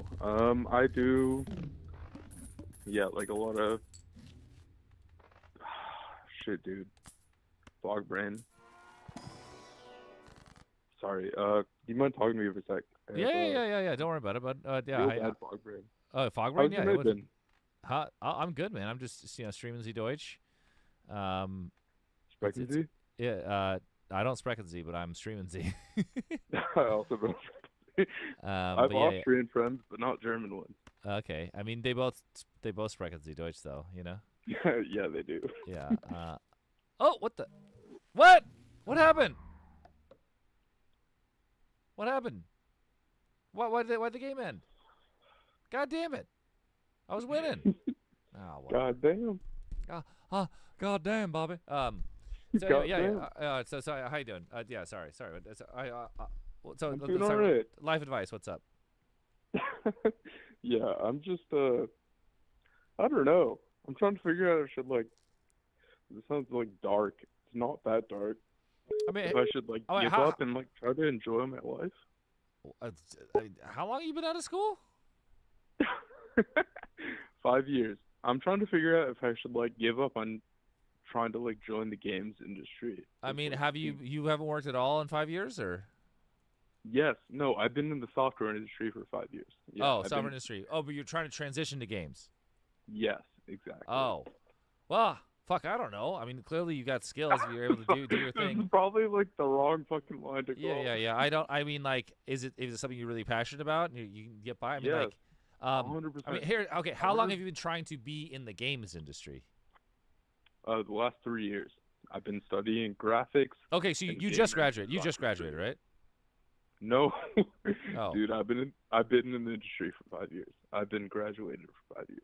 Okay. Yeah. Well, that's brutal. But I mean, is it the type?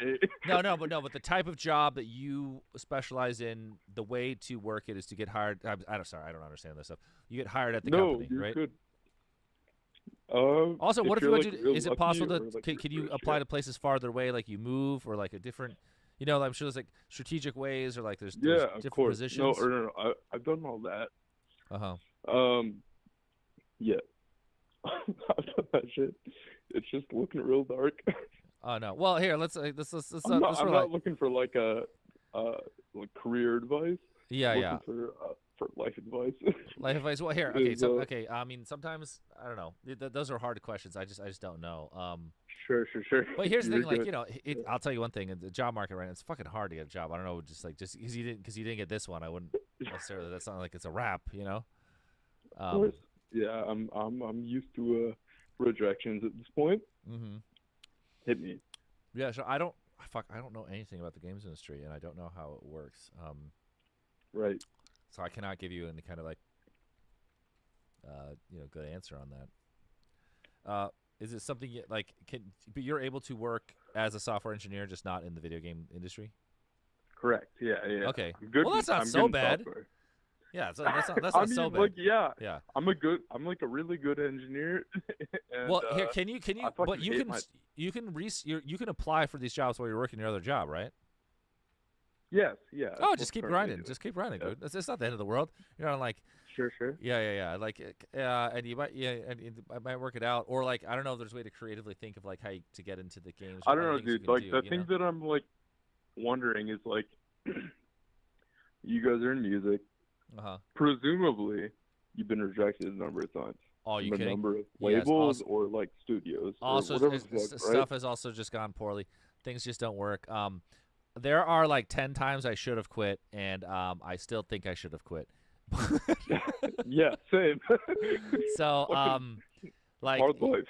I got very, like, I feel lucky right now, but there was literally no sign that would work, and no educated guess to do that. So, like, if I would replay it again, I'd still like, yeah, I should have quit then. So, I mean, that it's like, if things work out, then you're like, yeah, and if it doesn't, you're like, oh fuck, I think there's no great answer. But what sounds great is you're able to work in the same field, just not in the game industry, which you'd prefer, but you still have a Not job. in the same dude, they're like all subfields. It's the weird thing about software. I mean, like I have a job lined up to do physics programming, which is kind of similar, but like physics programming is like a subset of game development. Game development's weird in that, like, I don't know. It's a reason that a lot of people get into programming, but game development encapsulates like a lot of different fields, and one of them happens to be physics programming, and also graphics, and also audio, and a lot of other shit. I don't know, man. I just don't. I guess the main reason I'm calling is like, I'm kind of feeling like really overwhelmed and like I'm not cut out for it. Have you ever felt like that in your career? Well, definitely. I mean, here's the thing. I mean, there's unknown rule set. What are you doing, bud? Hey, change your rule set, buddy. Well, yeah. I mean, there's many times where I'm like, I wish I had more success, and I was like, oh, it's very obvious to me why I don't. And those are the moments I'm like, I should probably quit, and I wasn't wrong. Right. So it's hard. Now, what it sounds like you've got the skills, and you currently have a job, and you work in the same zone. I would just keep applying. Some skills. I would just, Sure. or like, yeah, I would just like, it's not like, and it's cool because you can get a job with it.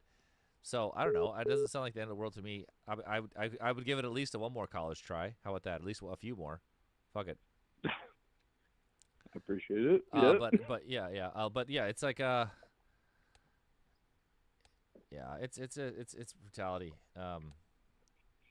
Life's a bitch in the yard. Yeah, but but also here's the thing is though too. It's like humans we're all kind of like babies, like, and I'm the same way too. We all are. It's like if everything doesn't exactly work out, you're kind of like fuck. So like the perfect situation is that everything works out. I've been woke up myself. Yeah. Sure. So yeah, like it's still like it's a hard to say. It's a big risk. Now, you are already in the same zone. It's the same field. You're trying to apply for a thing, and you're able to do it while you're working on the job. Just keep applying, man. Keep shooting for things. Or maybe there's a creative way. I don't know how this industry works.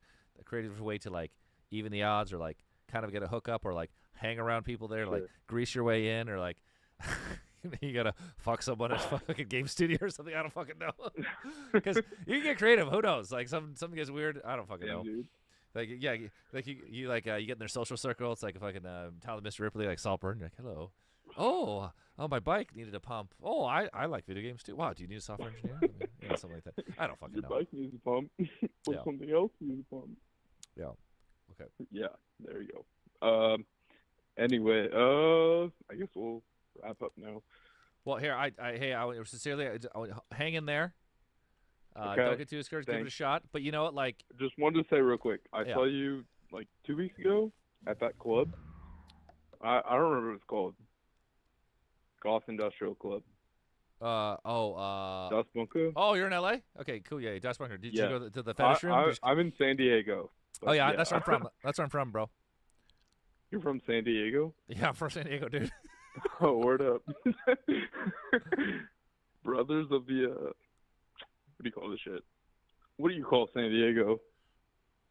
Fucking whale's vagina. I don't know. Is Sandies? Bro. San Yeah. Diegos? San Diegans? Sandies. Bros? Brother up. Well. San Diegans? I'm in. Yeah, well, obviously. Well, yeah, I'm from San Diego, homie.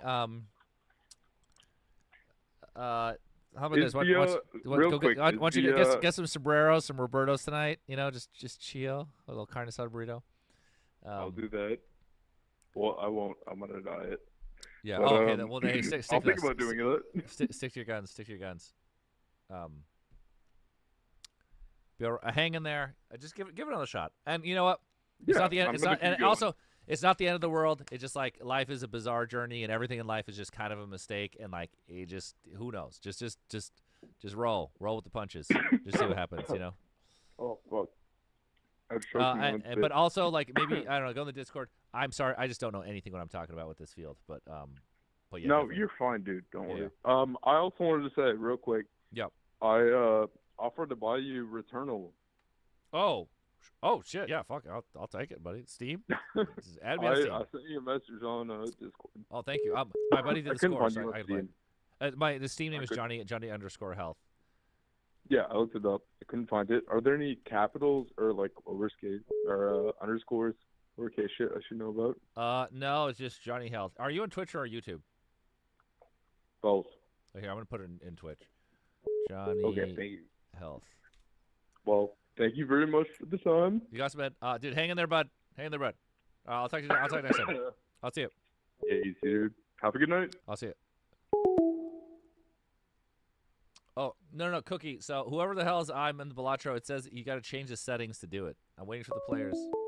Oh, God. What's up? You're live. I got bars. Oh, let's hit it, bro. Playing CS Health Music Kit, AK with the flashbang equipped, blind myself, an XL18 kill in the blur, and then I got called a slur, crunching on a Klondike bar. I need some better bars. Health in Detroit, can't have shit here. Shout out to all the queers. Just remember, Office is the best map, and you will love each other. Jamming the Rap Wars in the Counter-Strike menu like a mother. Hardbound is a piece of shit. Don't ever play it. Opening cases makes me want to break it. Jazz is the new Coke. It'll never disappear. Now I need to disappear. Bars. Bars, I say. Hey, so what's your MC name? What's your MC? MC. MC Counter-Strike? What do you are? Submissive Paper Shredder. That doesn't really roll off the tongue. MC Shredder. How's that? Sure. Yo, I'm the MC Shredder, the paper shredder. I submit to get the cheddar from the yellow Ledbetter. Don't ever put your dick in a paper shredder. Yeah. Ah! Okay, here. XRQMN. Okay, come on. Let's go. XRQMN. Let's go. Jazz is the new Coke. See, okay, your opponent is playing on a profile that is not fully unlocked. Please instruct them to create a new profile and hit up. You need to create a new save. This is what happened last time. What does that even mean? I don't know. It's like, these settings. mod. This worked seamlessly before, but I keep getting this. The other guy had to change it for me to play it for this fucking for this goddamn thing. I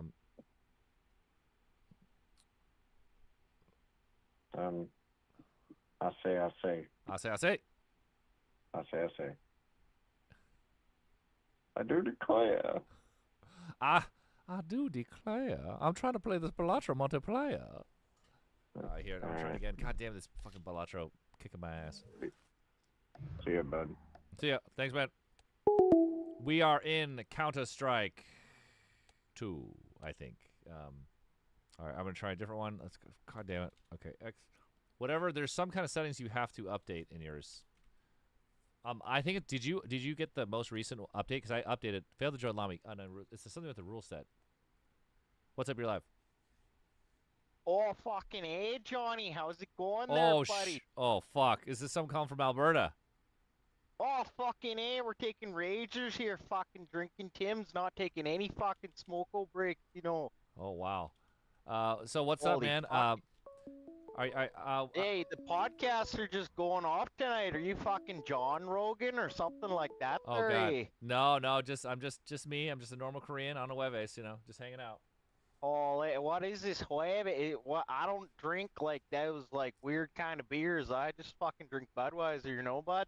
Yeah. Oh, really? Drink Budweiser? I thought you drink like a more Canadian beer. Fucking Pilsner, bud. Fucking let's go. Fucking Kolkini. You know, what's your favorite Canadian beer there, bud? I think I like that Labatt's Blue, dear. Oh, fuck. You're fucking real classy, bud. You got fucking big time money. Fuck, you must work on the rigs, eh? Yeah, sure. Hey, you play euchre? You know how to play euchre? What the fuck is Ukraine? You call me Ukrainian, man? There's lots of Ukrainians here in fucking Alberta. I fucking love pierogies, bud. Fucking yeah, that's good. Go. Hey, do you fuck with Poutine out there?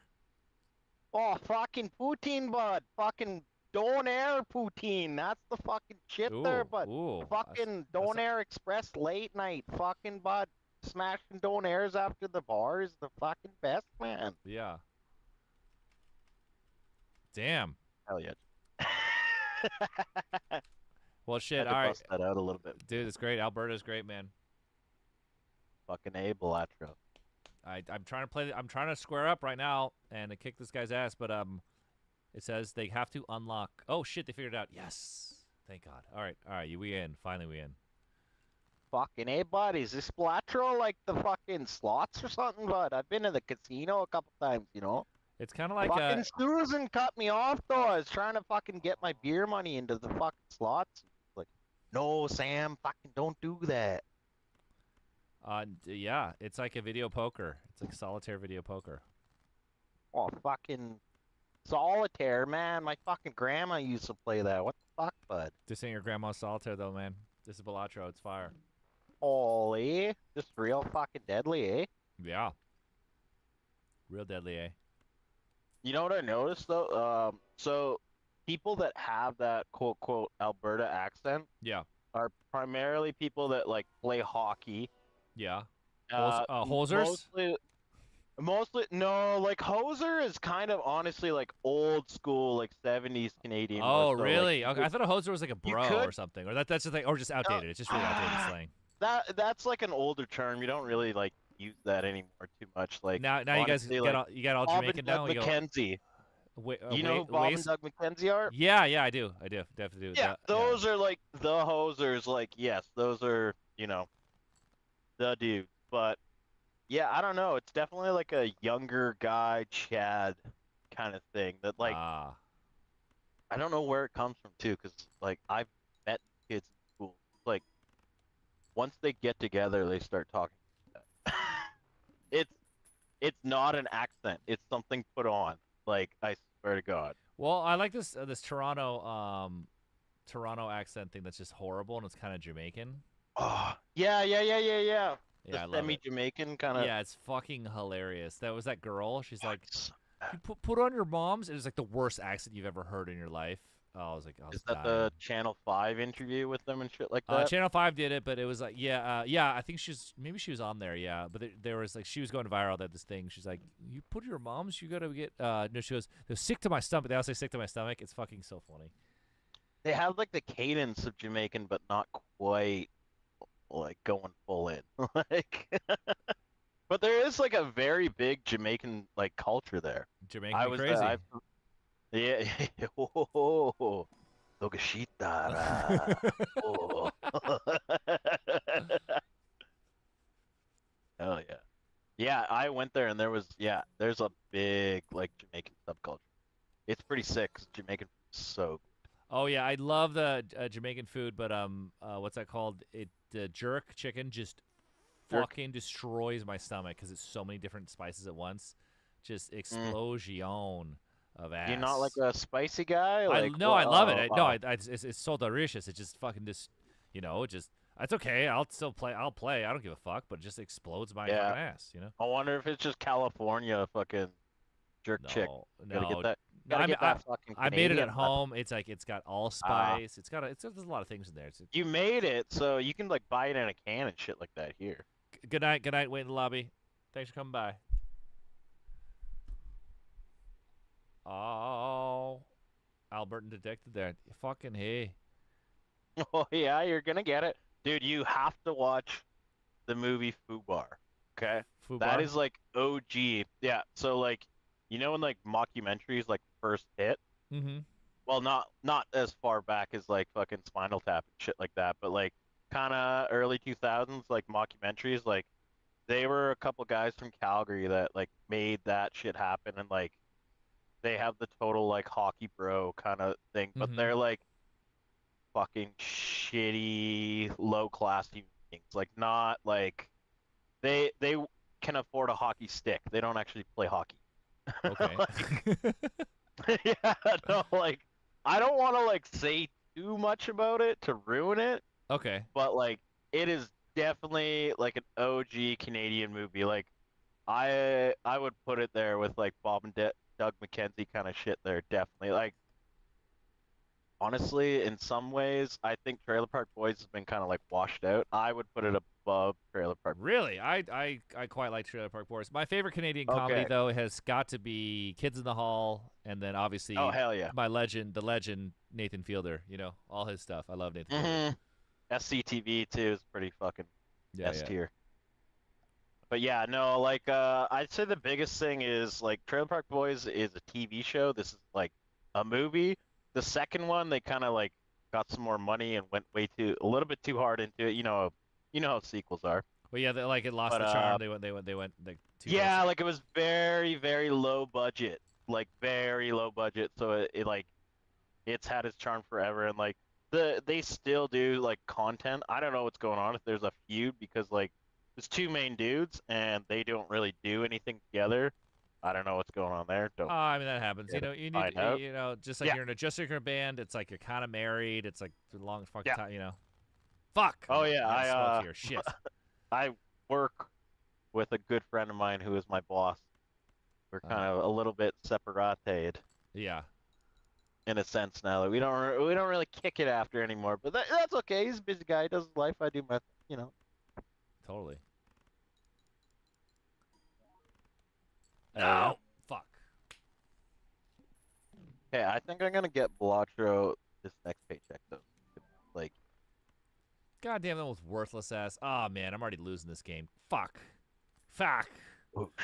Oosh. Oh, fuck, John. Hey, you know what's a good one for you there? Your new nickname will be John. Hey. Yeah. I like it. You like that?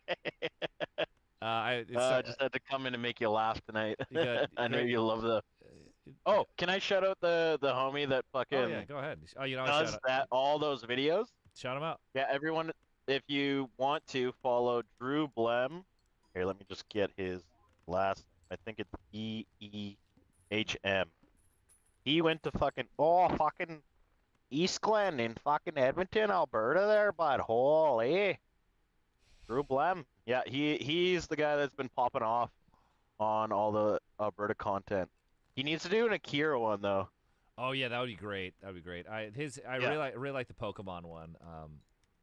Yeah. That one really hit off. That one just on like the health a couple times, and I saw it like everywhere else too. It just kind of works perfectly. And then he's like, we gotta get you, Brock. I don't know. It was just really cracking me up. I don't know. And then he's like, I wonder if they've done I wonder if King of the Hill is too close. Oh yeah, I'm not sure. It won't stand up enough. But I think an Akira and Alberta one would be fucking tight. What's that guy's name? Drew Blem. Drew just like DREW, and then last name BEHM. Nice. Yeah, he's been popping off, damn. Like, dude, I went to high school with this guy. Kind of knew him. I went to a weird high school where, usually the jocks are kind of the cool kids. Yeah. Like all the drama nerds were the cool kids, and I came from like a smaller town in BC, British Columbia, sorry. Yeah. And it was fucking weird. I was like, dude, the nerds are the cool guys? All right, like, which really put me in a sweet place because I was like kind of a metalhead. So, all the fucking preppy guys that played sports, just like, they were like the lower on the totem pole kind of people, which is the exact opposite of where I came from. Oh, fuck, bud. All right. Well, thanks for calling. Thanks for calling, buddy. I'll see you next time. Cheers, Johnny. You have a good week, man.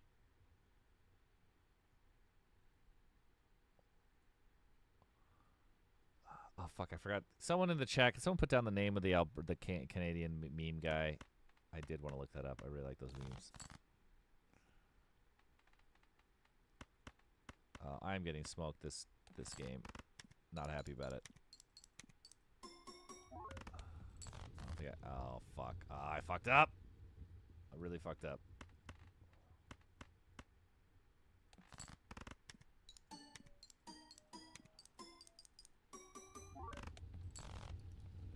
Oh, motherfucker. Jamaican me crazy.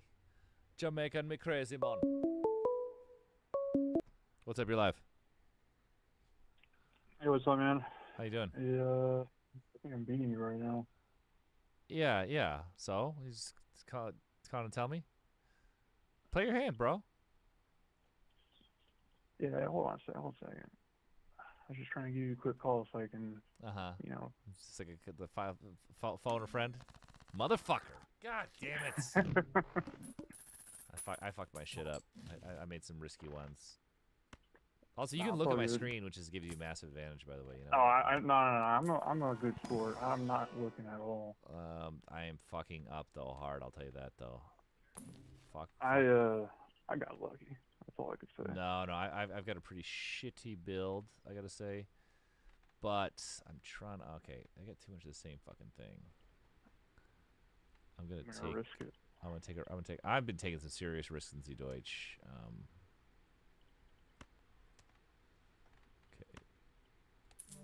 This is a big. This is a big. I'm taking a big risk in Deutsch. I'll help you. I'll take some risks too. Okay, come on. Oh, come on there, bud.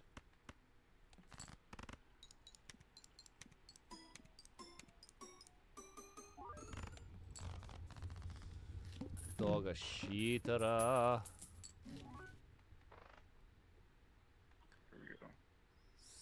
Serious doga shitara, man. Oh, poor shit.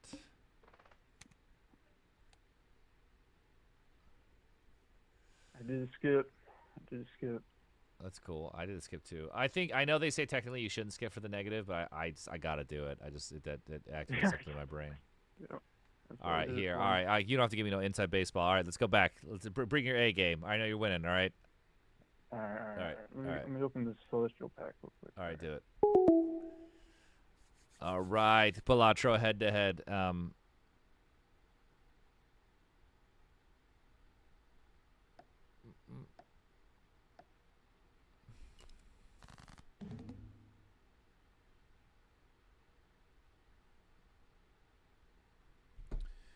Come on. 1, 2.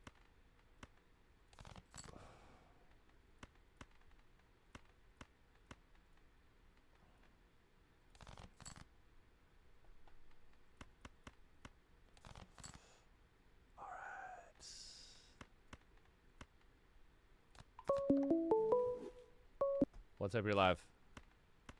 Oh shoot. Okay. Hey. How you doing? I didn't expect you to call me. Yeah, I'm doing good. I'm just cooking eggs right now. nice. I'm just here to call because I don't know. I just guess I want to talk about something, or I don't know. Yeah, it sounds good to me. Let's yeah. Hey Chief, let's chat. Why not? Yeah, like chat with the people. No, I was just making a joke. I was like, hey. Okay. Okay. Okay. I remember why I called you. I was just like, I don't know. I guess I just wanted to call about like, I don't know, like stuff like how what was I gonna say? I got nervous. Oh, don't worry about it. It's fine. Yeah. Oh yeah. Okay. I remember now. I was here to call because like, I don't know, like probably like how do you like? Because I remember in one stream a while back you mentioned how that you did like a theme song for a wrestler in the WWE or in the wrestling like world. Yes, Karrion Kross or Killer Kross, who just I think he just got released from WWE.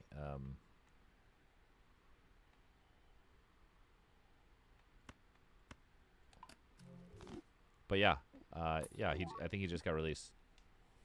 Yeah, it was like I wanted to know more about it because I feel like it's like sort of like a thing like that all wrestlers like that all like I feel like rock like bands like kind of like the good ones tend to have like I remember a leak by Typo Negative when he made like a theme song for Kane.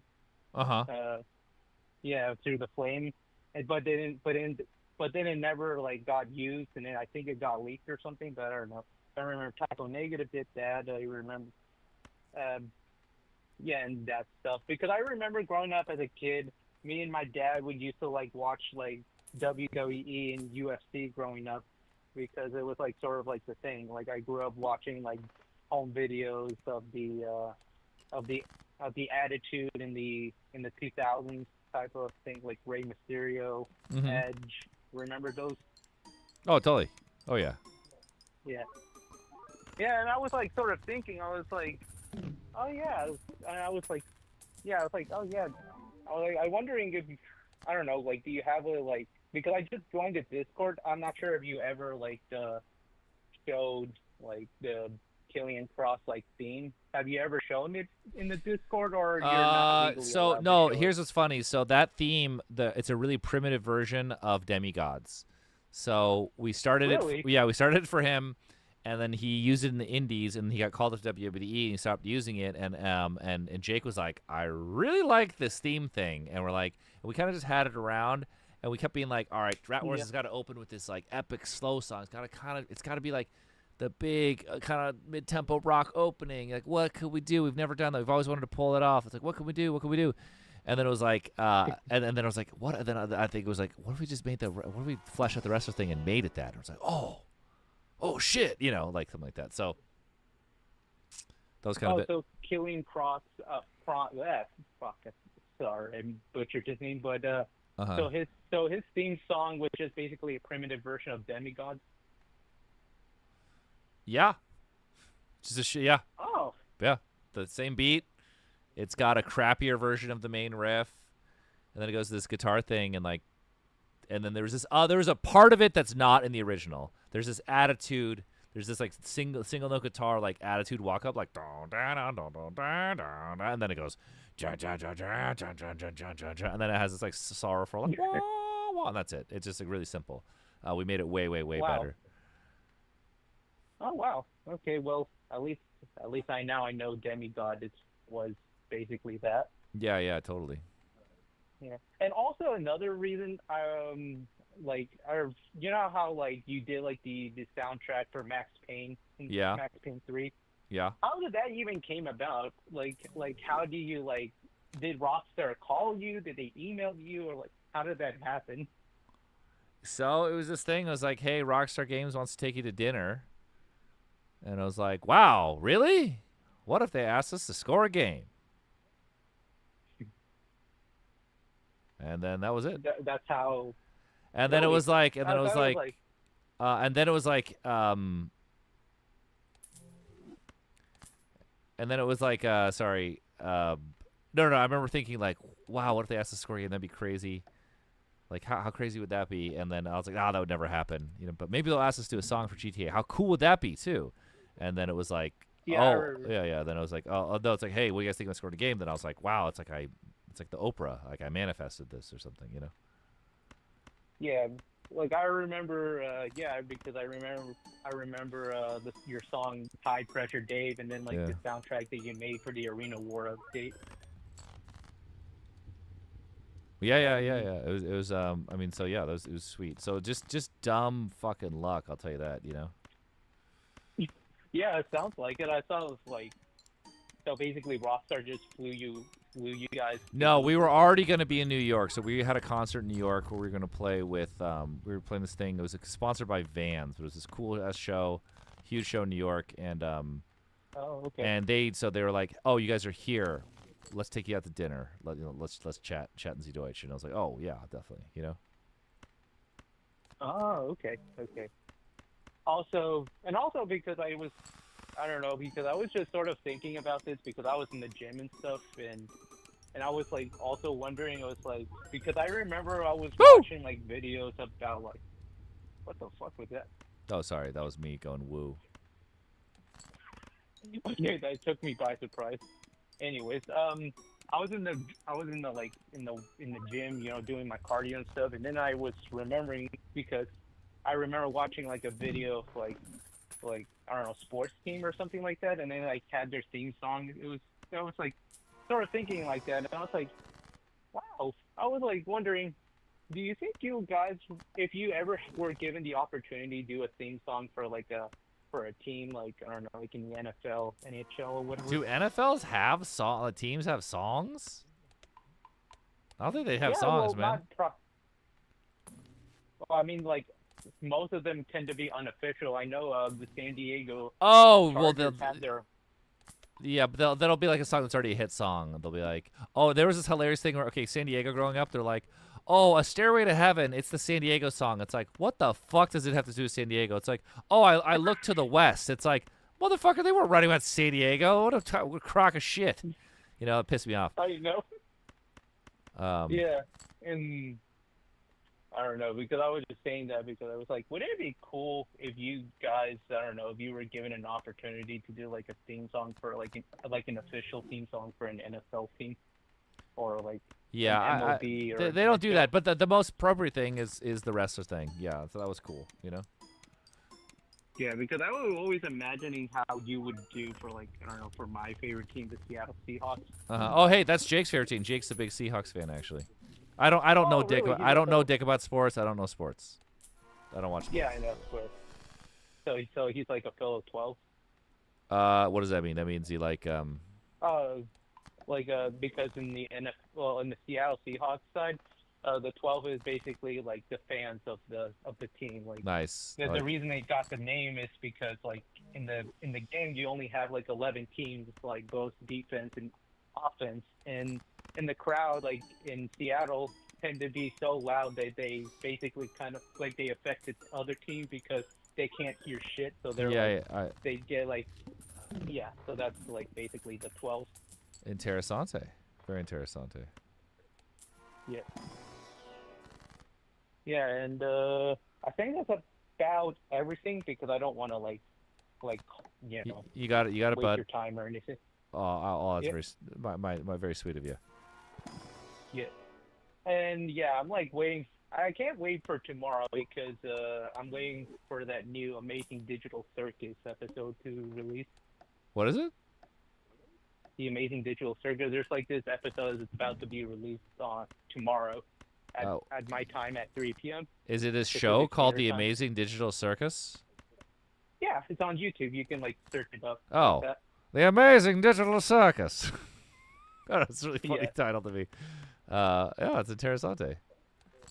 Yeah, I it's a show that I did not expect to like actually like, you know. Mm-hmm. For some reason, I like the show a lot, and now I'm like waiting for the show to air tomorrow, and also to watch another Seahawks game with my brother-in-law. Nice. You at a like bar. Yeah. nice. Very cool. Well, I hope you have the best grand old time. Yep. You got it, It was bud. nice talking to you. Awesome. I'll see you, Ben. All right. Thank you. I'll see you.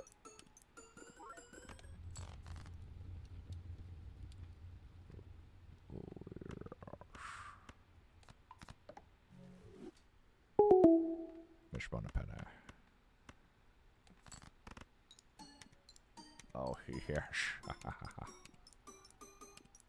What was it? The wonderful digital... Oh, I forgot they had a funny name. Oh, this one's going to be feel good. Nope. This is going to be a kablamo. Watch here. Watch this.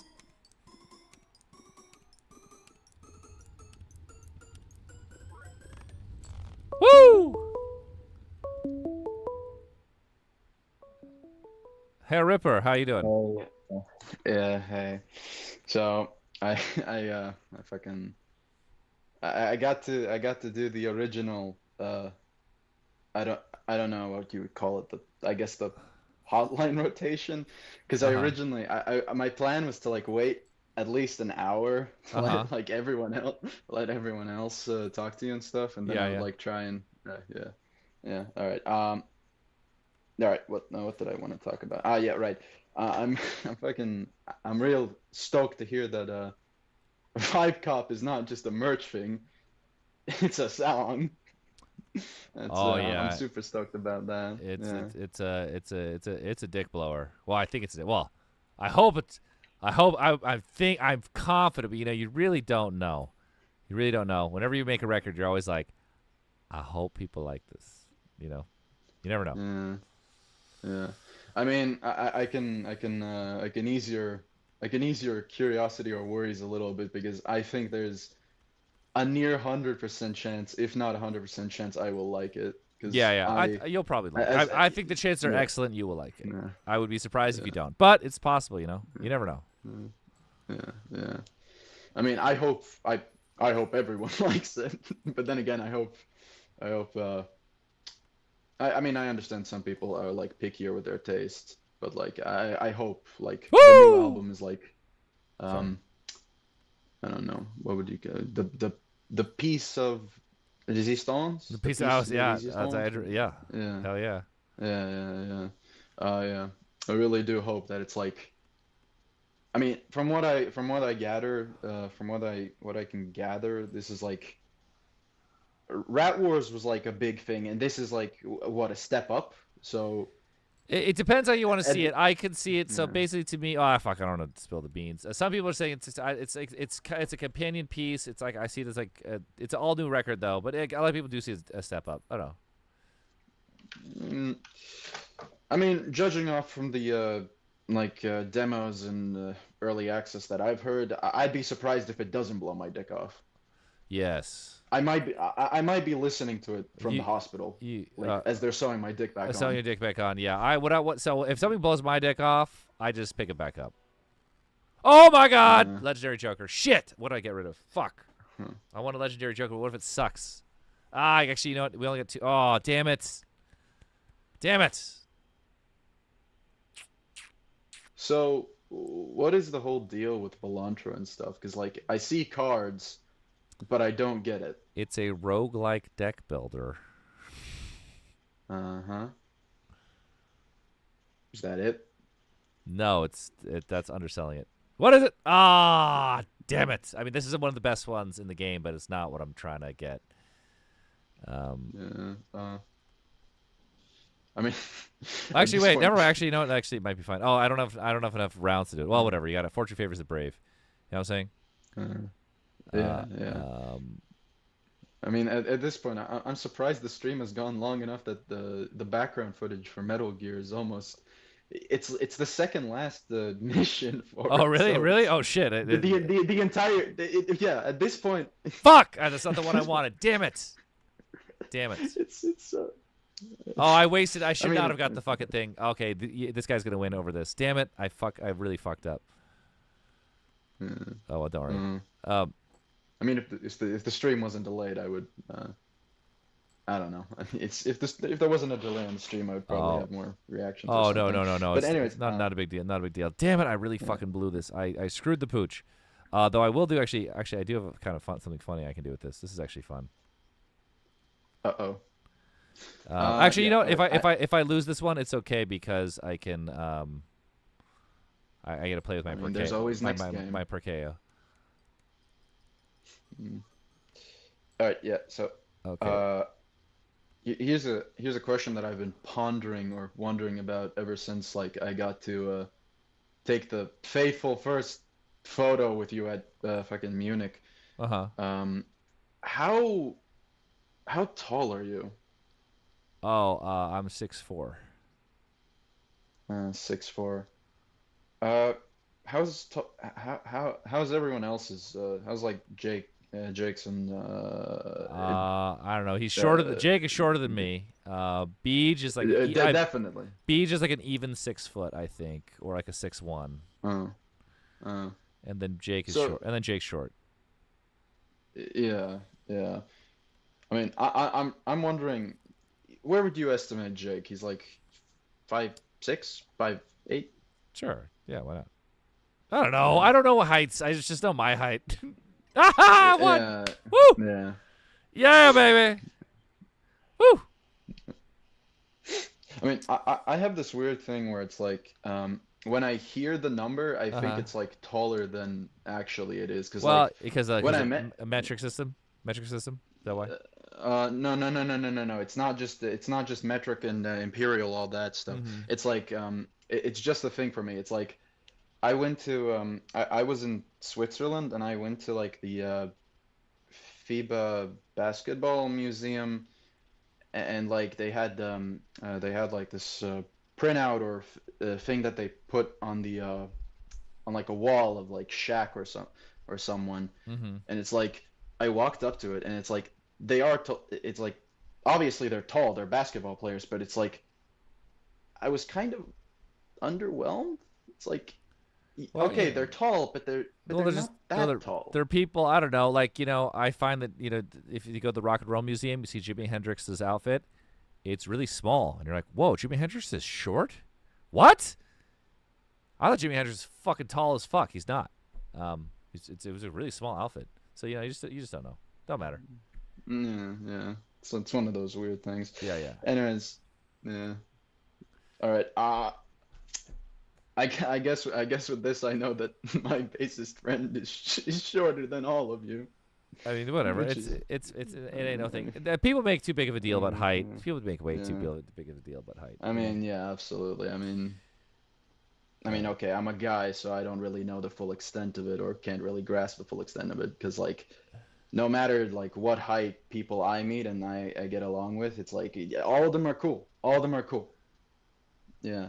All right, yeah, all right. Awesome, man. Well, shit, Ripper, I appreciate you calling. Yeah. Hey, actually, everyone, I gotta. no. Oh, sorry, you got something to say? Yeah, okay. Oh. One more quick question.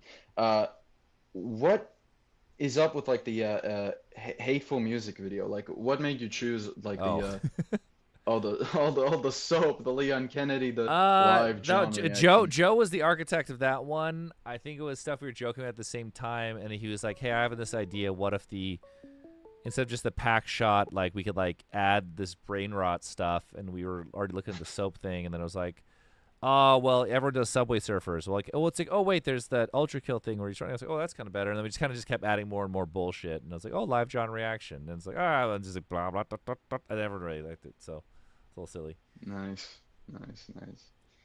I guess it seems I will have some leftover questions for. Yeah, actually, I normally stream longer, but I have to. I have to go cook people dinner upstairs. Also, I have to get up early because I'm going to San Diego tomorrow to go to the wedding of actually the people who brought you.